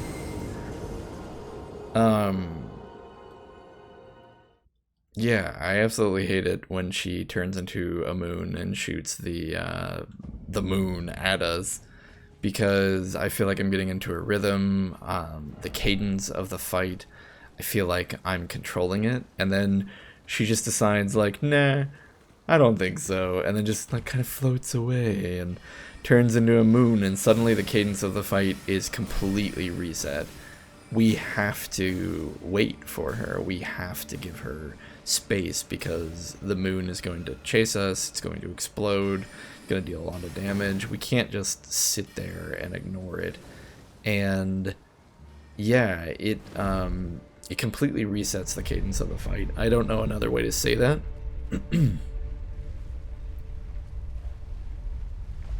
There's this concept in fighting games. It's called the neutral game. It's the part of the game. So any kind of side-scrolling fighting games, or even games like Super Smash Brothers, there's this concept called the neutral game. The neutral game is where no player has an advantage in the fight, and they're both fighting for the middle of the screen, or in the case of Smash Brothers, it's the middle of the stage. And the reason the middle is so important is because it's essentially like chess. You know, the person that controls the middle controls how and when things happen. They control the action. They control the most space, and so they have the most maneuverability. Things like that. And then the neutral game is when both players are fighting over that control. No player has a distinct advantage, and arguably skill is what determines who gains that control, who is awarded that control. The reason her turning into a moon upsets me so much, and again, I don't even mean it's bad design, it bothers me on a personal level. It is upsetting to me because I'm like, no, I was in control, I want control of this, but it's that same concept. I feel like we put ourselves in a good position. We've got her on the run, we're dealing damage, but when she jumps back and, you know, turns into the moon, it resets the neutral game. So suddenly the neutral game, it's like, we might have an advantage, but that advantage is nullified when the moment she does that. And it drives me nuts. I know I've said that like 10 times, but I'm trying to be very clear here. It seems like this is working out really well though, just rolling behind her. I know this is kind of silly, but it seems to be doing somewhat well, at least. But the problem is eventually she's going to start summoning those things.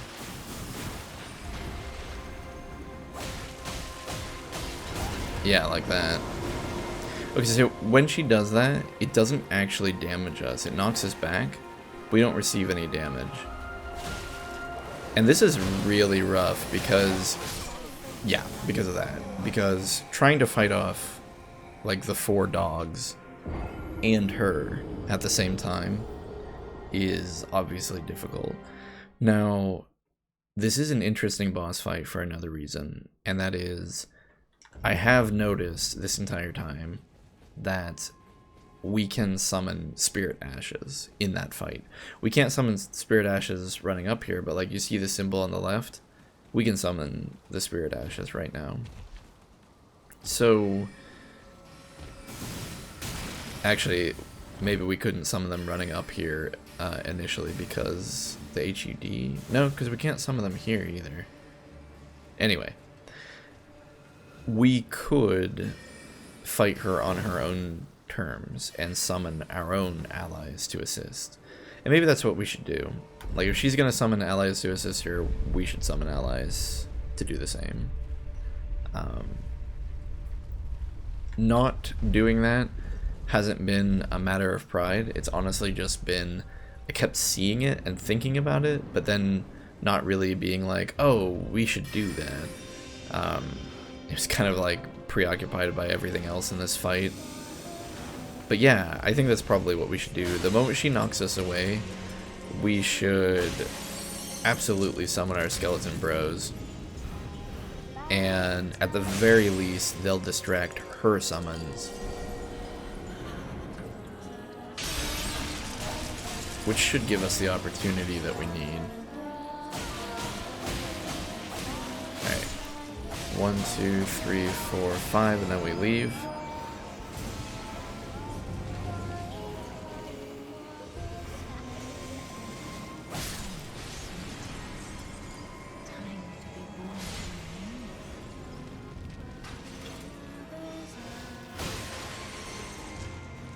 We'll get turned around. Where am I?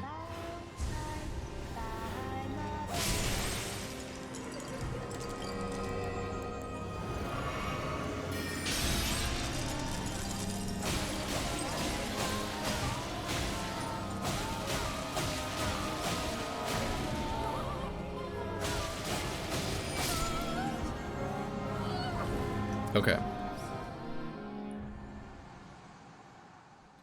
So I think we just keep it up the way we did last time. We just play really aggressive, we get behind her. I mean, she's most dangerous when you're at a distance, because that's where all her spells are traveling.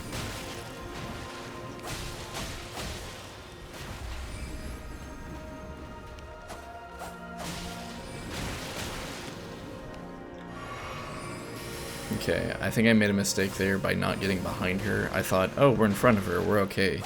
No, we need to be behind her. That gives us time because she has to turn to face us. It's not perfect, but that extra like 0.5, 0.25 seconds helps me react.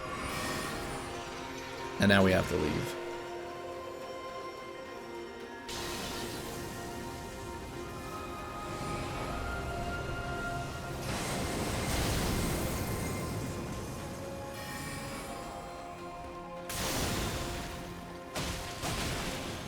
I hate that spitting. Okay. We're gonna summon our own dude. Okay. We're not gonna summon our own dudes. We're immediately gonna have a giant fall on our head and die.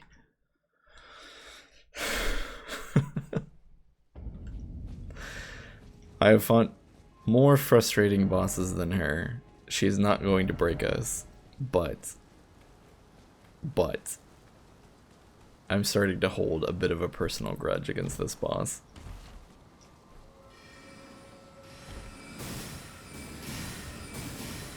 Which, to be honest, getting pushed this far to the point where you even have a personal grudge against a boss, that's already something. I think that means the game is doing something right. We're gonna get her. Absolutely. It's gonna be a matter of time, but we are going to get her.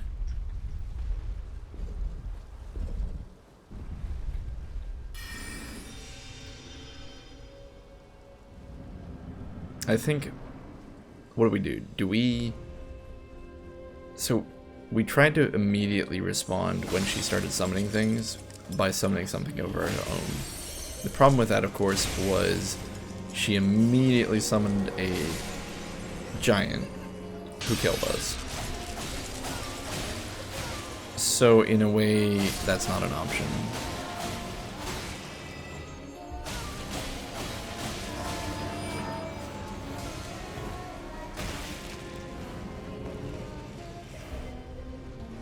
I'm getting a little tired of things getting thrown at us too.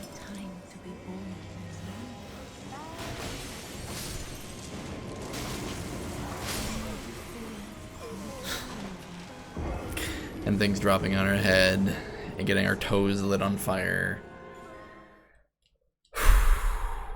Breathe it out. Breathe it out, Chezni. It's fine. Everything is fine. But yeah, I think what we do is when she starts summoning, instead of immediately summoning something of our own, I think we run away. And then try to summon something based on our distance and how safe we are. If we're safe and we have the opportunity to use the summon, then we should go for it. If we have a giant right on top of us, we can just run. She banishes them after a little while anyway.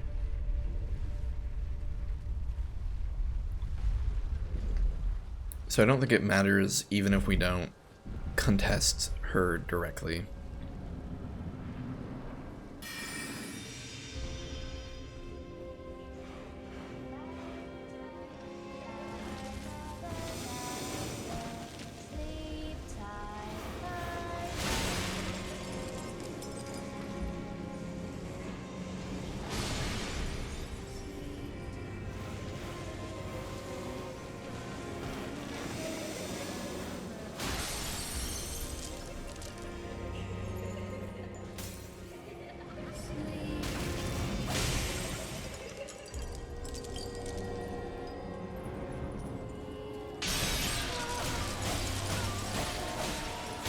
So here's a thought. Are these all copies of her?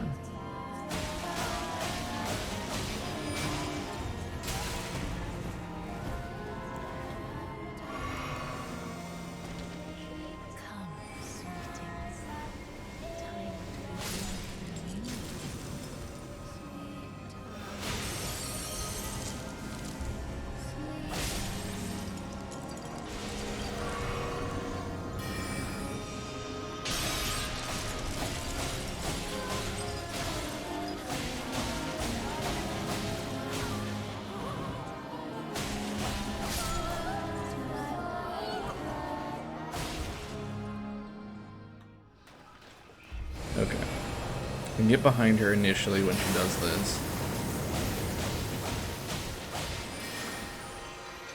You're kidding me.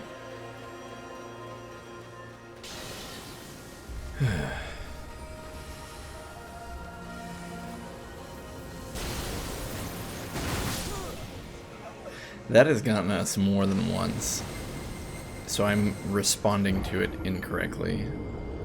She summons the slow-moving ones that track you, and then she uses a quick-moving, sort of long single shot. And it almost always plays out that way, where one of them hits us, or I'm focused on the slow-moving ones, the quick one hits us, and we get staggered, and then all of the slow-moving ones finish us off.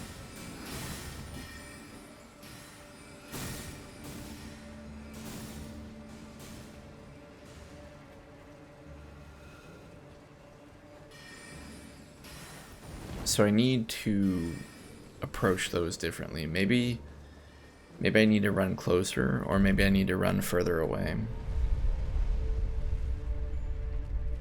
Because I don't know if rolling is going to be enough. We can dodge probably the bolt, and or we could dodge some of the multiple shots. But depending on the timing on when the bolt arrives, we may dodge one and run into the other. Although probably if we dodge the big bolt, we probably would live, would be my guess. Oh, that was bad. We kind of goofed our stamina there. Why is that happening? I don't know if we're gonna get it in 2 rotations now.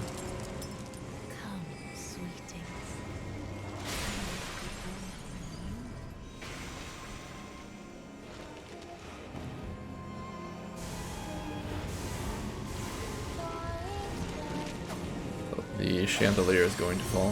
I think they're the ones. I think the ones that are using some kind of purple hand magic, they're pulling the chandelier down, and it's telegraphed because if you look at the ground, there's fire that appears.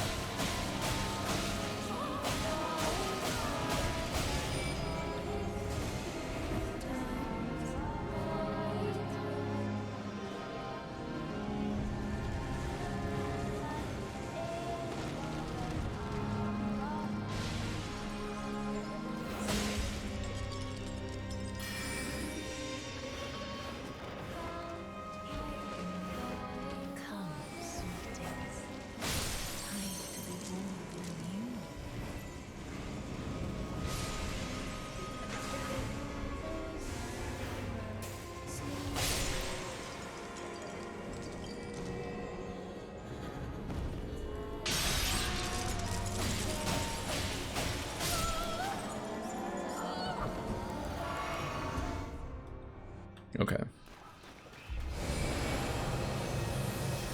So we get behind her, we swing, we hope she doesn't turn into a moon. But we just keep getting behind her. Nope.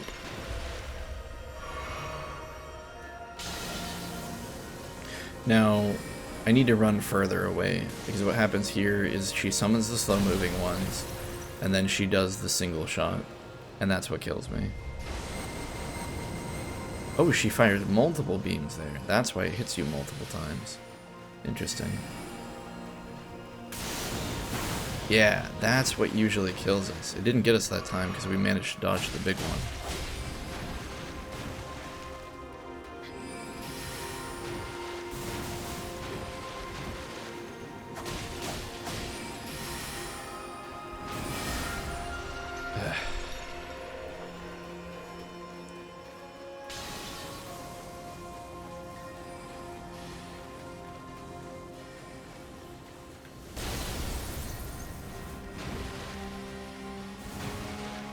Yeah, running further away takes longer, but it does technically work. I would like to maybe try running closer to her and seeing if that works.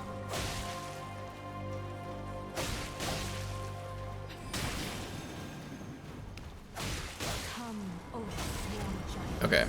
Oathsworn Giant. So she autographs what she's going to summon. I don't think this giant is going to give us time to summon our own dudes. We try it. Oh, no, I thought we had the ashes up, but I didn't. Alright, so we'll try summoning our own skeletons. Hopefully they don't just immediately die.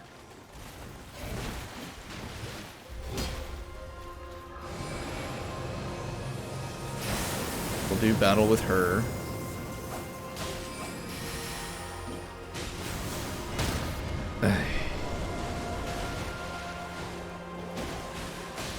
Okay, but this is fine because the dogs will hopefully be preoccupied by our skeletons.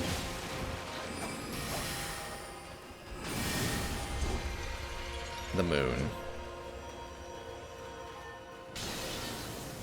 Okay, let's try running closer to her. Oh, it went after our skeletons. Oathsworn Dragon? No, thank you.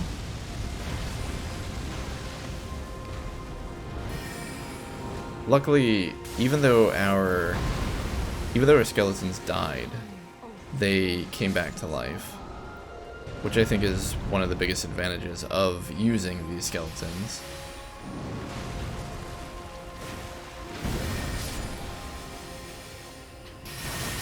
Oh, that might kill us. Nope. She's being very... Yeah, I think we're dead. No, we're still alive.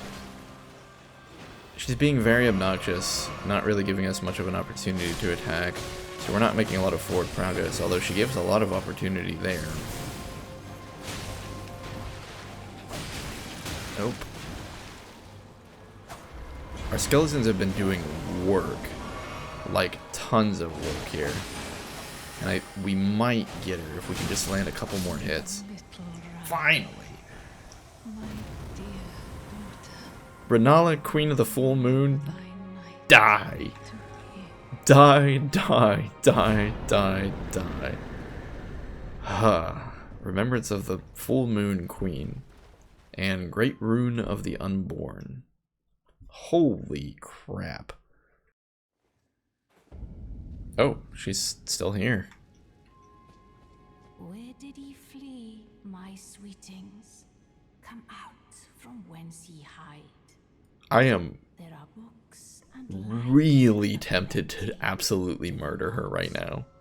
come out, say I, or will ye be gravestones, to be better born anew? We'll listen to her. Killing her is not off the table yet. Thou. Don't you thou me. To be born anew. No. To become a sweeting. No. Reborn of my beloved egg. Rebirth. I'm gonna assume this is... Oh, yeah. This is just giving you the option to probably respec. I would birth thee as a... Yeah. I don't have any plans to ever respec or change how we look. So I am absolutely ending her. No! No! They won't let us. It's got that symbol. We can't attack her.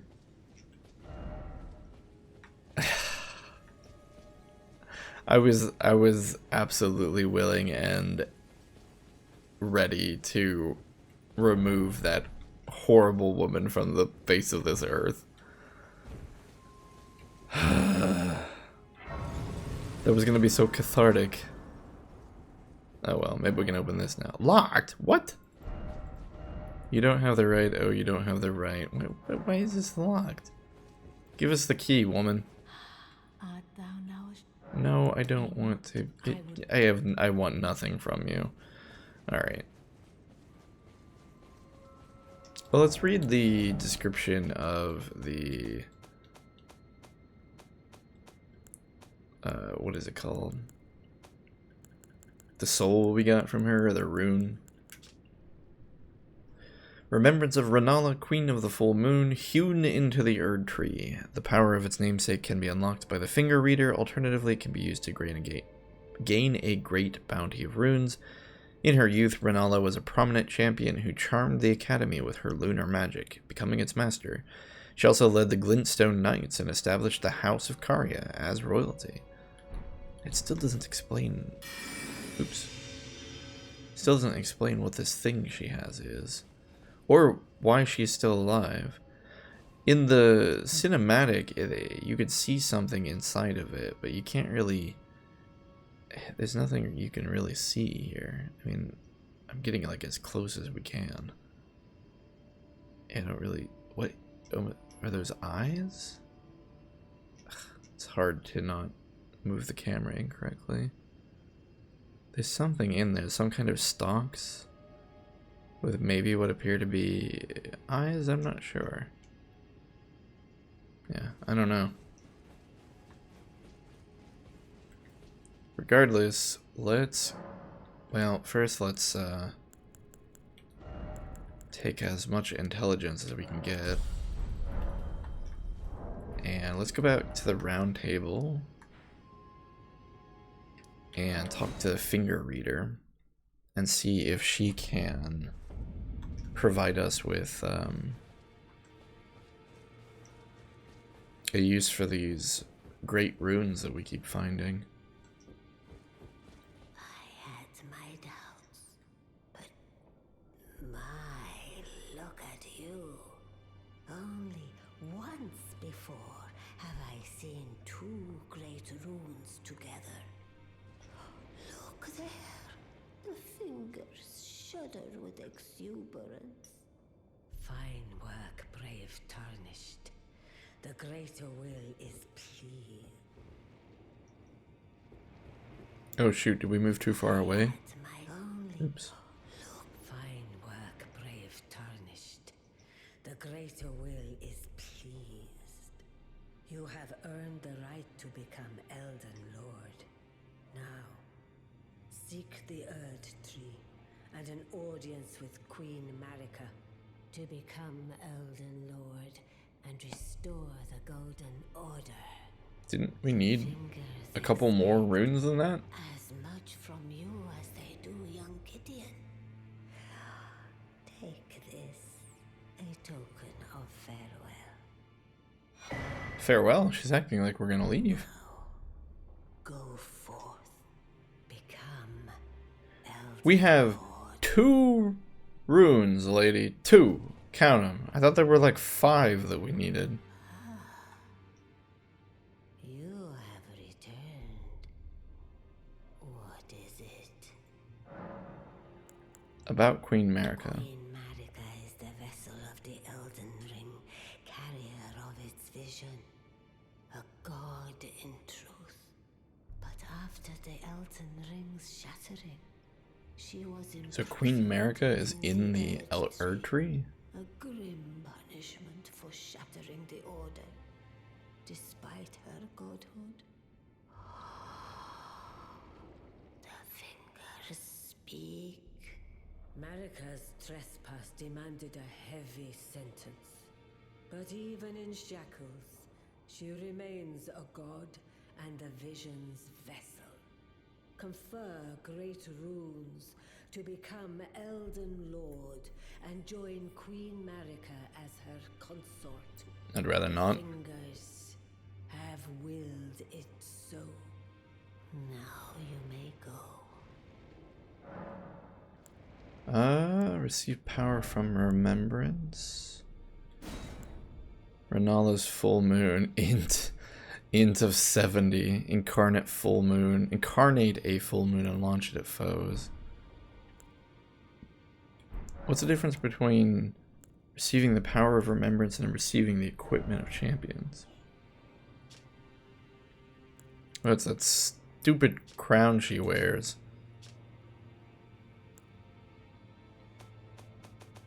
I see, so we can buy her stuff. A tall crown depicting the moon. Really? I don't see the moon there, but alright. Worn by Renala, Queen of the Full Moon, increases intelligence. When Renala, head of both the Academy of Rhea Lucaria and the Carian royal family, lost her husband Radagon, her heart went along with him, and then those at the Academy realized that Renala was no champion after all.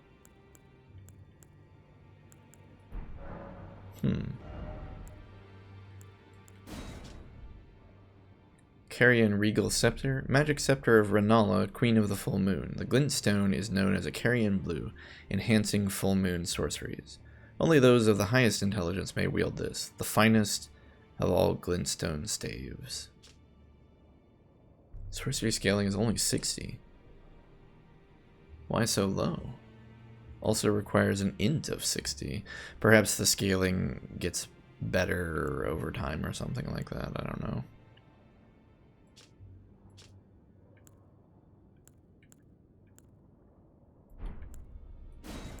It's interesting, though. Oh, what did the moon say? Sorcerer symbolic of the Carian Queen uses the caster as a vessel to incarnate a full moon, then sends it floating towards foes. The full moon dispels all sorcery that it touches, and temporarily reduces magic damage negation for those it strikes. Queen Renala encountered this enchanting moon when she was young, and later, it would bewitch the Academy. Now go let the war.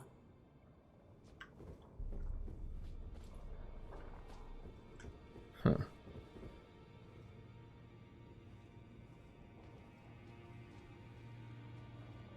Quite the grotesque pair of fingers, this 2 fingers thing. So, we're charged with going to Queen Marika and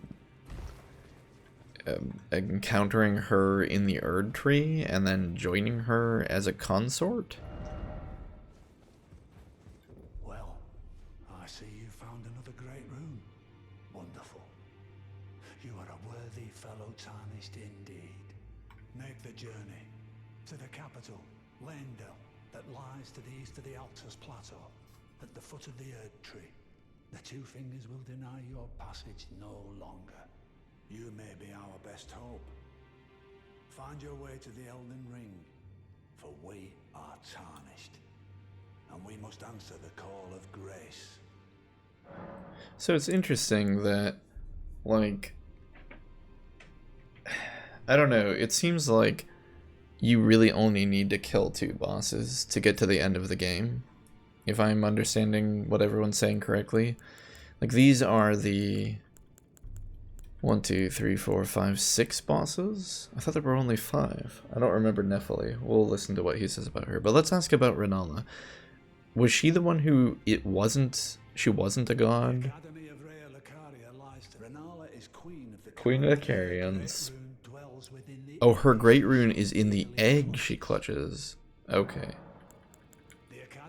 Oh, but he's not giving the big long explanation he gave the first time. That's annoying. Okay, so... yeah, I guess we could listen to them and go to the Erd Tree, but I'd rather not, honestly. I kind of am here to just explore the world. Oh, that's why we had an extra spell slot. I think we found one of these memory stones.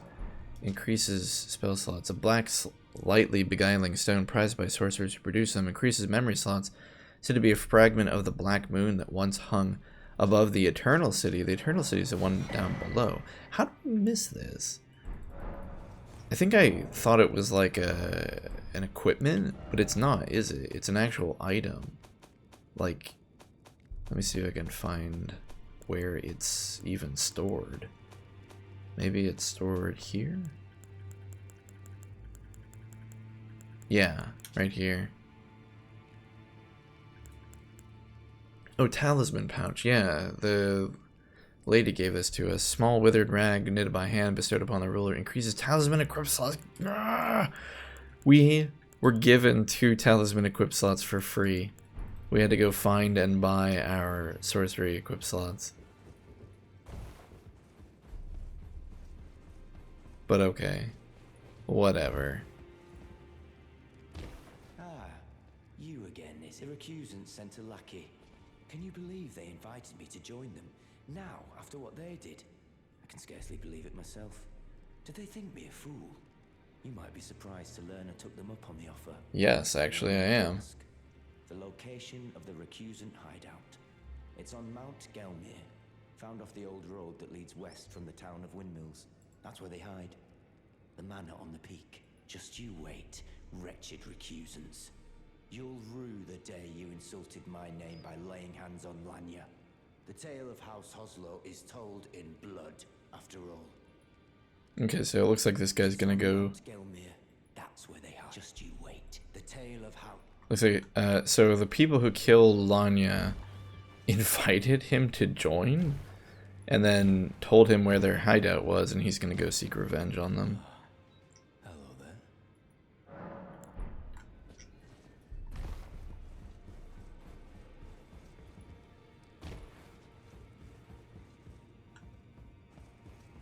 Greetings. Are you here for spirit tuning? Still no grave glove work 2s. Oh well. Uh-oh. What's wrong, buddy? You, is it? I didn't notice you there.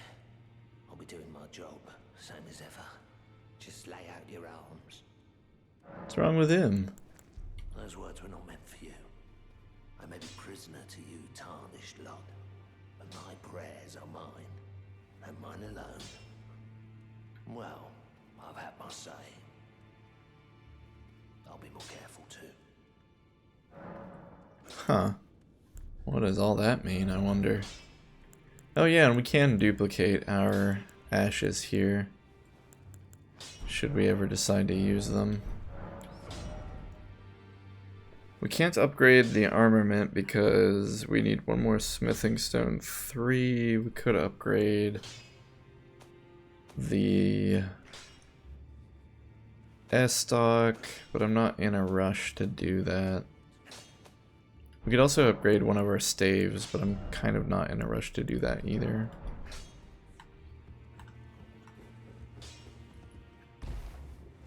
Overall, I'm a little shocked. I mean, the way people are talking, it seems like,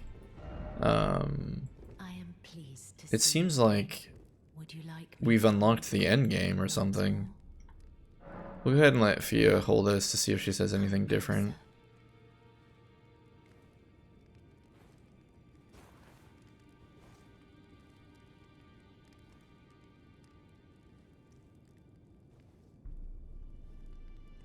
You are so. Then good day to you. No.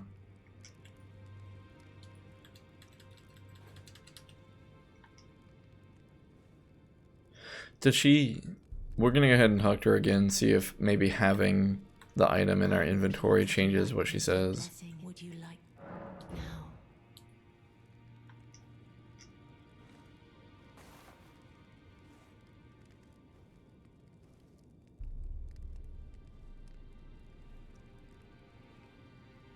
You are so. Then good day to you. No.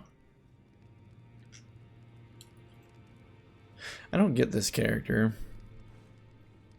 Which admittedly describes a lot of characters in Dark Souls, but...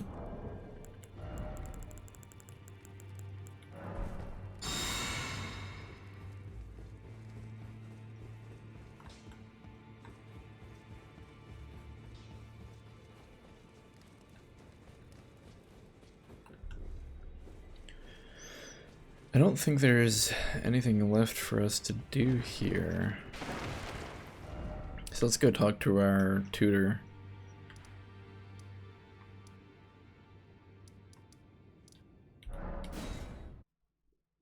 And give her the book we found.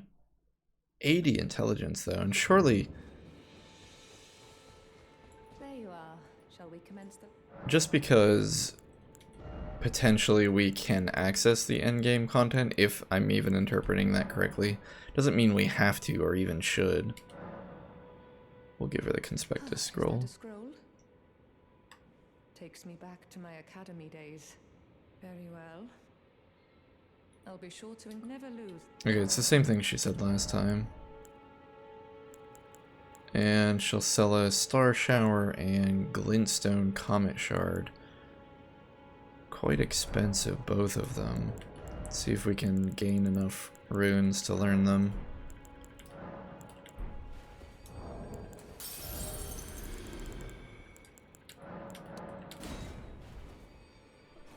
I think maybe we'll only have enough runes to learn one of them.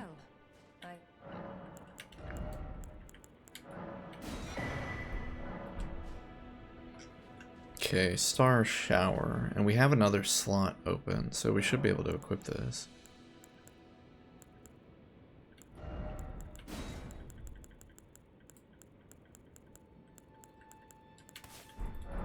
Let's see what this one does.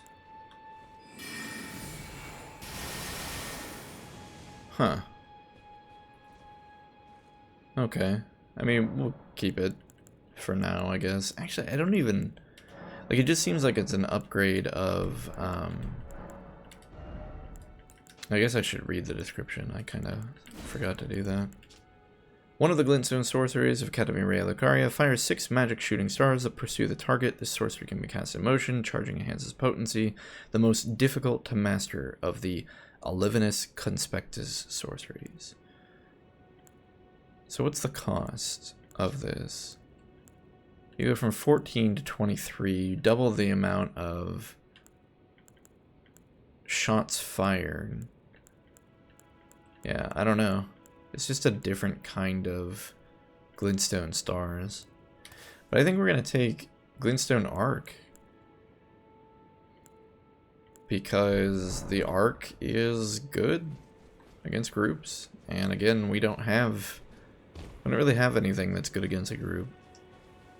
Maybe the Carrion Slicer, if we used it right, but yeah.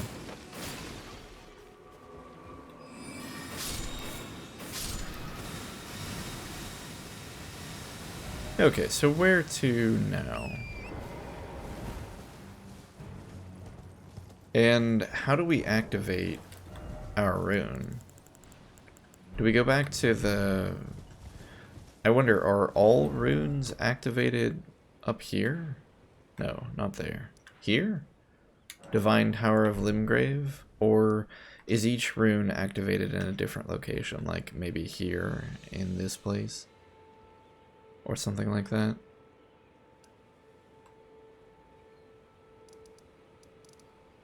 There's just so much we haven't explored. Let's set off and start looking for maps.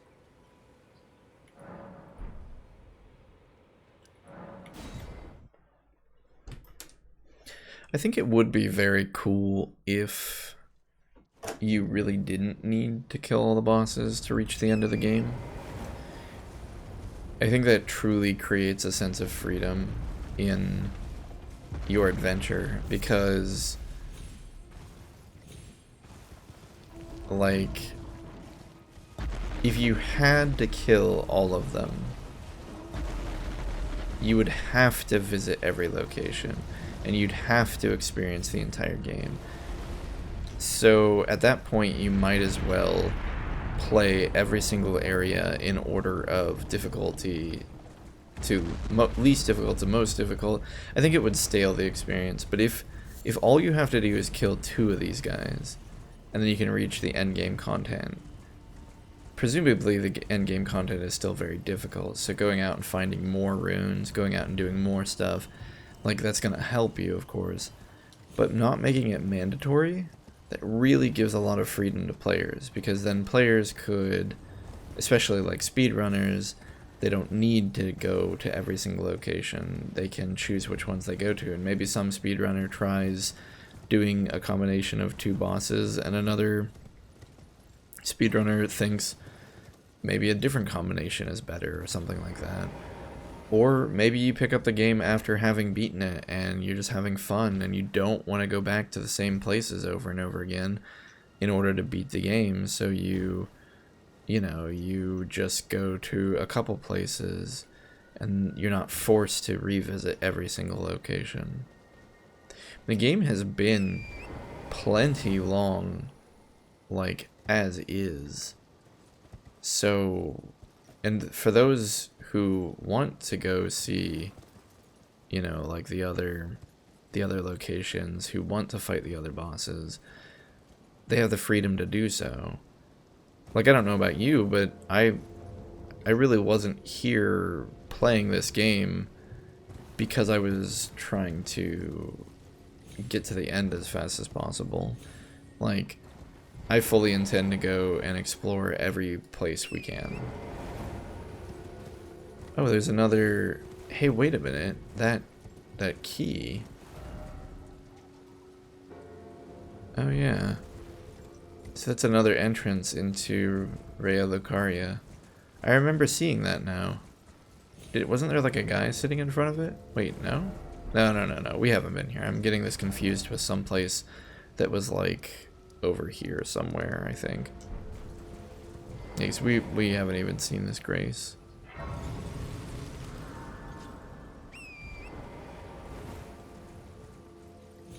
But yeah, only...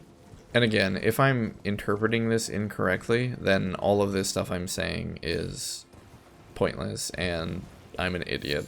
But if it is as I understand, and we could theoretically go to the end game content, the game is truly open. Because now I just feel like we have the freedom to go out and do whatever we want. We're not obligated to do anything. Like, we're going and checking out what this map is up here because we want to, and no other reason. The game isn't forcing us. Some quest giver didn't tell us to go there. We're just doing it because we want to. Because it sounds fun. A church. Maybe we'll get some more items for a physic.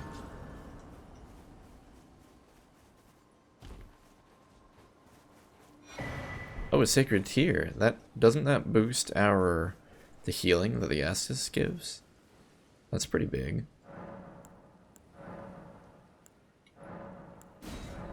Nice.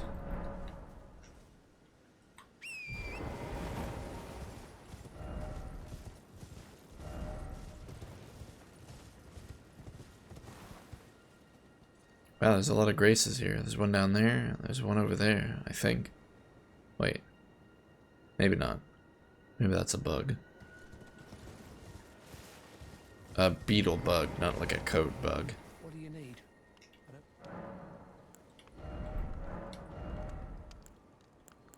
We're kind of broke. We're like really broke. Well, Bill.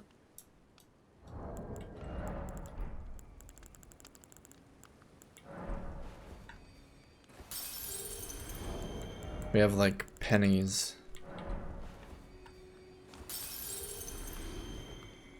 You again? I don't want. Maybe we can sell him some things.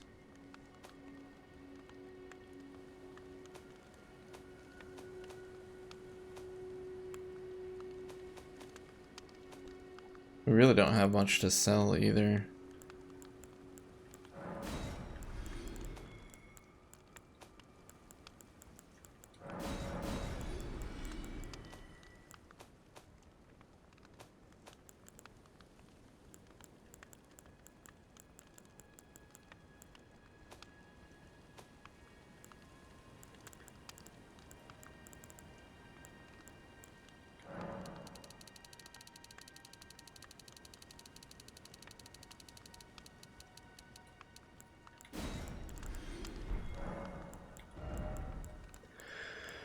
Alright, he sells some rune arcs, various meats, a bewitching tree branch blessed with an incantation of unalloyed gold, craftable item, pierce a foe, using FP to turn them into a temporary ally. The Empyrean Miquella is loved by many people. Indeed, he has learned very well how to compel such affection, implying that Imperium used that plant, probably. This warrior's cookbook lets us make great arrows and ballista bolts. Probably won't be doing that anytime soon, but we'll buy it nonetheless.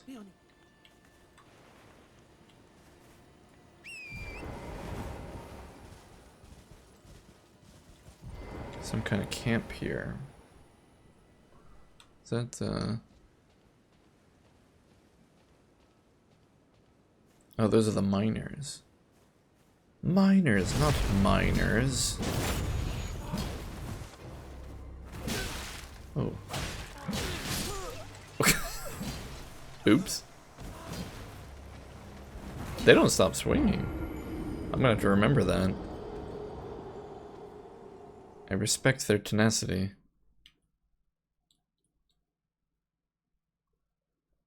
Probably just should have hit him with some magic. I think those guys are pretty resistant to physical, but pretty weak to magic spells.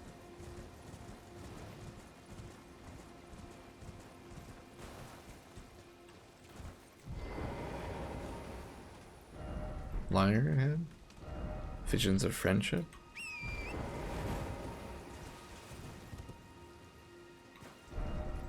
Ranged battle ahead, so to speak, sorcery, yeah.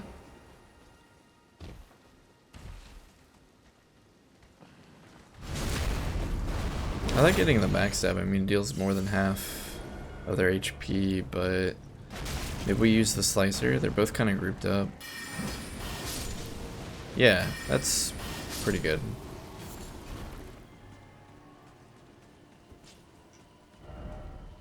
First off, enemy. We're trying to get over there, but we're kind of going a weird way. I feel like we're almost going the wrong way.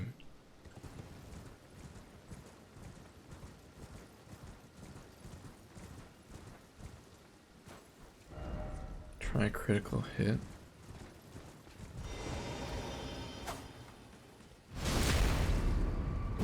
I'll admit, I thought that was a pretty smooth move of us. Leap off the horse into a backstab.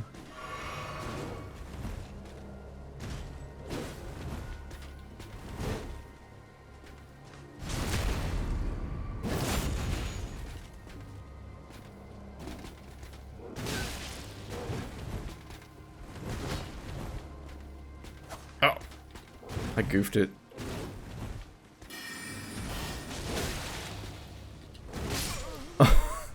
I think that guy gets us with that every time. We've fought variants of this guy before, and he stabs you and then you roll away, and it's a really good timed overhead swing.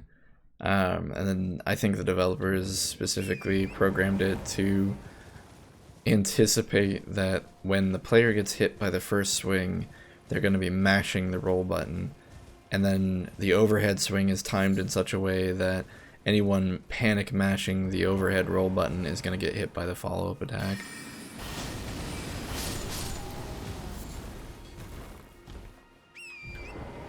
I'm going to try to do that super fancy, actually we're going to charge our weapon first. We're going to try to do that super fancy jump off the horse into a backstab thing. Oh. We're not going to be able to do it because he's facing away from us. Oh, just kidding.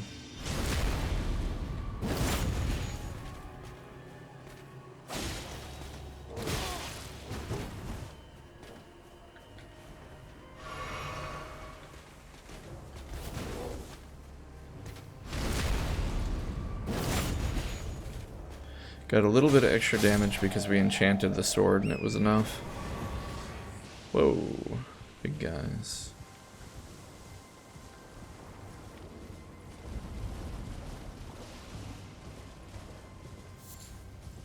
We really need to go up, but I guess we're gonna travel this way.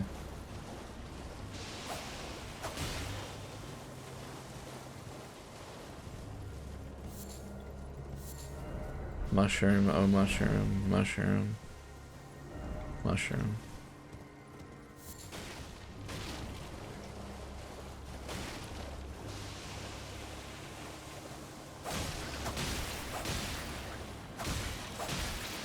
Is this guy just gonna sit here and let us do this, I wonder? No, gonna spray poison everywhere.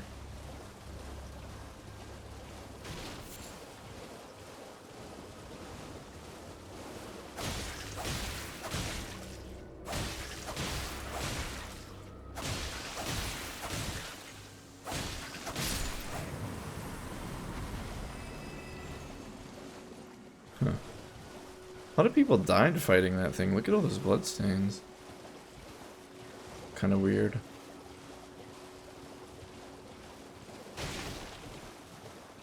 We're gonna find that grace that we saw from up on the cliff top.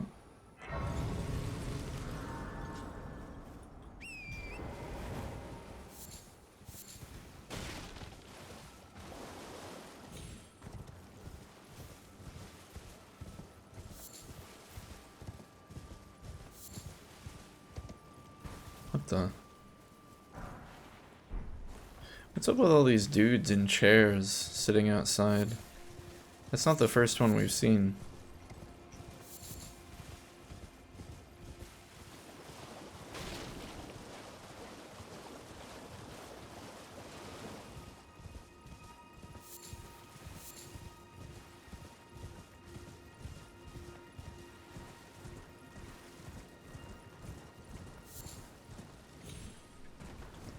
It took a while to get here, but it looks like we're gonna be able to go up the cliff from this direction.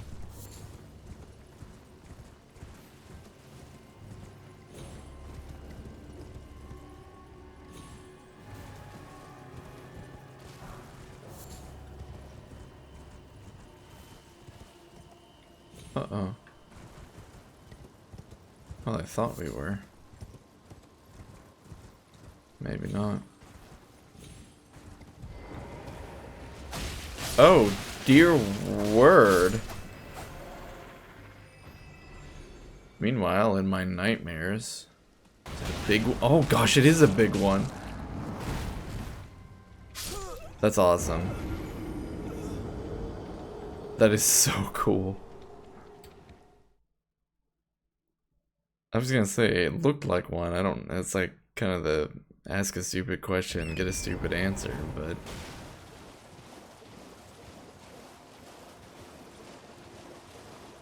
Very neat enemy.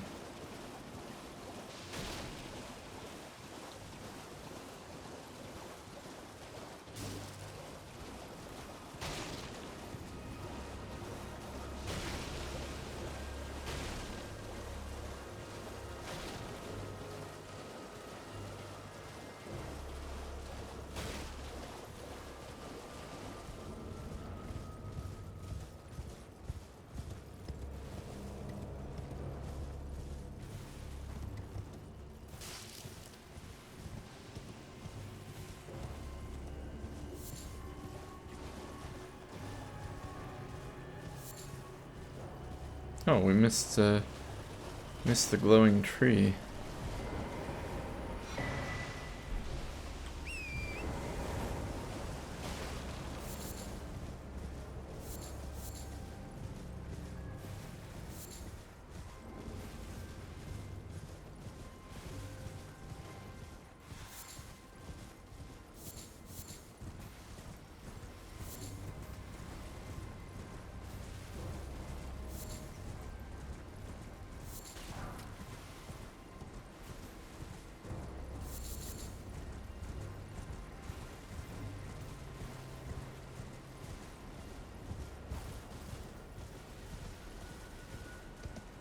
I feel like we took a wrong turn somewhere.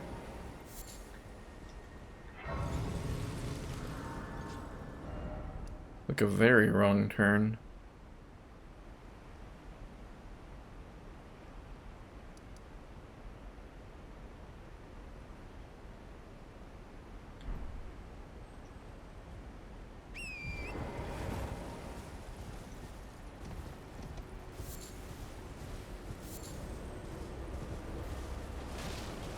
I kind of don't know where I am.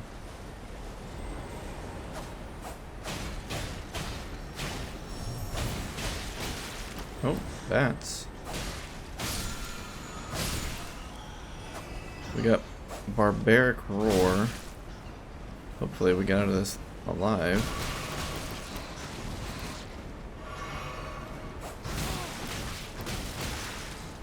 Jeez.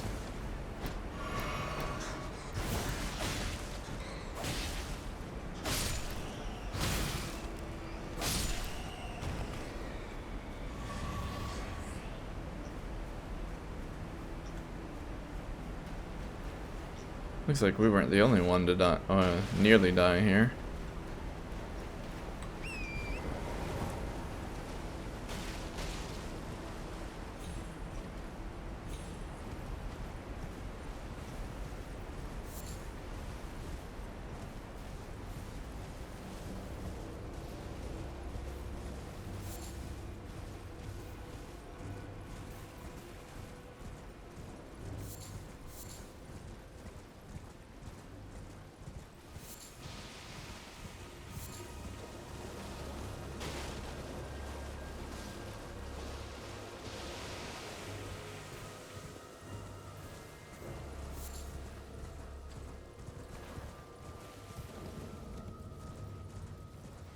Here we go, I think we're back on track now.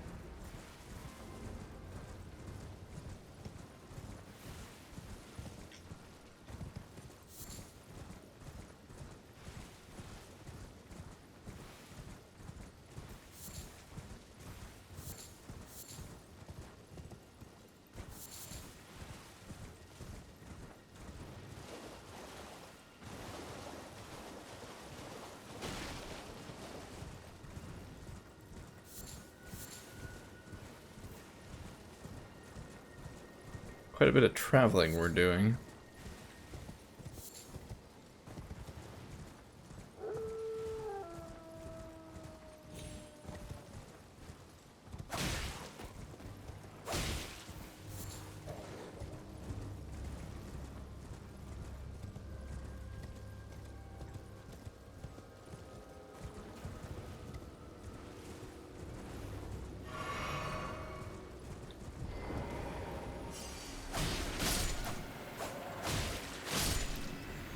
Okay, what is this? Intelligent knot crystal? Let's see, can be mixed. Concoction temporarily boost one intelligence. We could do that. You mix in tandem with our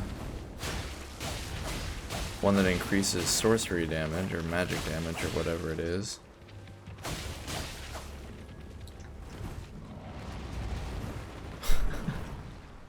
This thing looks so silly. Oh no, it smashed us. Oh, it has magic.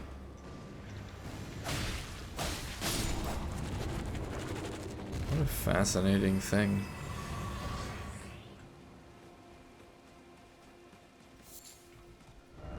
Mimicry ad.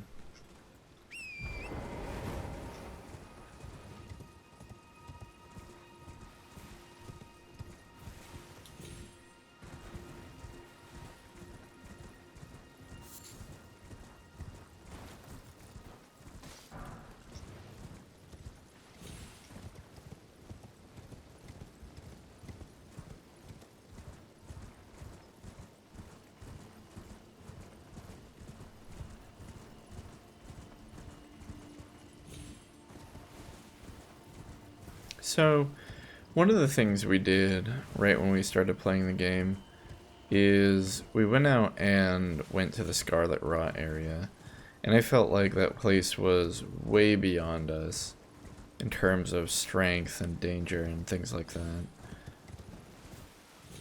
Now that we've got a couple levels under our belt, some spells, things like that, a lot of the areas are seeming less and less dangerous, and I wonder, you know, how many areas left in the game are too high a level for us. Like, we're level 53, we're obviously not at the peak of the game's strength, so to say, but we certainly are having no trouble traveling around this specific area. And look, that's the coast map. So we have all that data finished there then. Let's go ahead and go north up here and see if there's anything. Kind of want to, now that we've spent so much time running around, I kind of feel like we should fill in the map as much as we can. And not worry so much about finding each location necessarily. Let's go just teleport up here. I think this puts us in the ravine though, which may not have been a good idea. Yeah. If we climb this ladder, will it take us out of the ravine?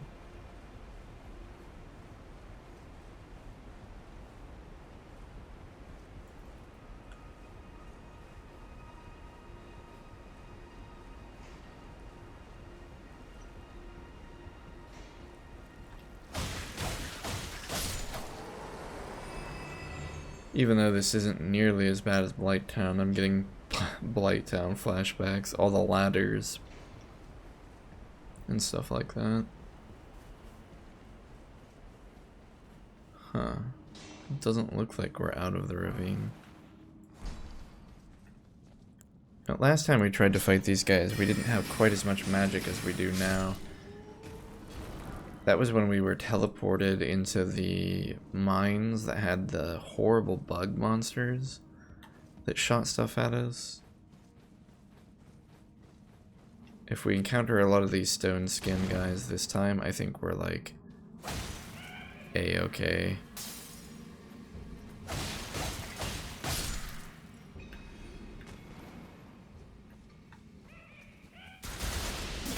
Oh, we're poisoned.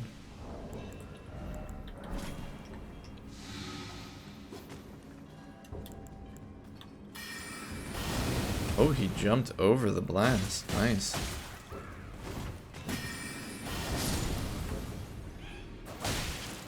Just knock him out of the air. Alright, that works.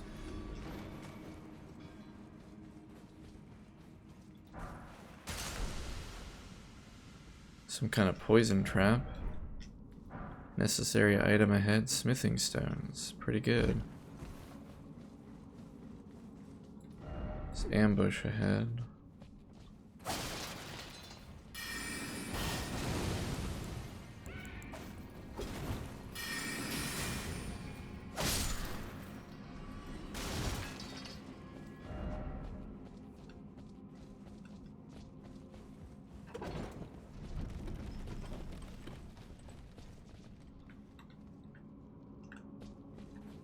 Nothing down there. Item ahead, item. Therefore, why is it always lift? Can we pull this?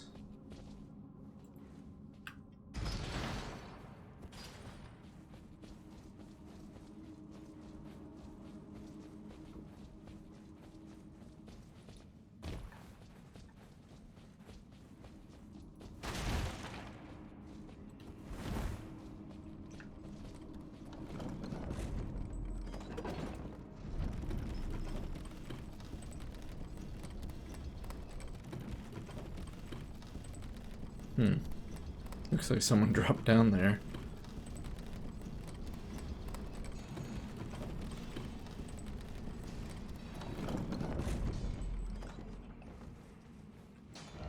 Strong foe ahead.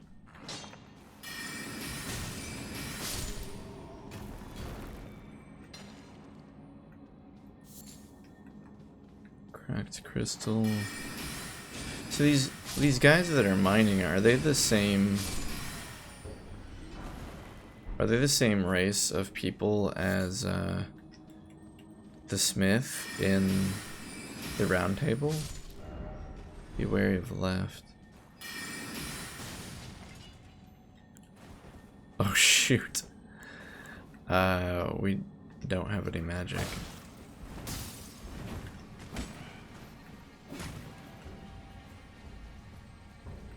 Totally forgot we had taken all crimson flasks.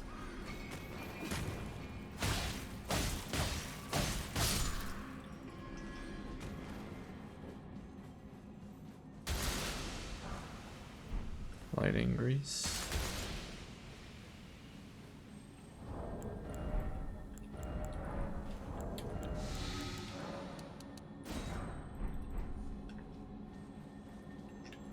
Be wary of explosion. Scarab ahead, but be wary of explosion. Alright.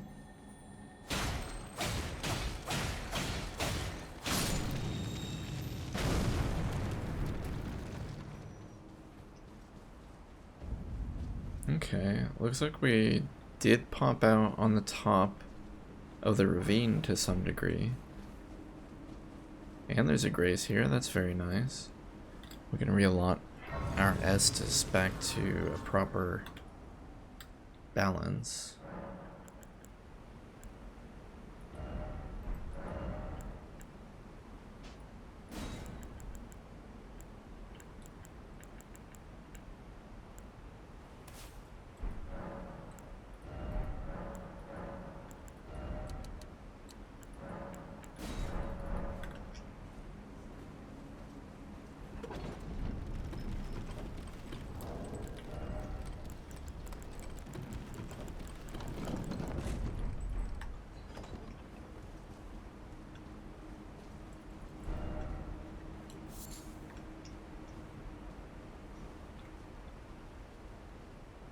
Quite a ways down.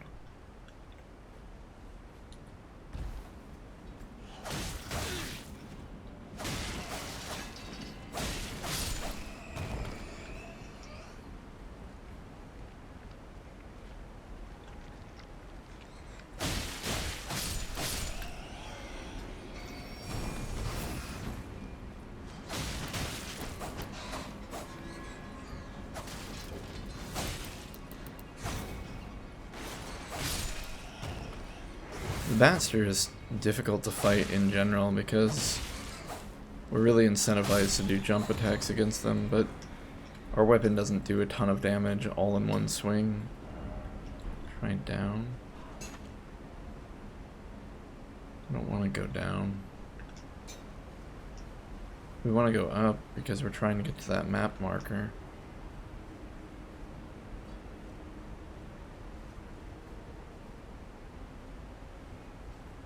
Is that singing? It's another one of those fake people. Sirens.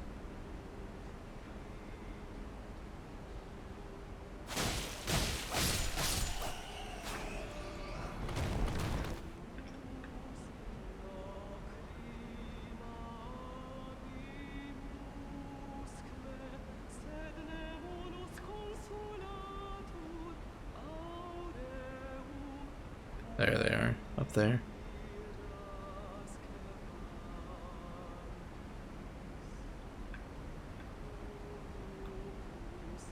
Why is this path here?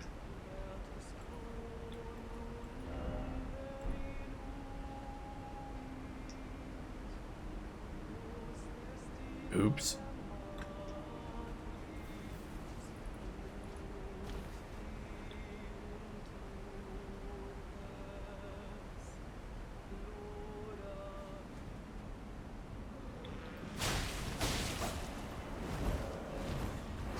Ooh. They called friends.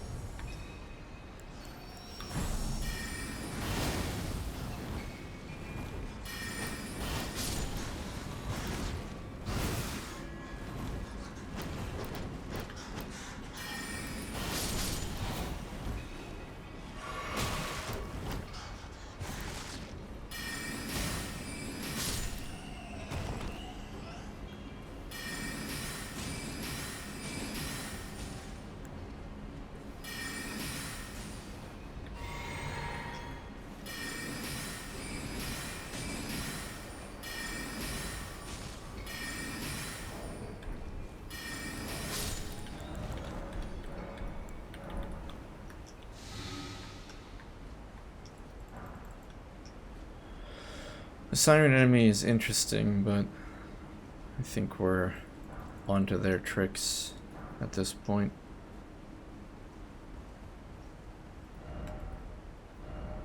Ah, beautiful but trap. Why is it always comfort but enemy?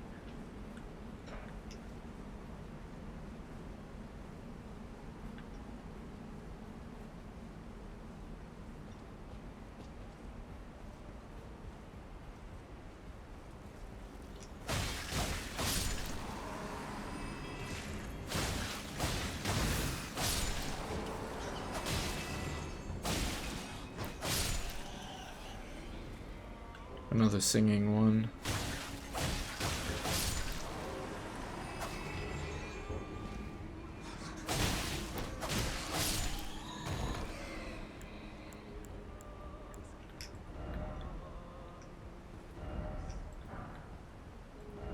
A lot of smithing stone 4s, which is nice.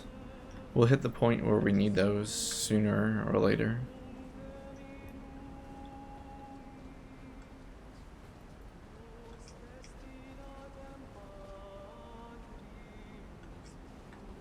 Alright, fine. Curiosity has got the better of me. I'm gonna go see what this one's guarding.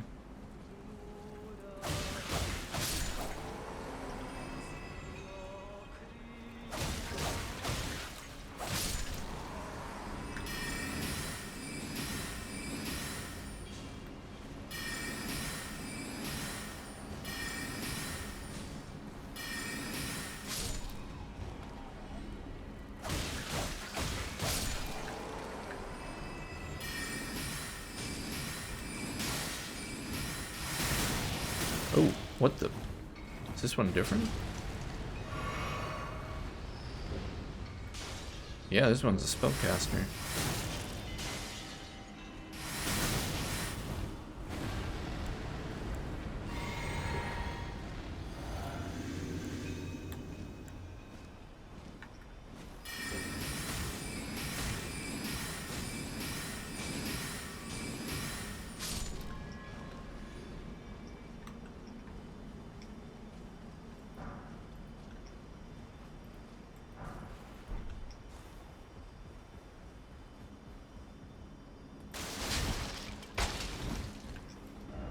Precious item ahead.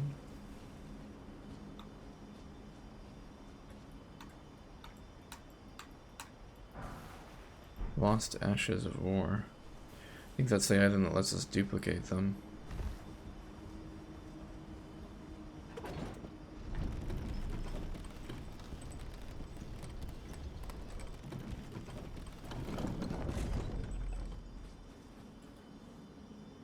Well, this path took us to another grace. It's funny, like, you know, I thought we were gonna just make a straight shot over to that map marker, but turns out the journey is quite a bit longer than I was expecting.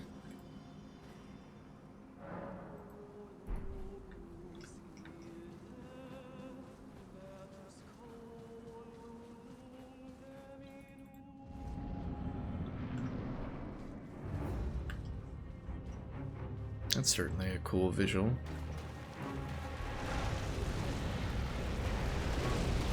Another dragon? Wait a minute. We fought this guy before. Magma Worm Makar. Interesting. Theoretically, we should just be able to beat him again.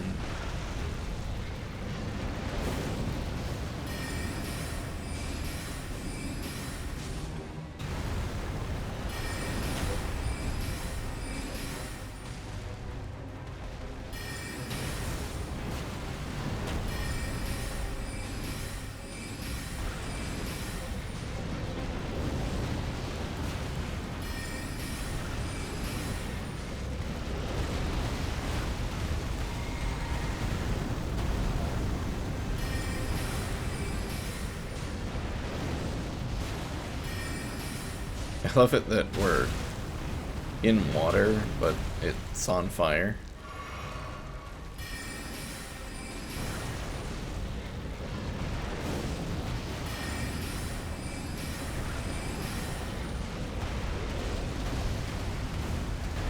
This is definitely an easier place to fight this thing. This arena is so much more open.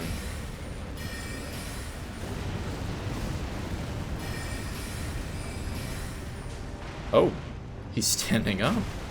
Wait, what's happening? That was certainly an interesting maneuver. So he's completely changed his movesets.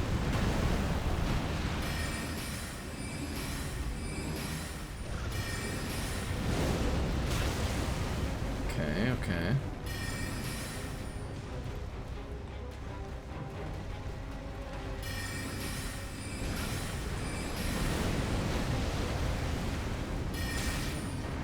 Oh, we're surrounded.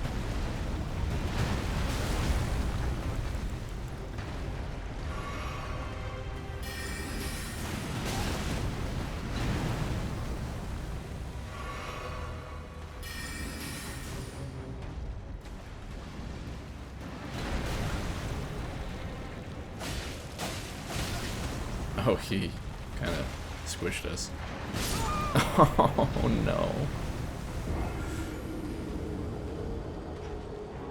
Alright, well, Makar, you won that round. I have a feeling we're going to get him in the next one, though. So here's something interesting, though.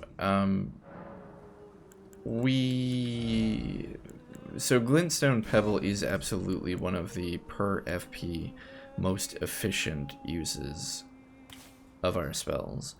But I kind of feel like we don't want to be efficient right now. We just want to do a lot of damage all at once. And because of that, I'm going to swap to the 6th shot and see how that affects us.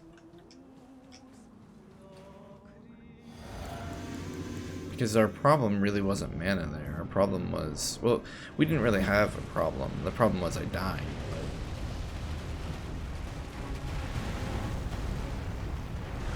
We don't really seem to lose much by increasing our damage output at the cost of efficiency. Although, it would be nice if we didn't get ran over.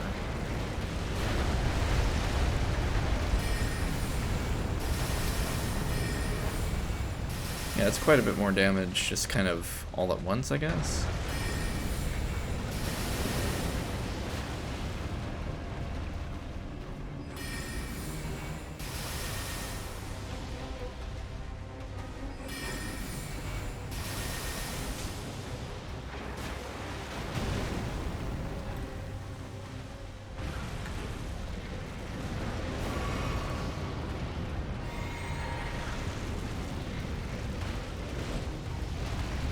Goodness. Okay, we learned from our last encounter with this guy the safest place to be is his hind legs. So we're just gonna run at him.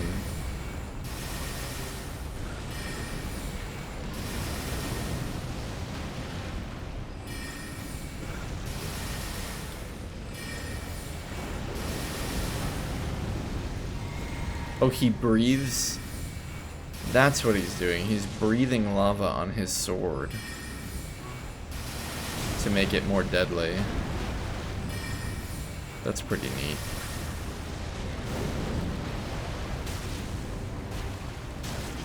He specifically tries to trap you inside a ring of fire.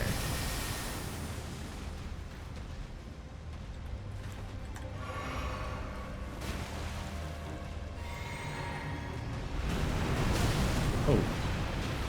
Went in with a poke. Wasn't expecting that.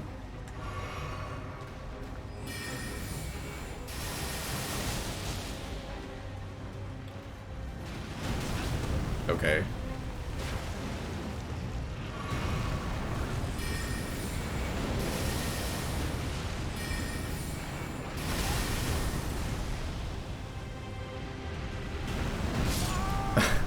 That poke. I don't see it coming. He telegraphs the attack, but I think it's gonna be something else.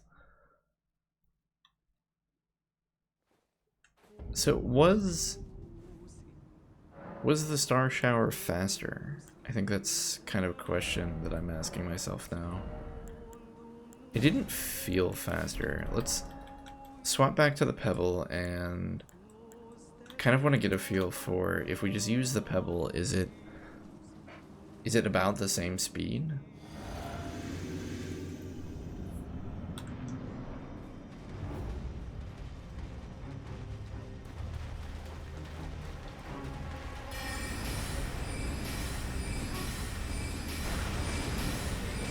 Yeah, actually, it might even be faster with the pebble. It's kind of sad.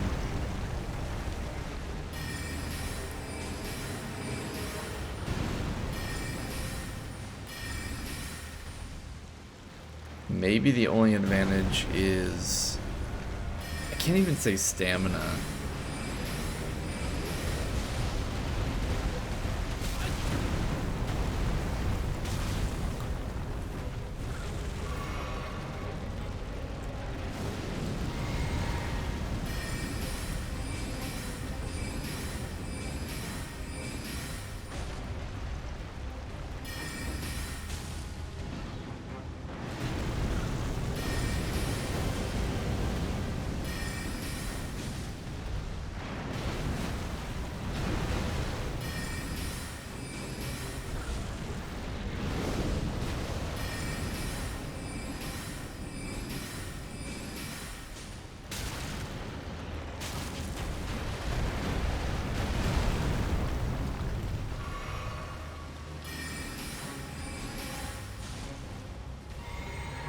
Yeah, it's kind of funny just how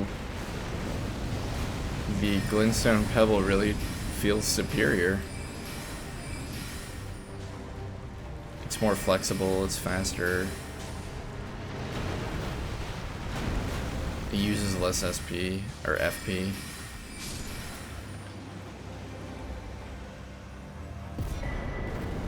Oh, we got the Magma Worm's Scale Sword.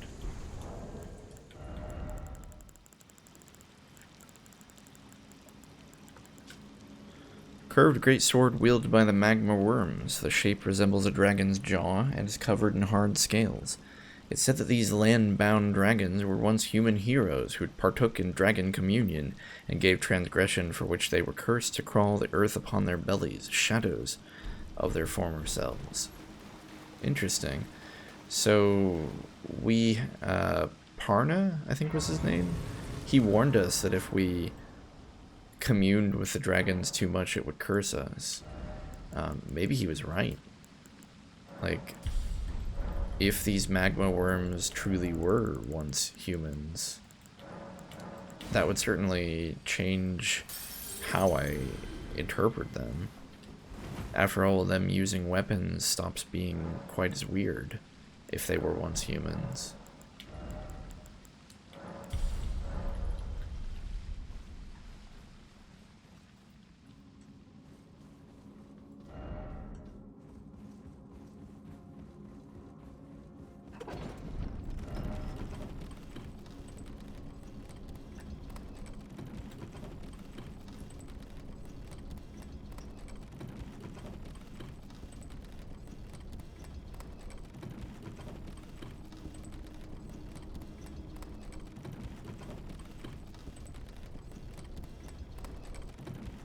Well, we did want to go up.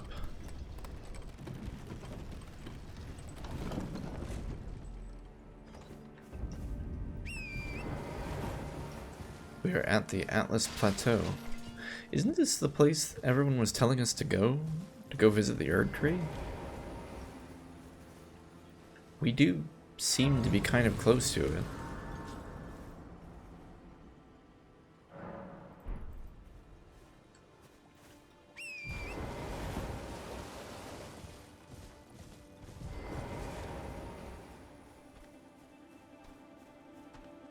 Oh, it's one of these guys.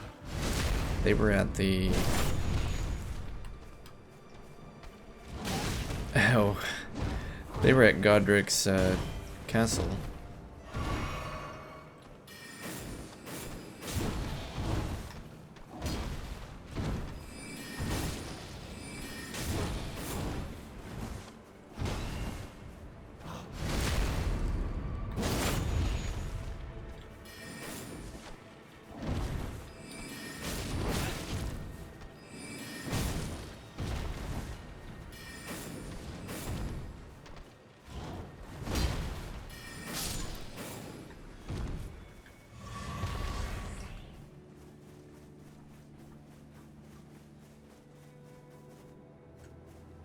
This looks like one of the carriages.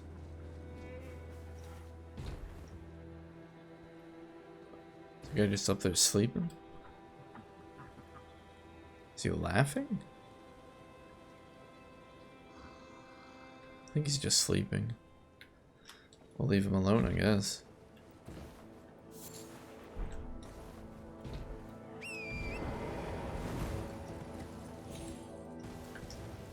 Are these coffins or carriages?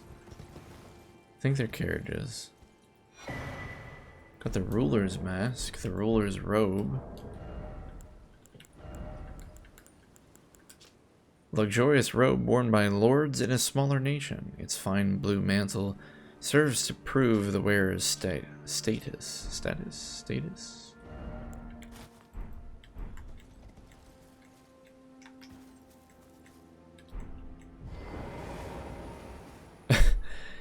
It's okay, but it's a little puffy looking.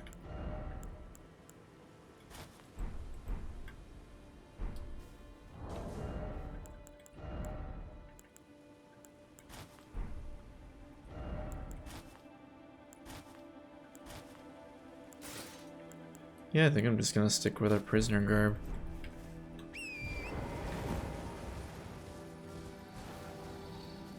Is that a foot?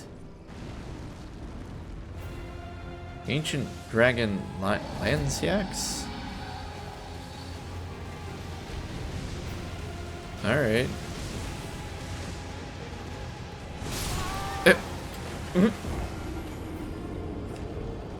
Maybe we'll go a different way. I love how it's like this, aside from all the carriages stacked up there, it's like this relatively normal looking place and suddenly a dragon!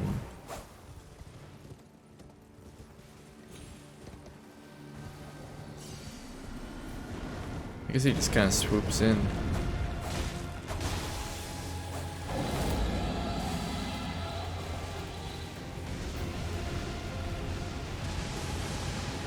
Red lightning. You know things are in trouble when there's... Whoa, he has a red lightning spear. Oh, goodness. He took that and cut us in half.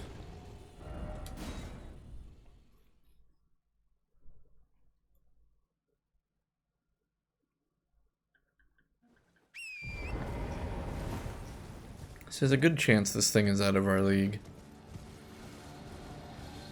In which case, maybe we should just run past him. Like, is there anything stopping us from just leaving? He's like, hey, you're supposed to fight me. Where are you going? What are you doing? Wow, there really isn't anything from me stopping you from just noping out. Like, no thank you. I don't want to fight an ancient dragon today. Why was he even there?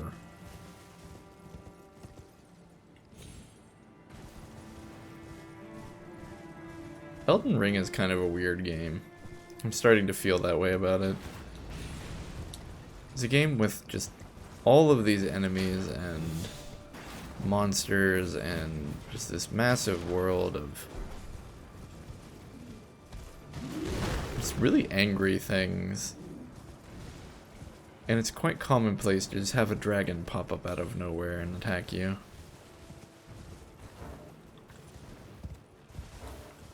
Alright, now the map should be around here somewhere, I think. Oh. The marker was in the wrong spot.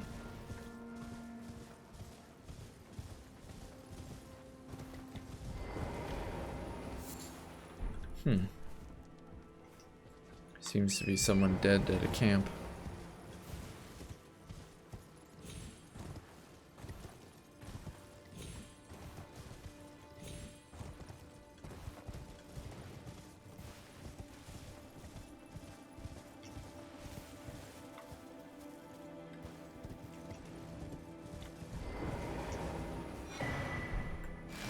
We have the map of the Atlas Plateau. Still not really everything, though. Got a lot of space over here that we're not really sure what it is.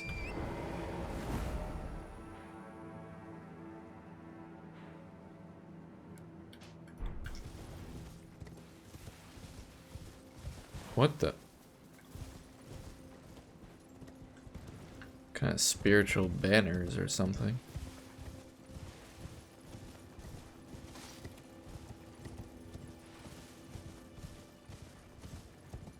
It's gonna be hard to get over there.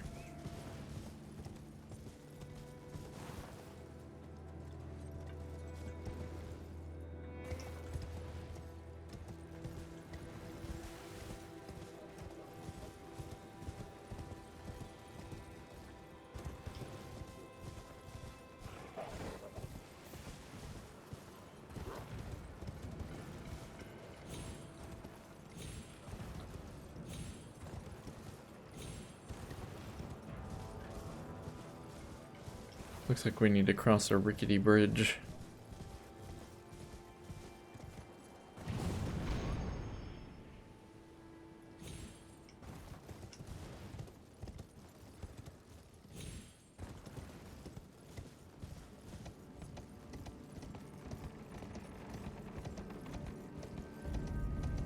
Oh, Mount Gelmir. Somebody was referencing Mount Gelmir. It said that something was at the top. I think it was the guy who Alanya got killed. Volcanic stone?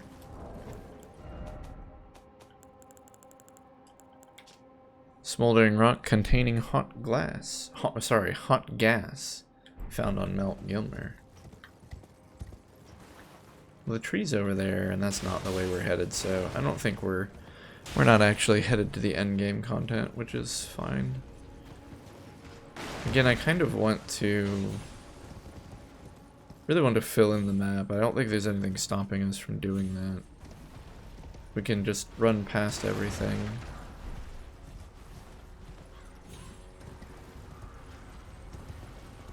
A lot of cool areas, but and each area is uniquely designed, but we're seeing a lot of repeated, well, I won't say a lot of repeated, oh, okay, alright. Kept trying to swing our dagger, but I realize now that we were two-handing the staff. Invaded by Anastasia, the Tarnished Eater. Oh my. Well, I don't think Anastasia would be too happy that we died before she could fight us. Although with a name like Tarnished Eater, she's almost certainly an NPC.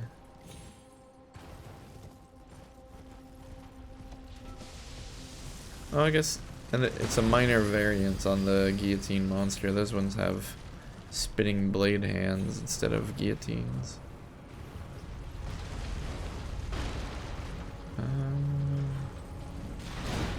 Explosive great bolts. Where are our runes? They should be like right here. These guys are doing a great job of killing each other, though. There they are.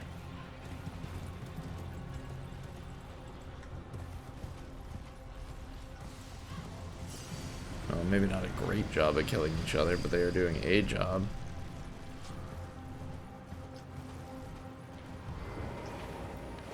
I love it that we got killed not because a monster really, like, fought us.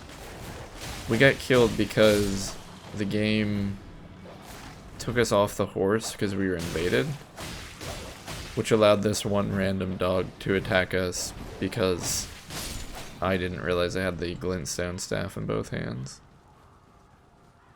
I think that's just kind of an interesting unintended outcome. Golden Vow? Oh, she's here. Hey, what's up, Anast? Ow!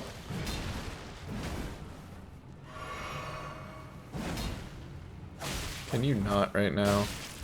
We're like trying to travel across the world and stuff.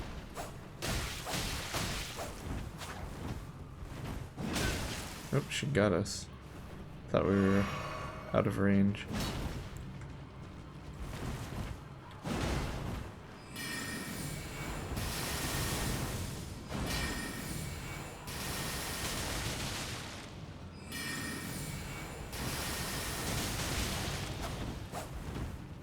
Good grief, she rolls as much as a human.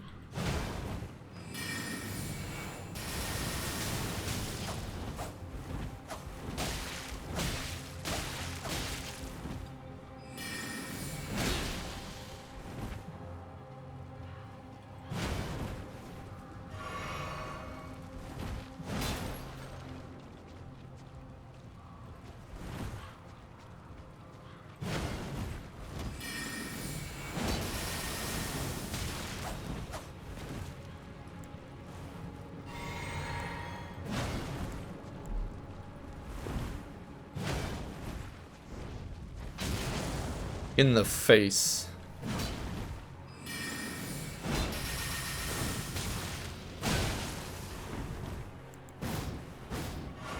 What is she doing?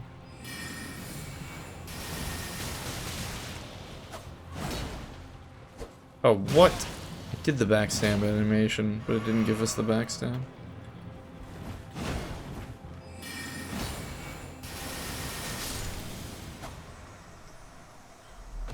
Oh, that's frustrating.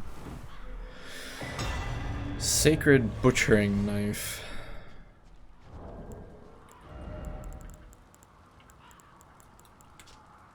Huge carving knife made to cleanly butcher the human body. Signature weapon of the ogress Anastasia, known to have eaten countless tarnished while disguised as a finger maiden. Restores a very small amount of HP when it squarely strikes an enemy. Wow. Dressed as a finger maiden and ate the tarnished. If you eat a tarnished, do they stay dead?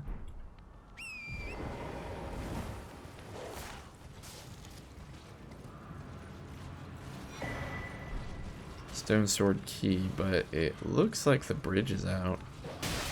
Hey, can you not right now, Mr. Dog?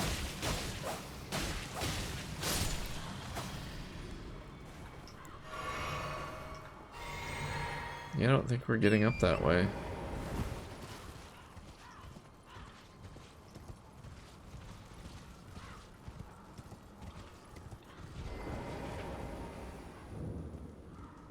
Corpse stench shack. Are these all the bodies that Anastasia ate?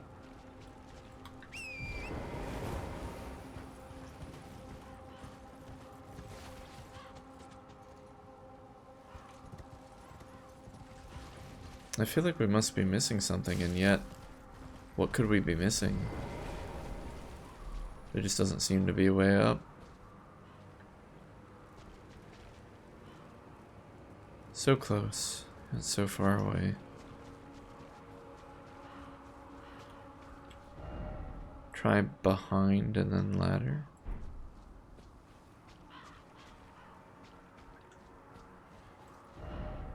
Try behind and then ladder. Behind what? If only I had a spirit spring. Why is it always a bridge?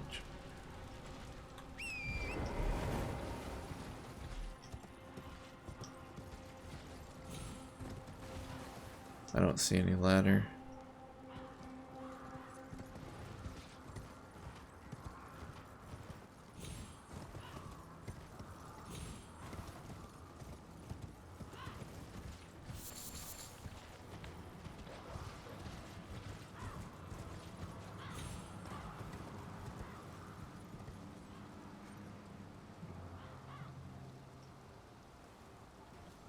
Huh.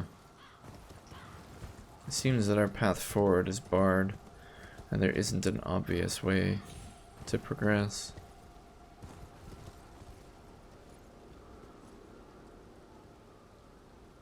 Some big flowers.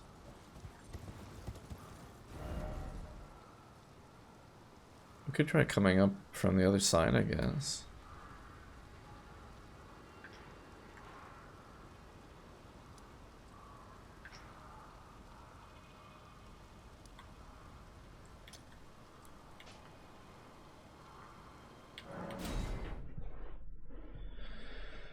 I mean, we did at least find some interesting things and a couple graces along the way. Okay, one grace along the way. Oh, we can't go that direction. It's just completely blocked off by a cliff. We might be stuck moving that direction, I guess. The ancient dragon is gonna be waiting for us. Oh, be careful going up that hill. Which hill?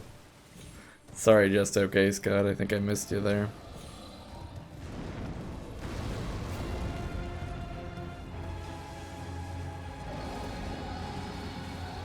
So we'll scoot on past the dragon, but I don't think... Was there a different path we could have taken?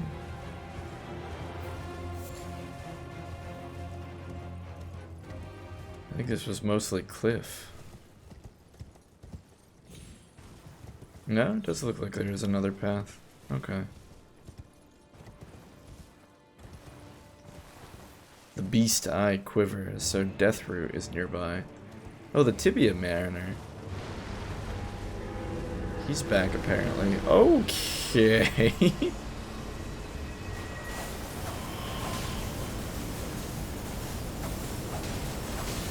I haven't seen a skeleton this big since I played Castlevania 64.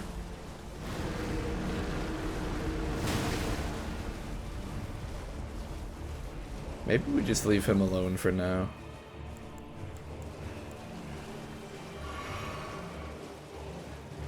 Since we're really just here to find the map marker.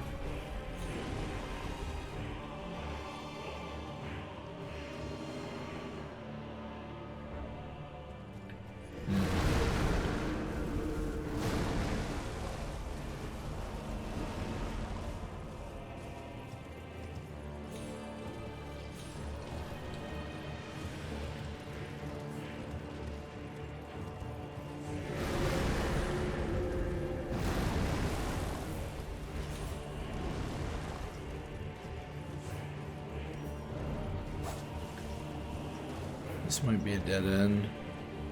Although it looks like there's a cave entrance up there. But it looks more like an exit than an entrance. I think we gotta keep moving. And tag this grace down here.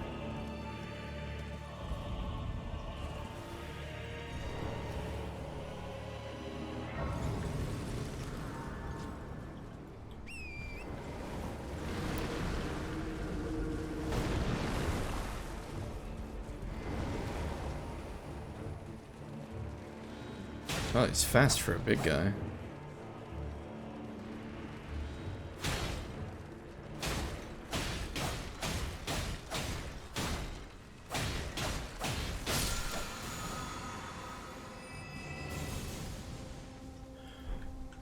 Ash of War Barrage.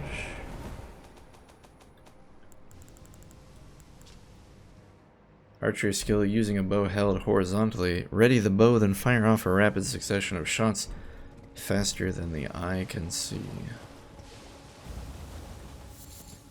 Also, apparently we found the lava swamp from Princess Bride.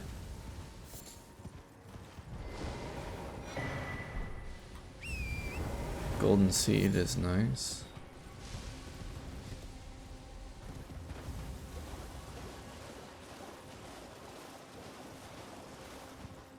Let's see here. Oh. Oh, you guys are back.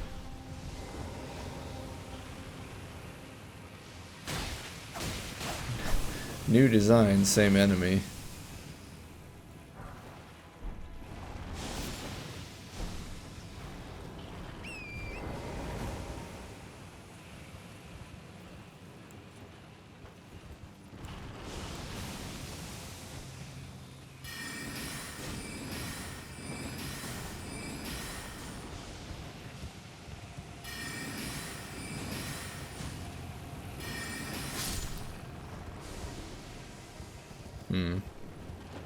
They don't seem to be a source of a particularly large amount of souls or anything.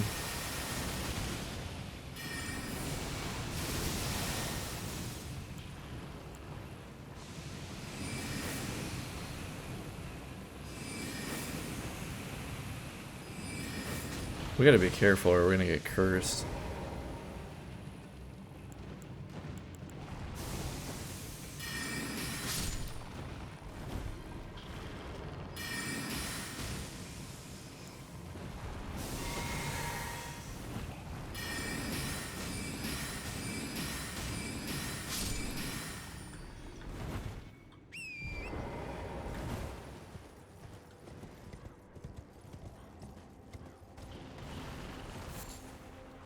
Nascent butterfly. What the?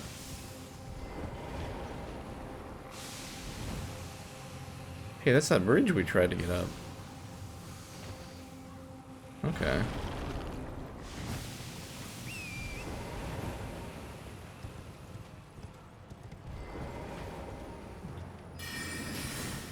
Oops. Oh my gosh, these basilisks.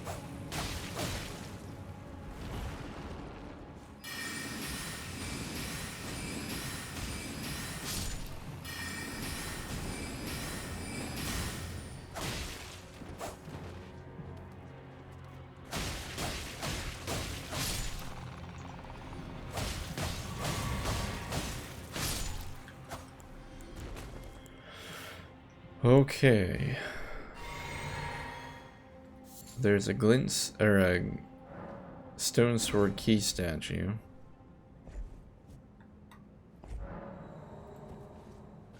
I'm hoping this is a shortcut to the other side. Vigilance or confusion? Seathwater Cave.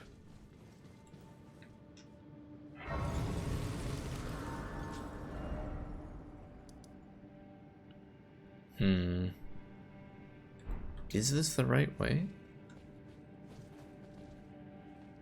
Vigilance or confusion indeed.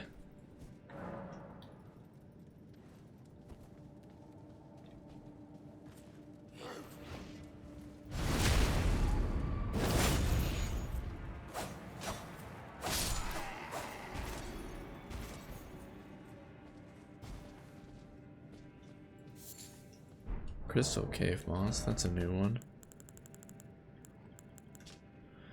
Faintly luminescent moss that grows in dark caves laced with fine crystals. Among the mosses, it possesses unique medicinal properties.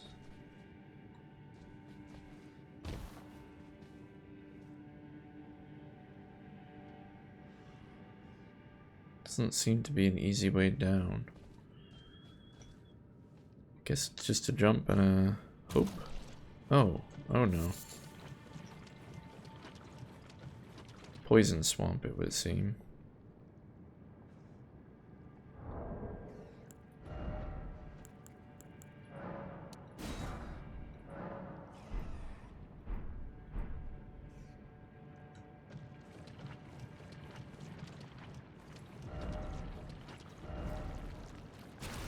Oh, what the?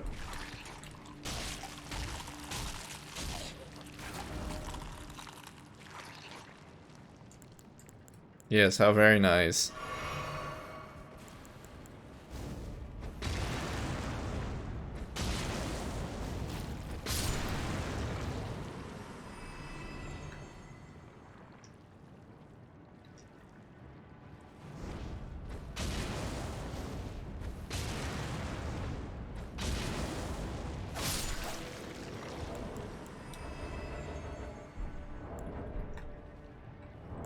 Won't let us craft.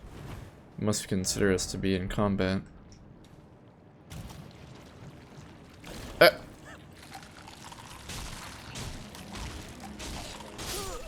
I've been played.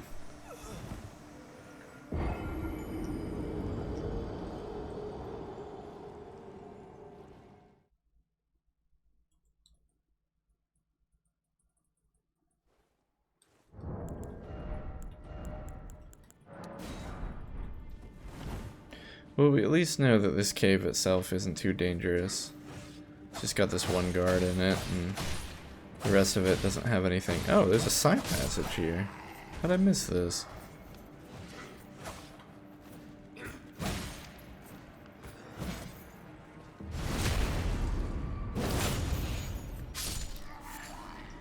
Budding cave moss. Faintly luminescent moss that grows in dark caves, speckled with tiny yellow flowers. It is primarily used in perfumes.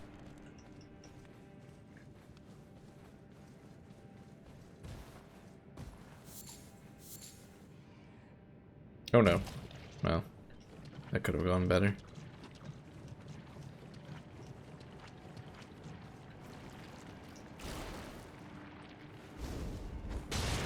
We're gonna have to be careful where we run here.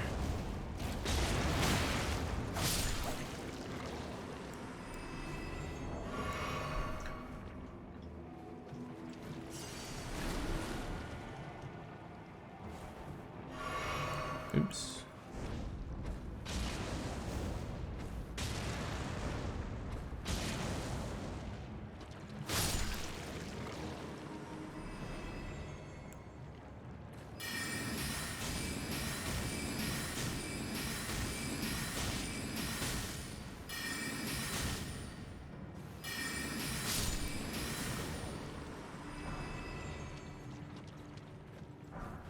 Poison grease. Probably not worth it, but oh well.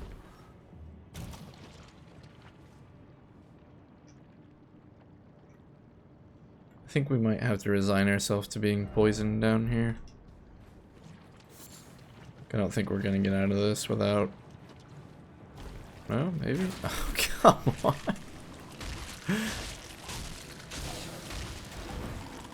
From Software hates us.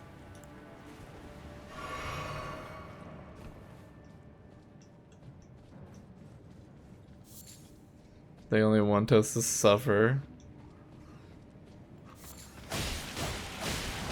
The obligatory giant rat.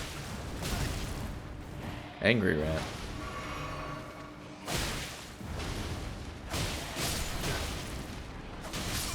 Oh, well. The rats tend to get you like that, I feel like.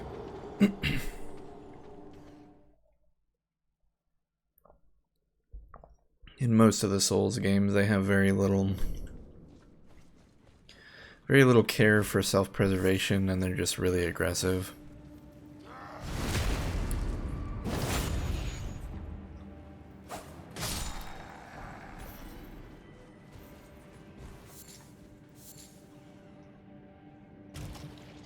I really need to stop doing that.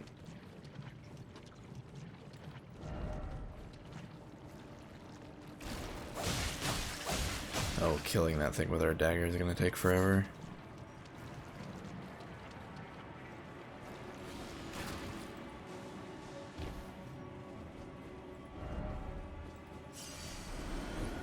Okay, so sadly we don't have the arc, but we do have the carrion slicer.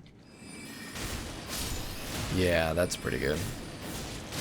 Except I need to watch our HP.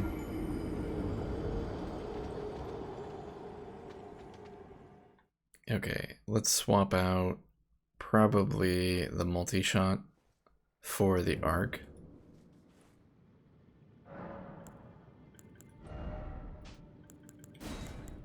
Okay. And that should allow us to get the jump on them. We're going to not... Wait, I'm going the wrong way. We're gonna not jump off the cliff, so we won't take the extra damage.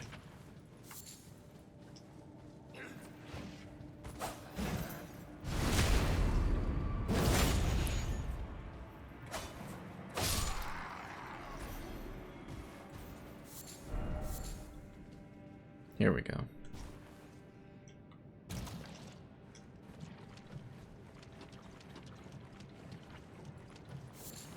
Wonder if we can just run straight over here. Yeah, looks like it.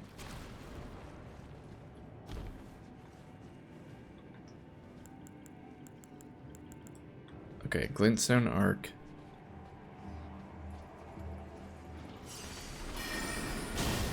Oh.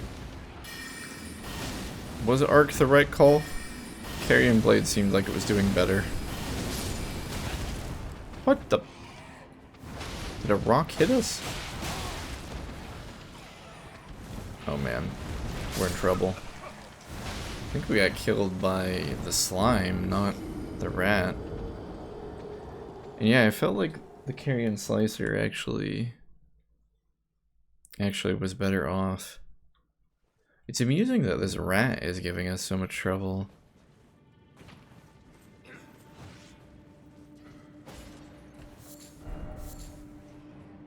Oh shoot.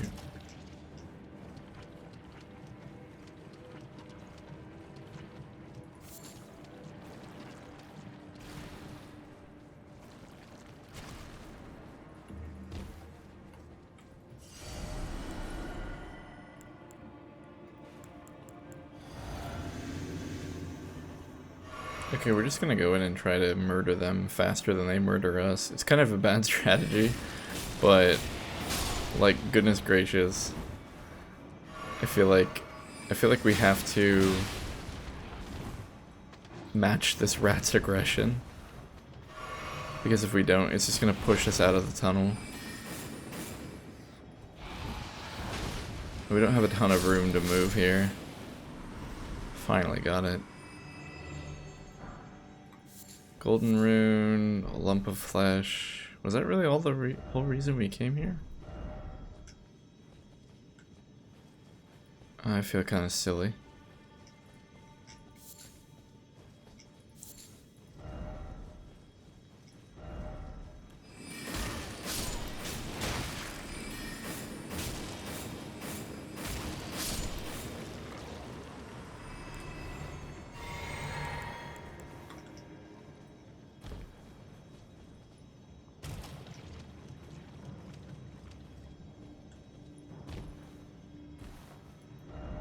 Seek life.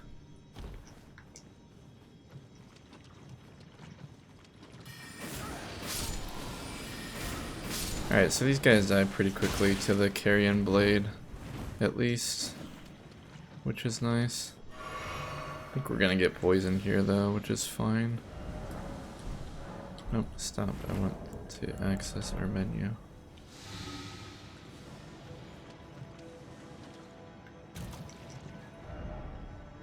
Precious item ahead. This way?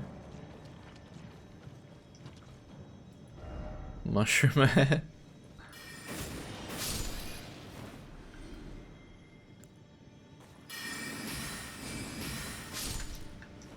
I feel like that was too easy. What is hiding in this cave that's gonna jump out and kill us? Maybe a slime on the ceiling or a really big rat.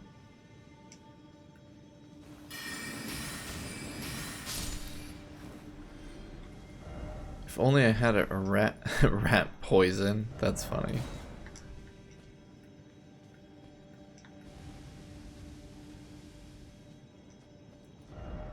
Liar ahead. Necessary item ahead.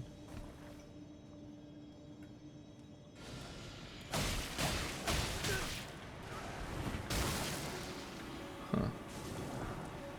Golden rune. Sure, that's nice, but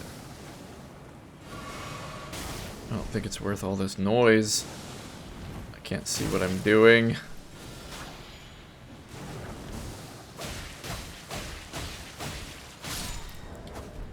Shoot. Poison's gonna kill us. Armor ahead, therefore keep moving. I don't care about armor. I kind of want to just get out of this alive.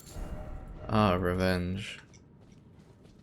An item down there. We don't have any more healing, so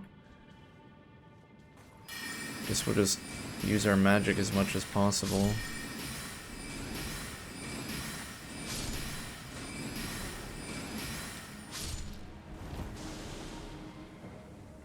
Okay, so that poison bolt of theirs detonates into a cloud that persists for a little while.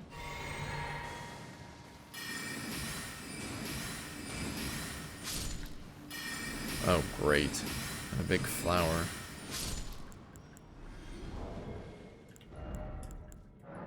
Oh no, we don't have enough smoldering butterflies to make fire pots anymore. Alright.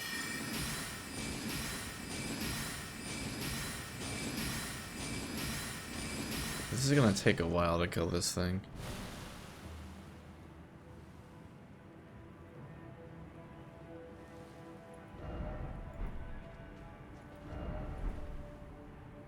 People are really excited about the armor.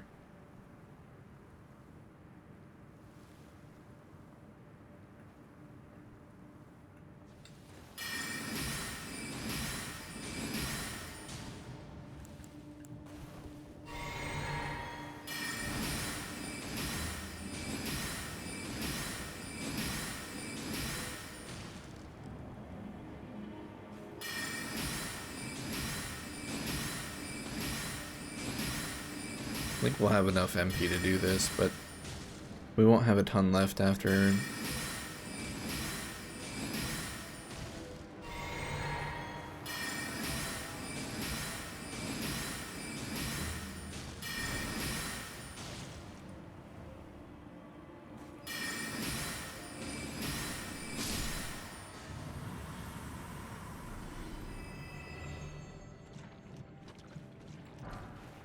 Mushroom head, mushroom body, mushroom arms, mushroom leg. First off armor and then praise the poison.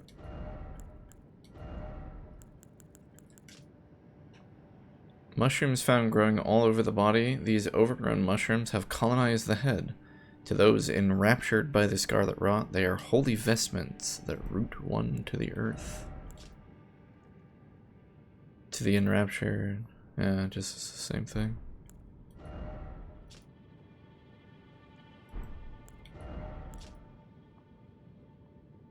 Weird.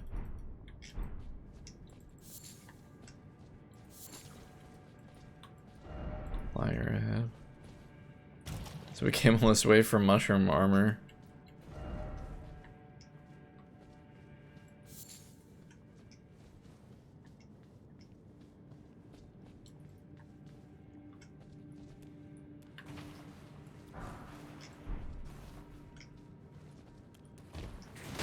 Oh, well. It can end like that, that's fine.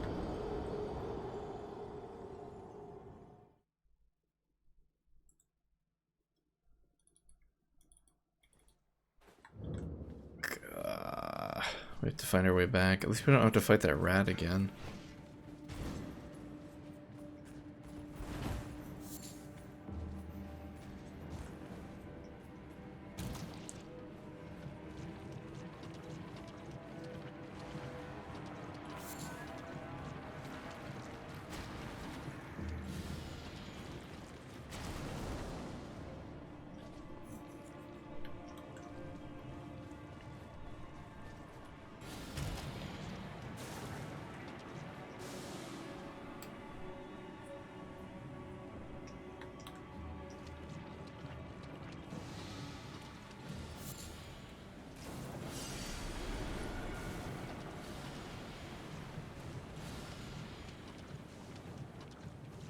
Don't quite know what we're looking for here.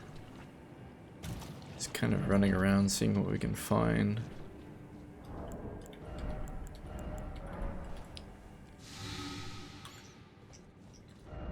Too high up.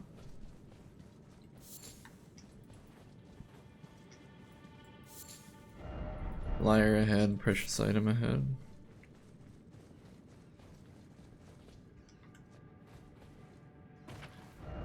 Be wary of tarnished. Are we gonna be invaded? Here? What about here? Here, yeah, I get it. Oh. Poison dart bone. Okay, we do use those from time to time.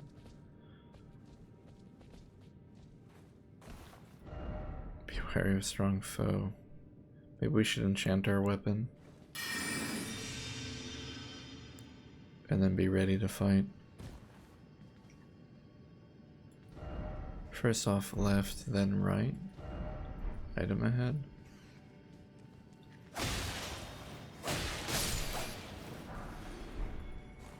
Alright, some runes, but at least that makes our job easier. We know we just need to go this way.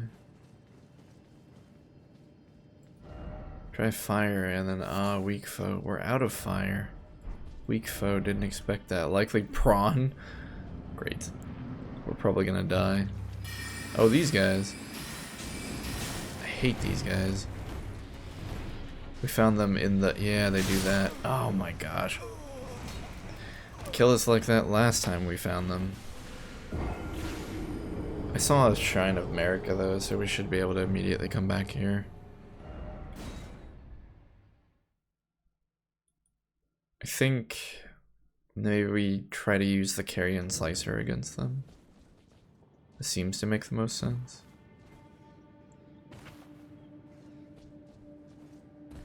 Enchanting our blades still doesn't hurt.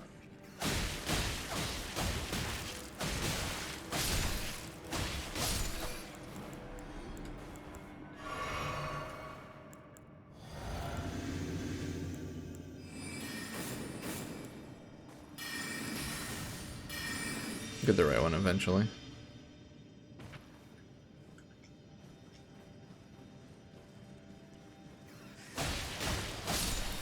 Oops. Wrong way.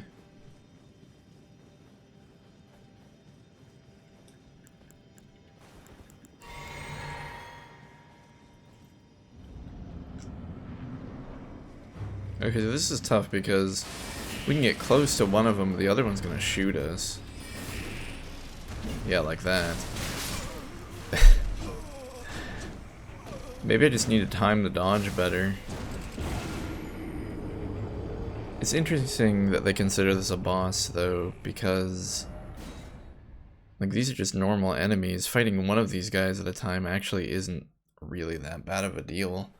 Fighting two is only difficult because we're guaranteed to suffer the ire of one of them having a ranged attack.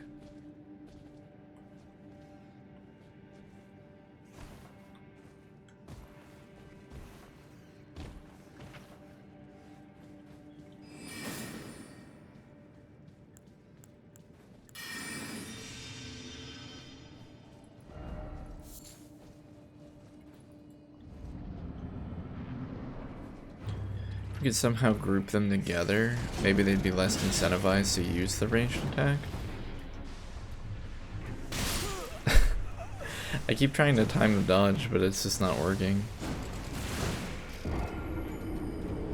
This is a little frustrating too, because this doesn't really feel hard so much as it is very similar to the Crystal Dragon, or the Glinstone Dragon, where they have an attack, it kills us in one hit.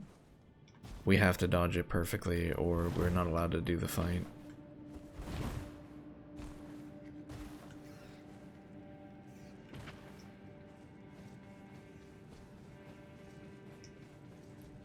Like, I'm just trying to think what we should be doing differently. But maybe nailing the dodge. Maybe that's literally what we need to do. Not getting hit would probably also be good.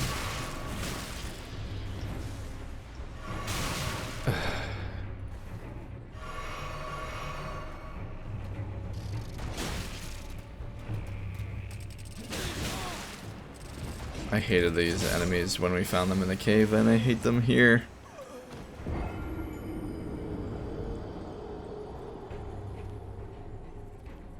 So we only have 300 souls. I should probably stop trying to run and grab them.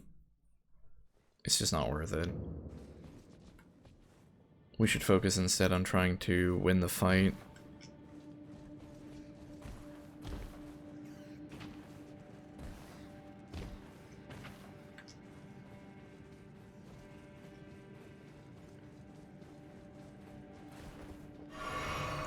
That is not going to win us the fight. What do we want? Maybe Glinstone Pebble? Sounds silly, but what if we just attack them from a distance? What are they gonna do?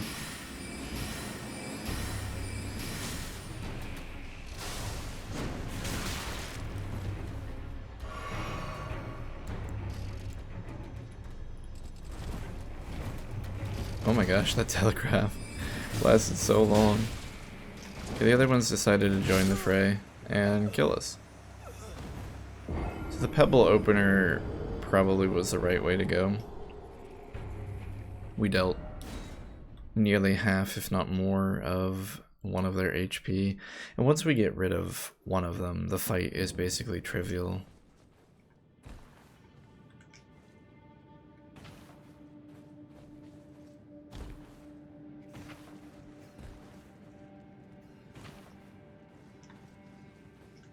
Because they really are only dangerous because keeping track of both of them at the same time is hard.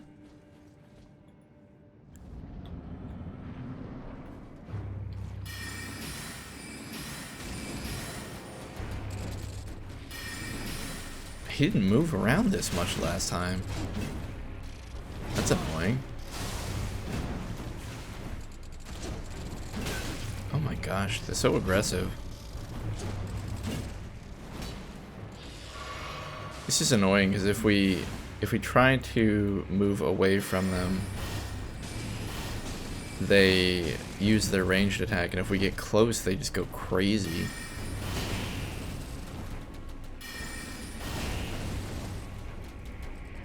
The Glinstone arc at least has the chance of hitting both of them if they group up.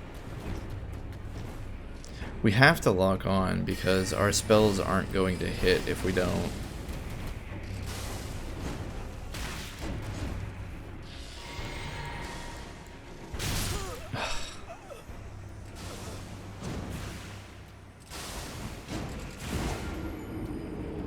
Yeah, I'm not sure what else we can do about that other than I need to time the dodges correctly. Although, I did just now notice that we can summon things, so that's probably what we should do. Just come in here and summon some dudes.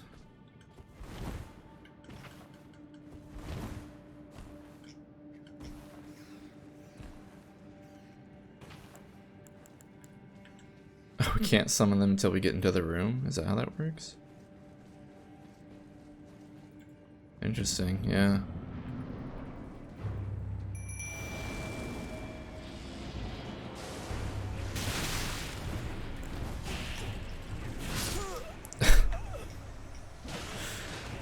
Oh, that's so frustrating. Even summoning some guys, we just fall to their ranged attacks. I mean, the ranged attack isn't so bad if you're focusing entirely on it. It's kind of difficult to dodge because it is telegraphed. Like, they raise up their arms, the white things appear in the air around them, and then they zoom at you. So, like, if you're focusing on one of them, you can generally dodge it. But it's pretty difficult to dodge if you haven't been focusing on them, and all you have is the audio cue. Because you hear them do it, and you're not, yeah, like, reacting simply based on the visual cue is difficult for me. We should hopefully be able to manage this, though, with our skeleton friends out. This fight reminds me a little bit of the Capra Demon fight, where it's not really, like, hard in a long-term sense. It's more just you go into the boss room and immediately get wrecked. And that's kind of what makes it difficult. They have so much range. They're so aggressive. They're very agile. They have a very strong ranged attack. Yeah. Overall, this is a very strong enemy. Just kind of in general. I mean, they can reposition extremely quickly, so we can't really catch them out of position. Like, if we get close to them, they're very able to just kind of crawl away. We can't engage them close up because they're so aggressive with the spear. The spear outranges us. They're faster than us. They have more stamina than us. They have a ranged attack if we try to keep distance between them and us. There's 2 of them. There's a lot in this fight that just absolutely does not go for us. Like that. But I think the skeletons are a good idea. I think if we drop down here, we manage to get the skeletons out. Maybe we should just use Glinstone, Pebble. The problem with Pebble is it seems like they react to it, and when they start reacting to it, they start dodging.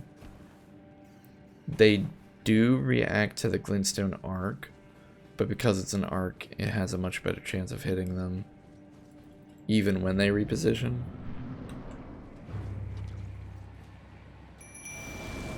I don't know.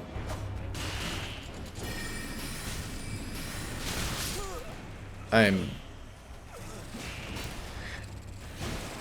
not dodging that. I don't know what else to say. I'm not even paying attention to it. I'm going down, I'm throwing out the skeletons, I'm immediately going into Glinstone Pebble, and I'm not actually thinking, oh, I need to dodge the other one's ranged attack. Alright, so order of sequence of events. We drop down.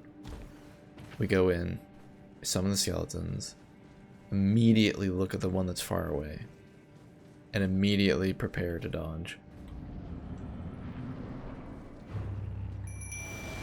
Oh, that one that's far away, it won't wake up? Okay, that's the one that's far away, it's shooting its ranged, okay. We'll take this one, that sounds like the skeletons are dealing with the other one. And see, he just crawls all over the place.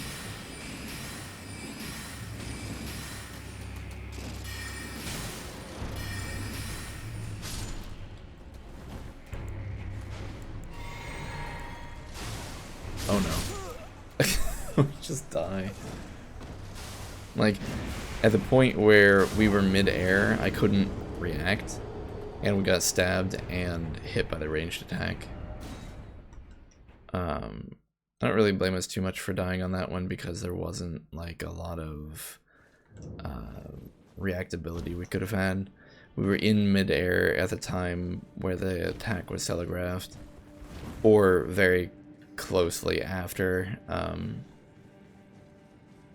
Yeah, I think that was a little bit of bad luck. I went for the jump attack because I thought maybe I should be trying to pressure with the carrion slicer.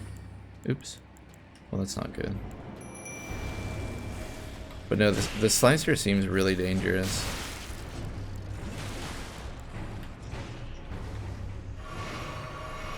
Okay, they're focused on that one. I'm going to see if maybe I can now help them by focusing on that one.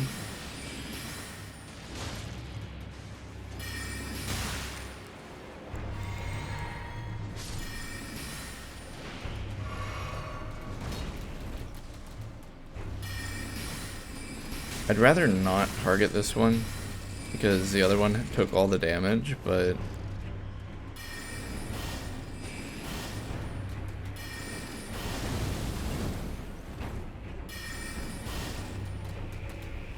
oh, these guys are so annoying.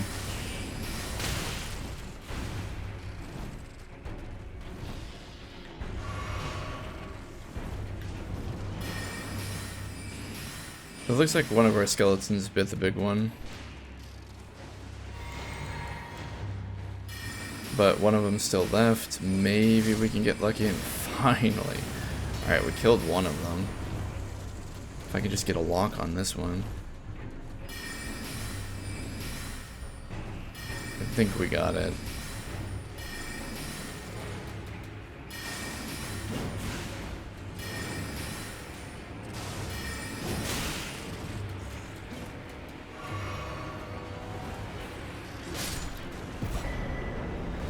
Hi, Kindred of Rot's Exaltation.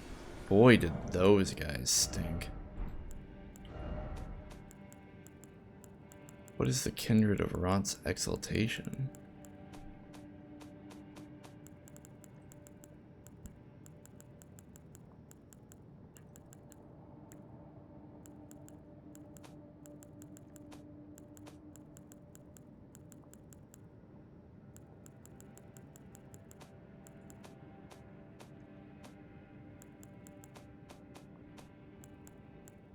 Oh, it's an artifact.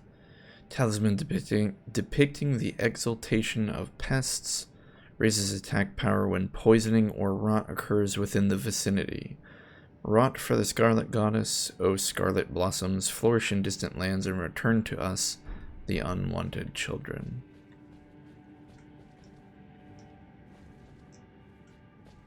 What a horrible dungeon. Let's get out of here. I thought maybe this would grant us passage to the other side, but apparently not.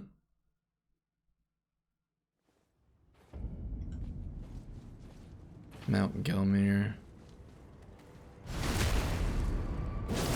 Oh no, looks like the bots are back.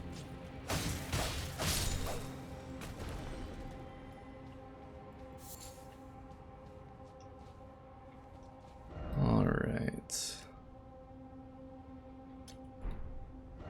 We're so close to that map marker.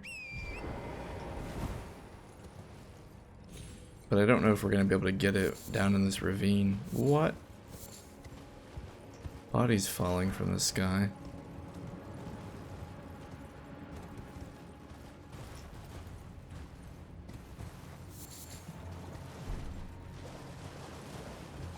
Yeah, we really need to be up there.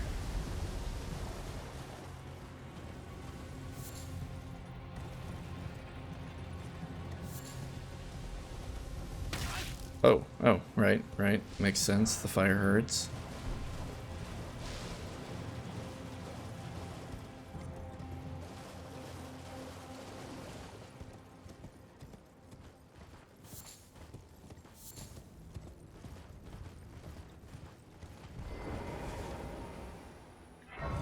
Okay, well at least we got a grace.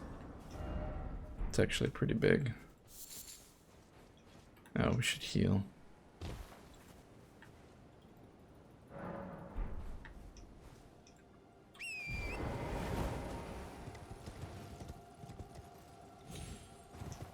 Maybe we can make it?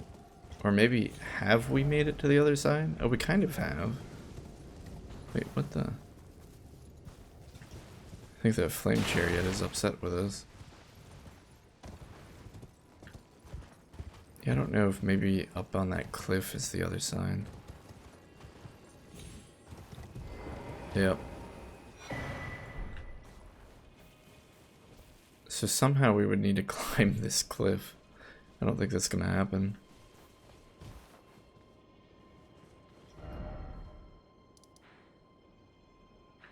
But we have pretty much still explored seemingly like the whole of this area. Even if it's not colorful and filled in.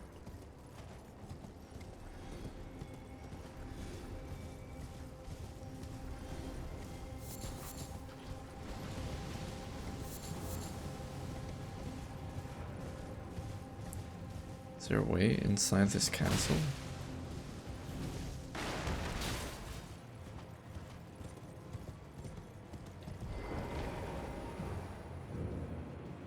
Fort Lade.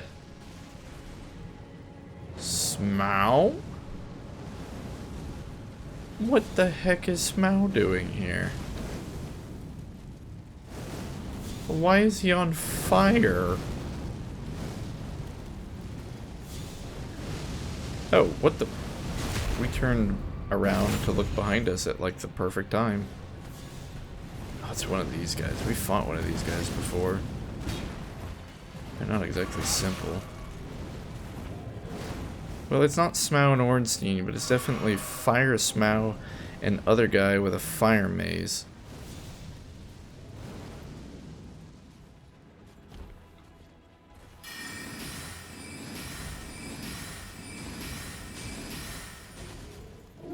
They have a lot of HP.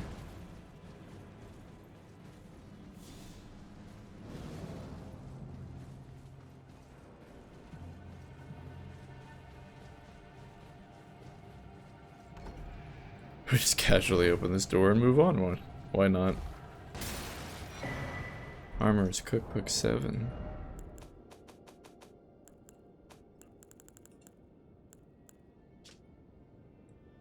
Giant's Flame Fire Pot. Seems appropriate considering the monster we just faced. Eek the wretched fools? Who's talking?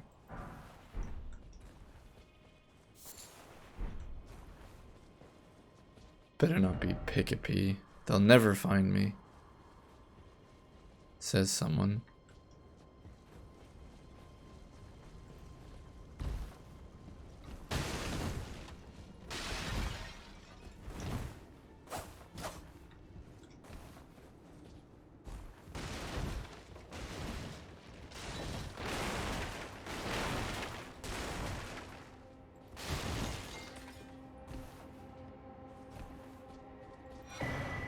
Fire Scorpion Charm?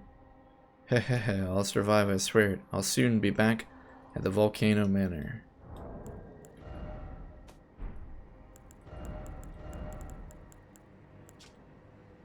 Raises fire attack power.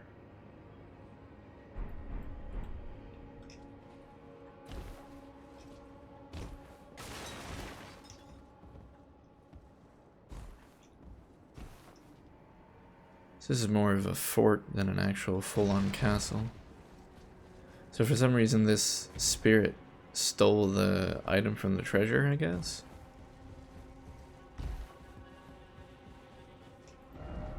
Time for rolling.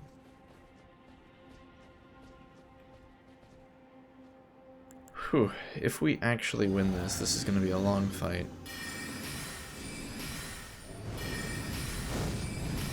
Oh. Maybe not.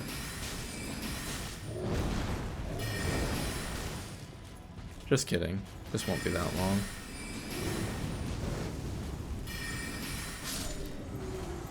Elden Ring, where we kill everything with magic. Prelate's Inferno Crozier. Colossal hammer with the appearance of roiling flames. Weapon of the prelates who led the fire monks. Oh, we've seen reference to them a couple times. Its heft represents the weight of their guardianship. The hammer's head is unusually substantial, and strong attacks will fling the foe into the air.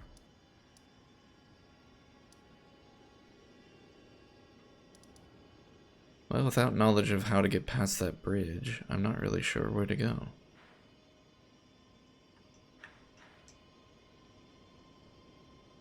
Perhaps that really is the edge of the map.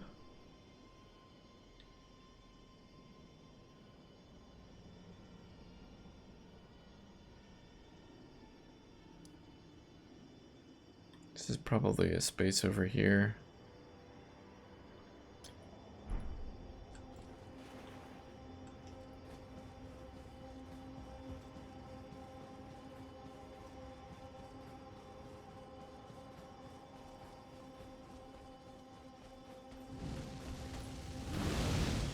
Boy, this guy.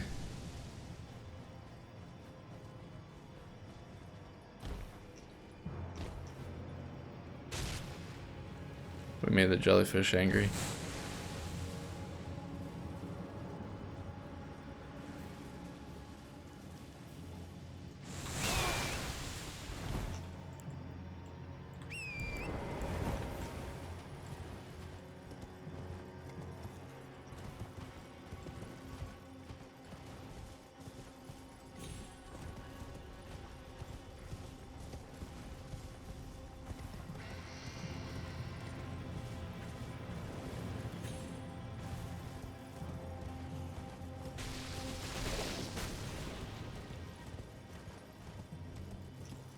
What is this? I'm getting an old Iron King vibe from this. What do you know? Although this is just some magma worm. I've already fought quite a few of these guys, actually.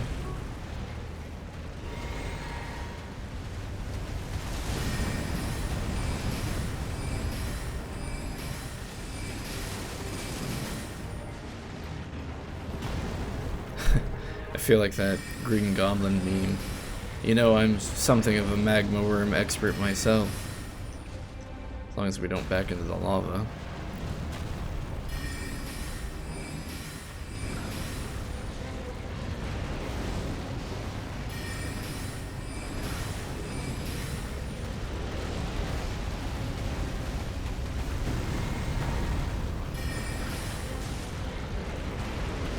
Oh.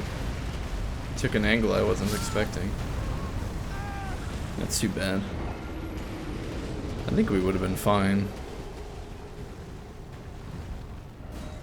But essentially the direction I pivoted into was the exact line that he was deciding to travel, which was not good.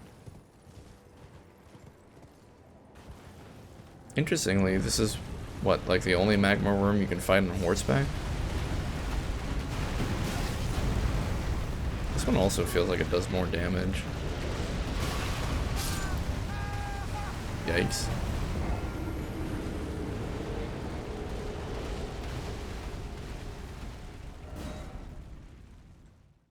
Then again, I don't actually know if it does more damage. It's kind of hard to prove that, because we don't exactly put a lot of points into our HP anymore.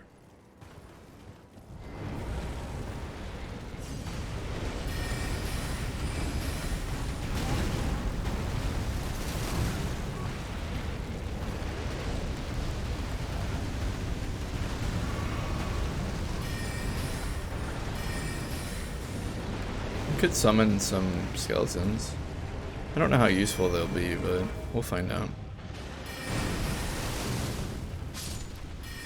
Not very useful.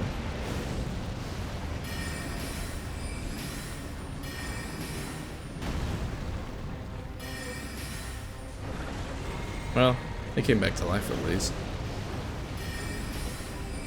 Get him! Get him, skeletons!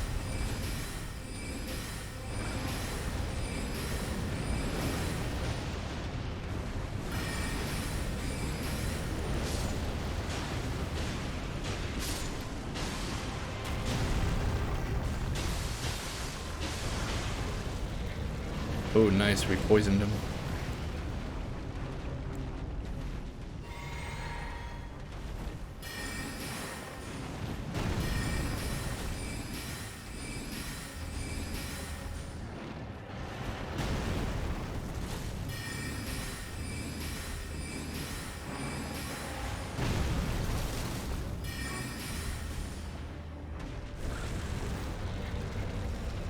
Oh no. He's one of those. Oh, we stunned him.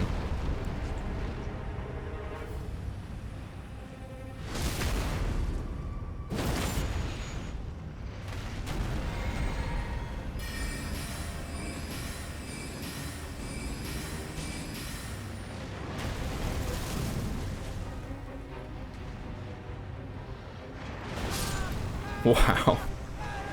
I kept waiting for that attack to actually come, and it psyched me out like 3 times. I was like, it's gonna hit us? No, we're fine. It's gonna hit us? No, we're fine.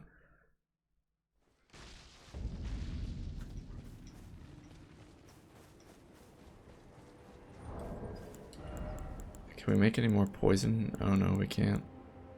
We can make some fetid pots though. Maybe some poison pots? No. We don't have very many ingredients. We're gonna do the fetid pot.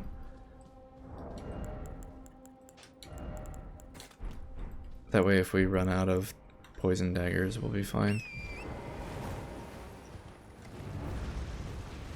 Okay, so some of these skeletons probably wasn't the best idea. We can fight this one on horseback, so we probably should. I mean, why make it more difficult than it has to be? We can definitely poison him.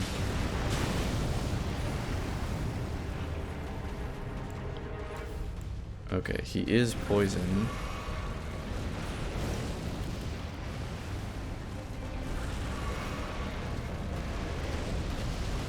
What's stopping us from just standing up here? Oh, that would be it. That question has been answered.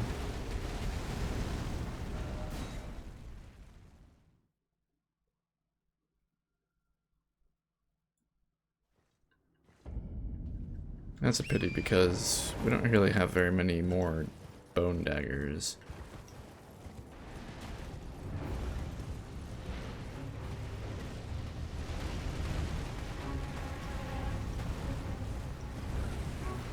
Where did our runes go? Oh, here we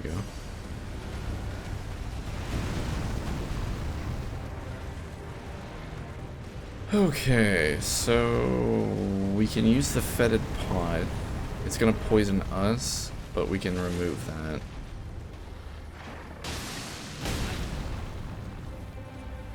Oh, we're gonna die from our own poison. It looked like, though, the fetid pot, I really wasn't paying attention. It either poisoned him with 1 or 2. So it doesn't take very many, which is nice.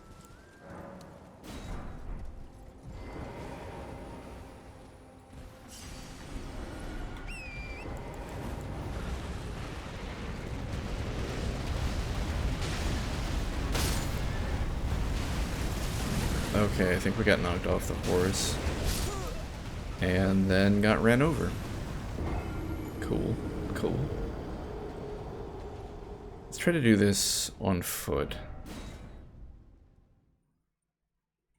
I feel like perhaps trying to do this on horseback is limiting our agility in some ways.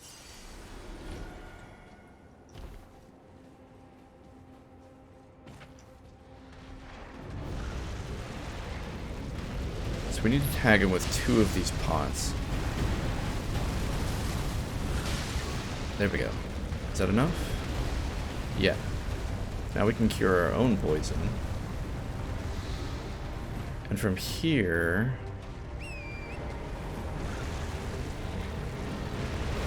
we'll probably just ride around on horseback and hit him with Glinstone pebbles.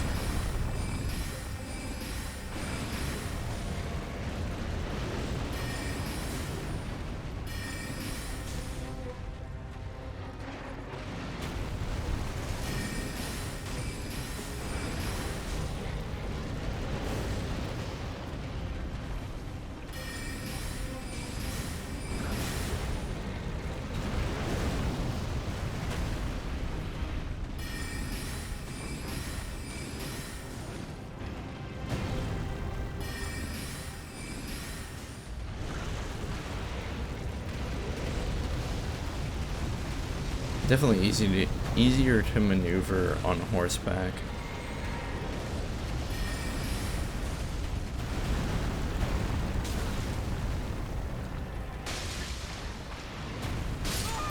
Kind of annoying though. The poison from the fetid pots don't last as long as the poison from the bone daggers.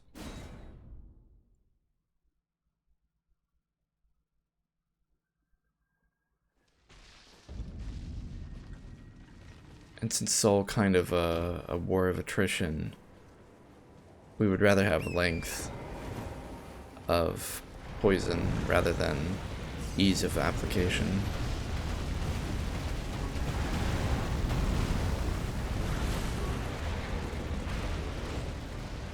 I think we may need to revisit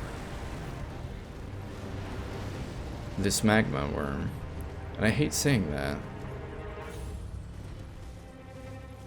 But the only other way we're going to be able to kill him is if we engage in combat with him, I think over a prolonged period of time. with melee. Or we'd have to go back and swap out our flasks to like 9 cerulean flasks. Or we need to go grind for more poison bone darts, which I'm not inclined to do at this specific moment, mostly because I think that's actually where I'm going to call it for the night. How long has this been? Oh my goodness. 6 hours and 45 minutes? That's a little crazy. At any rate, that is where we're going to end it for the night. Thank you, anyone who has bothered watching a crazy person go through Elden Ring. If you are watching on YouTube and you want to hang out with me live on Twitch, you can find me at Twitch Chezni. Otherwise, if you're watching on Twitch, you can find me at YouTube at Chezni 2004, where all the video archives are uploaded. Otherwise, thank you as always. I hope you have a fantastic day, and I'll see you in the next one.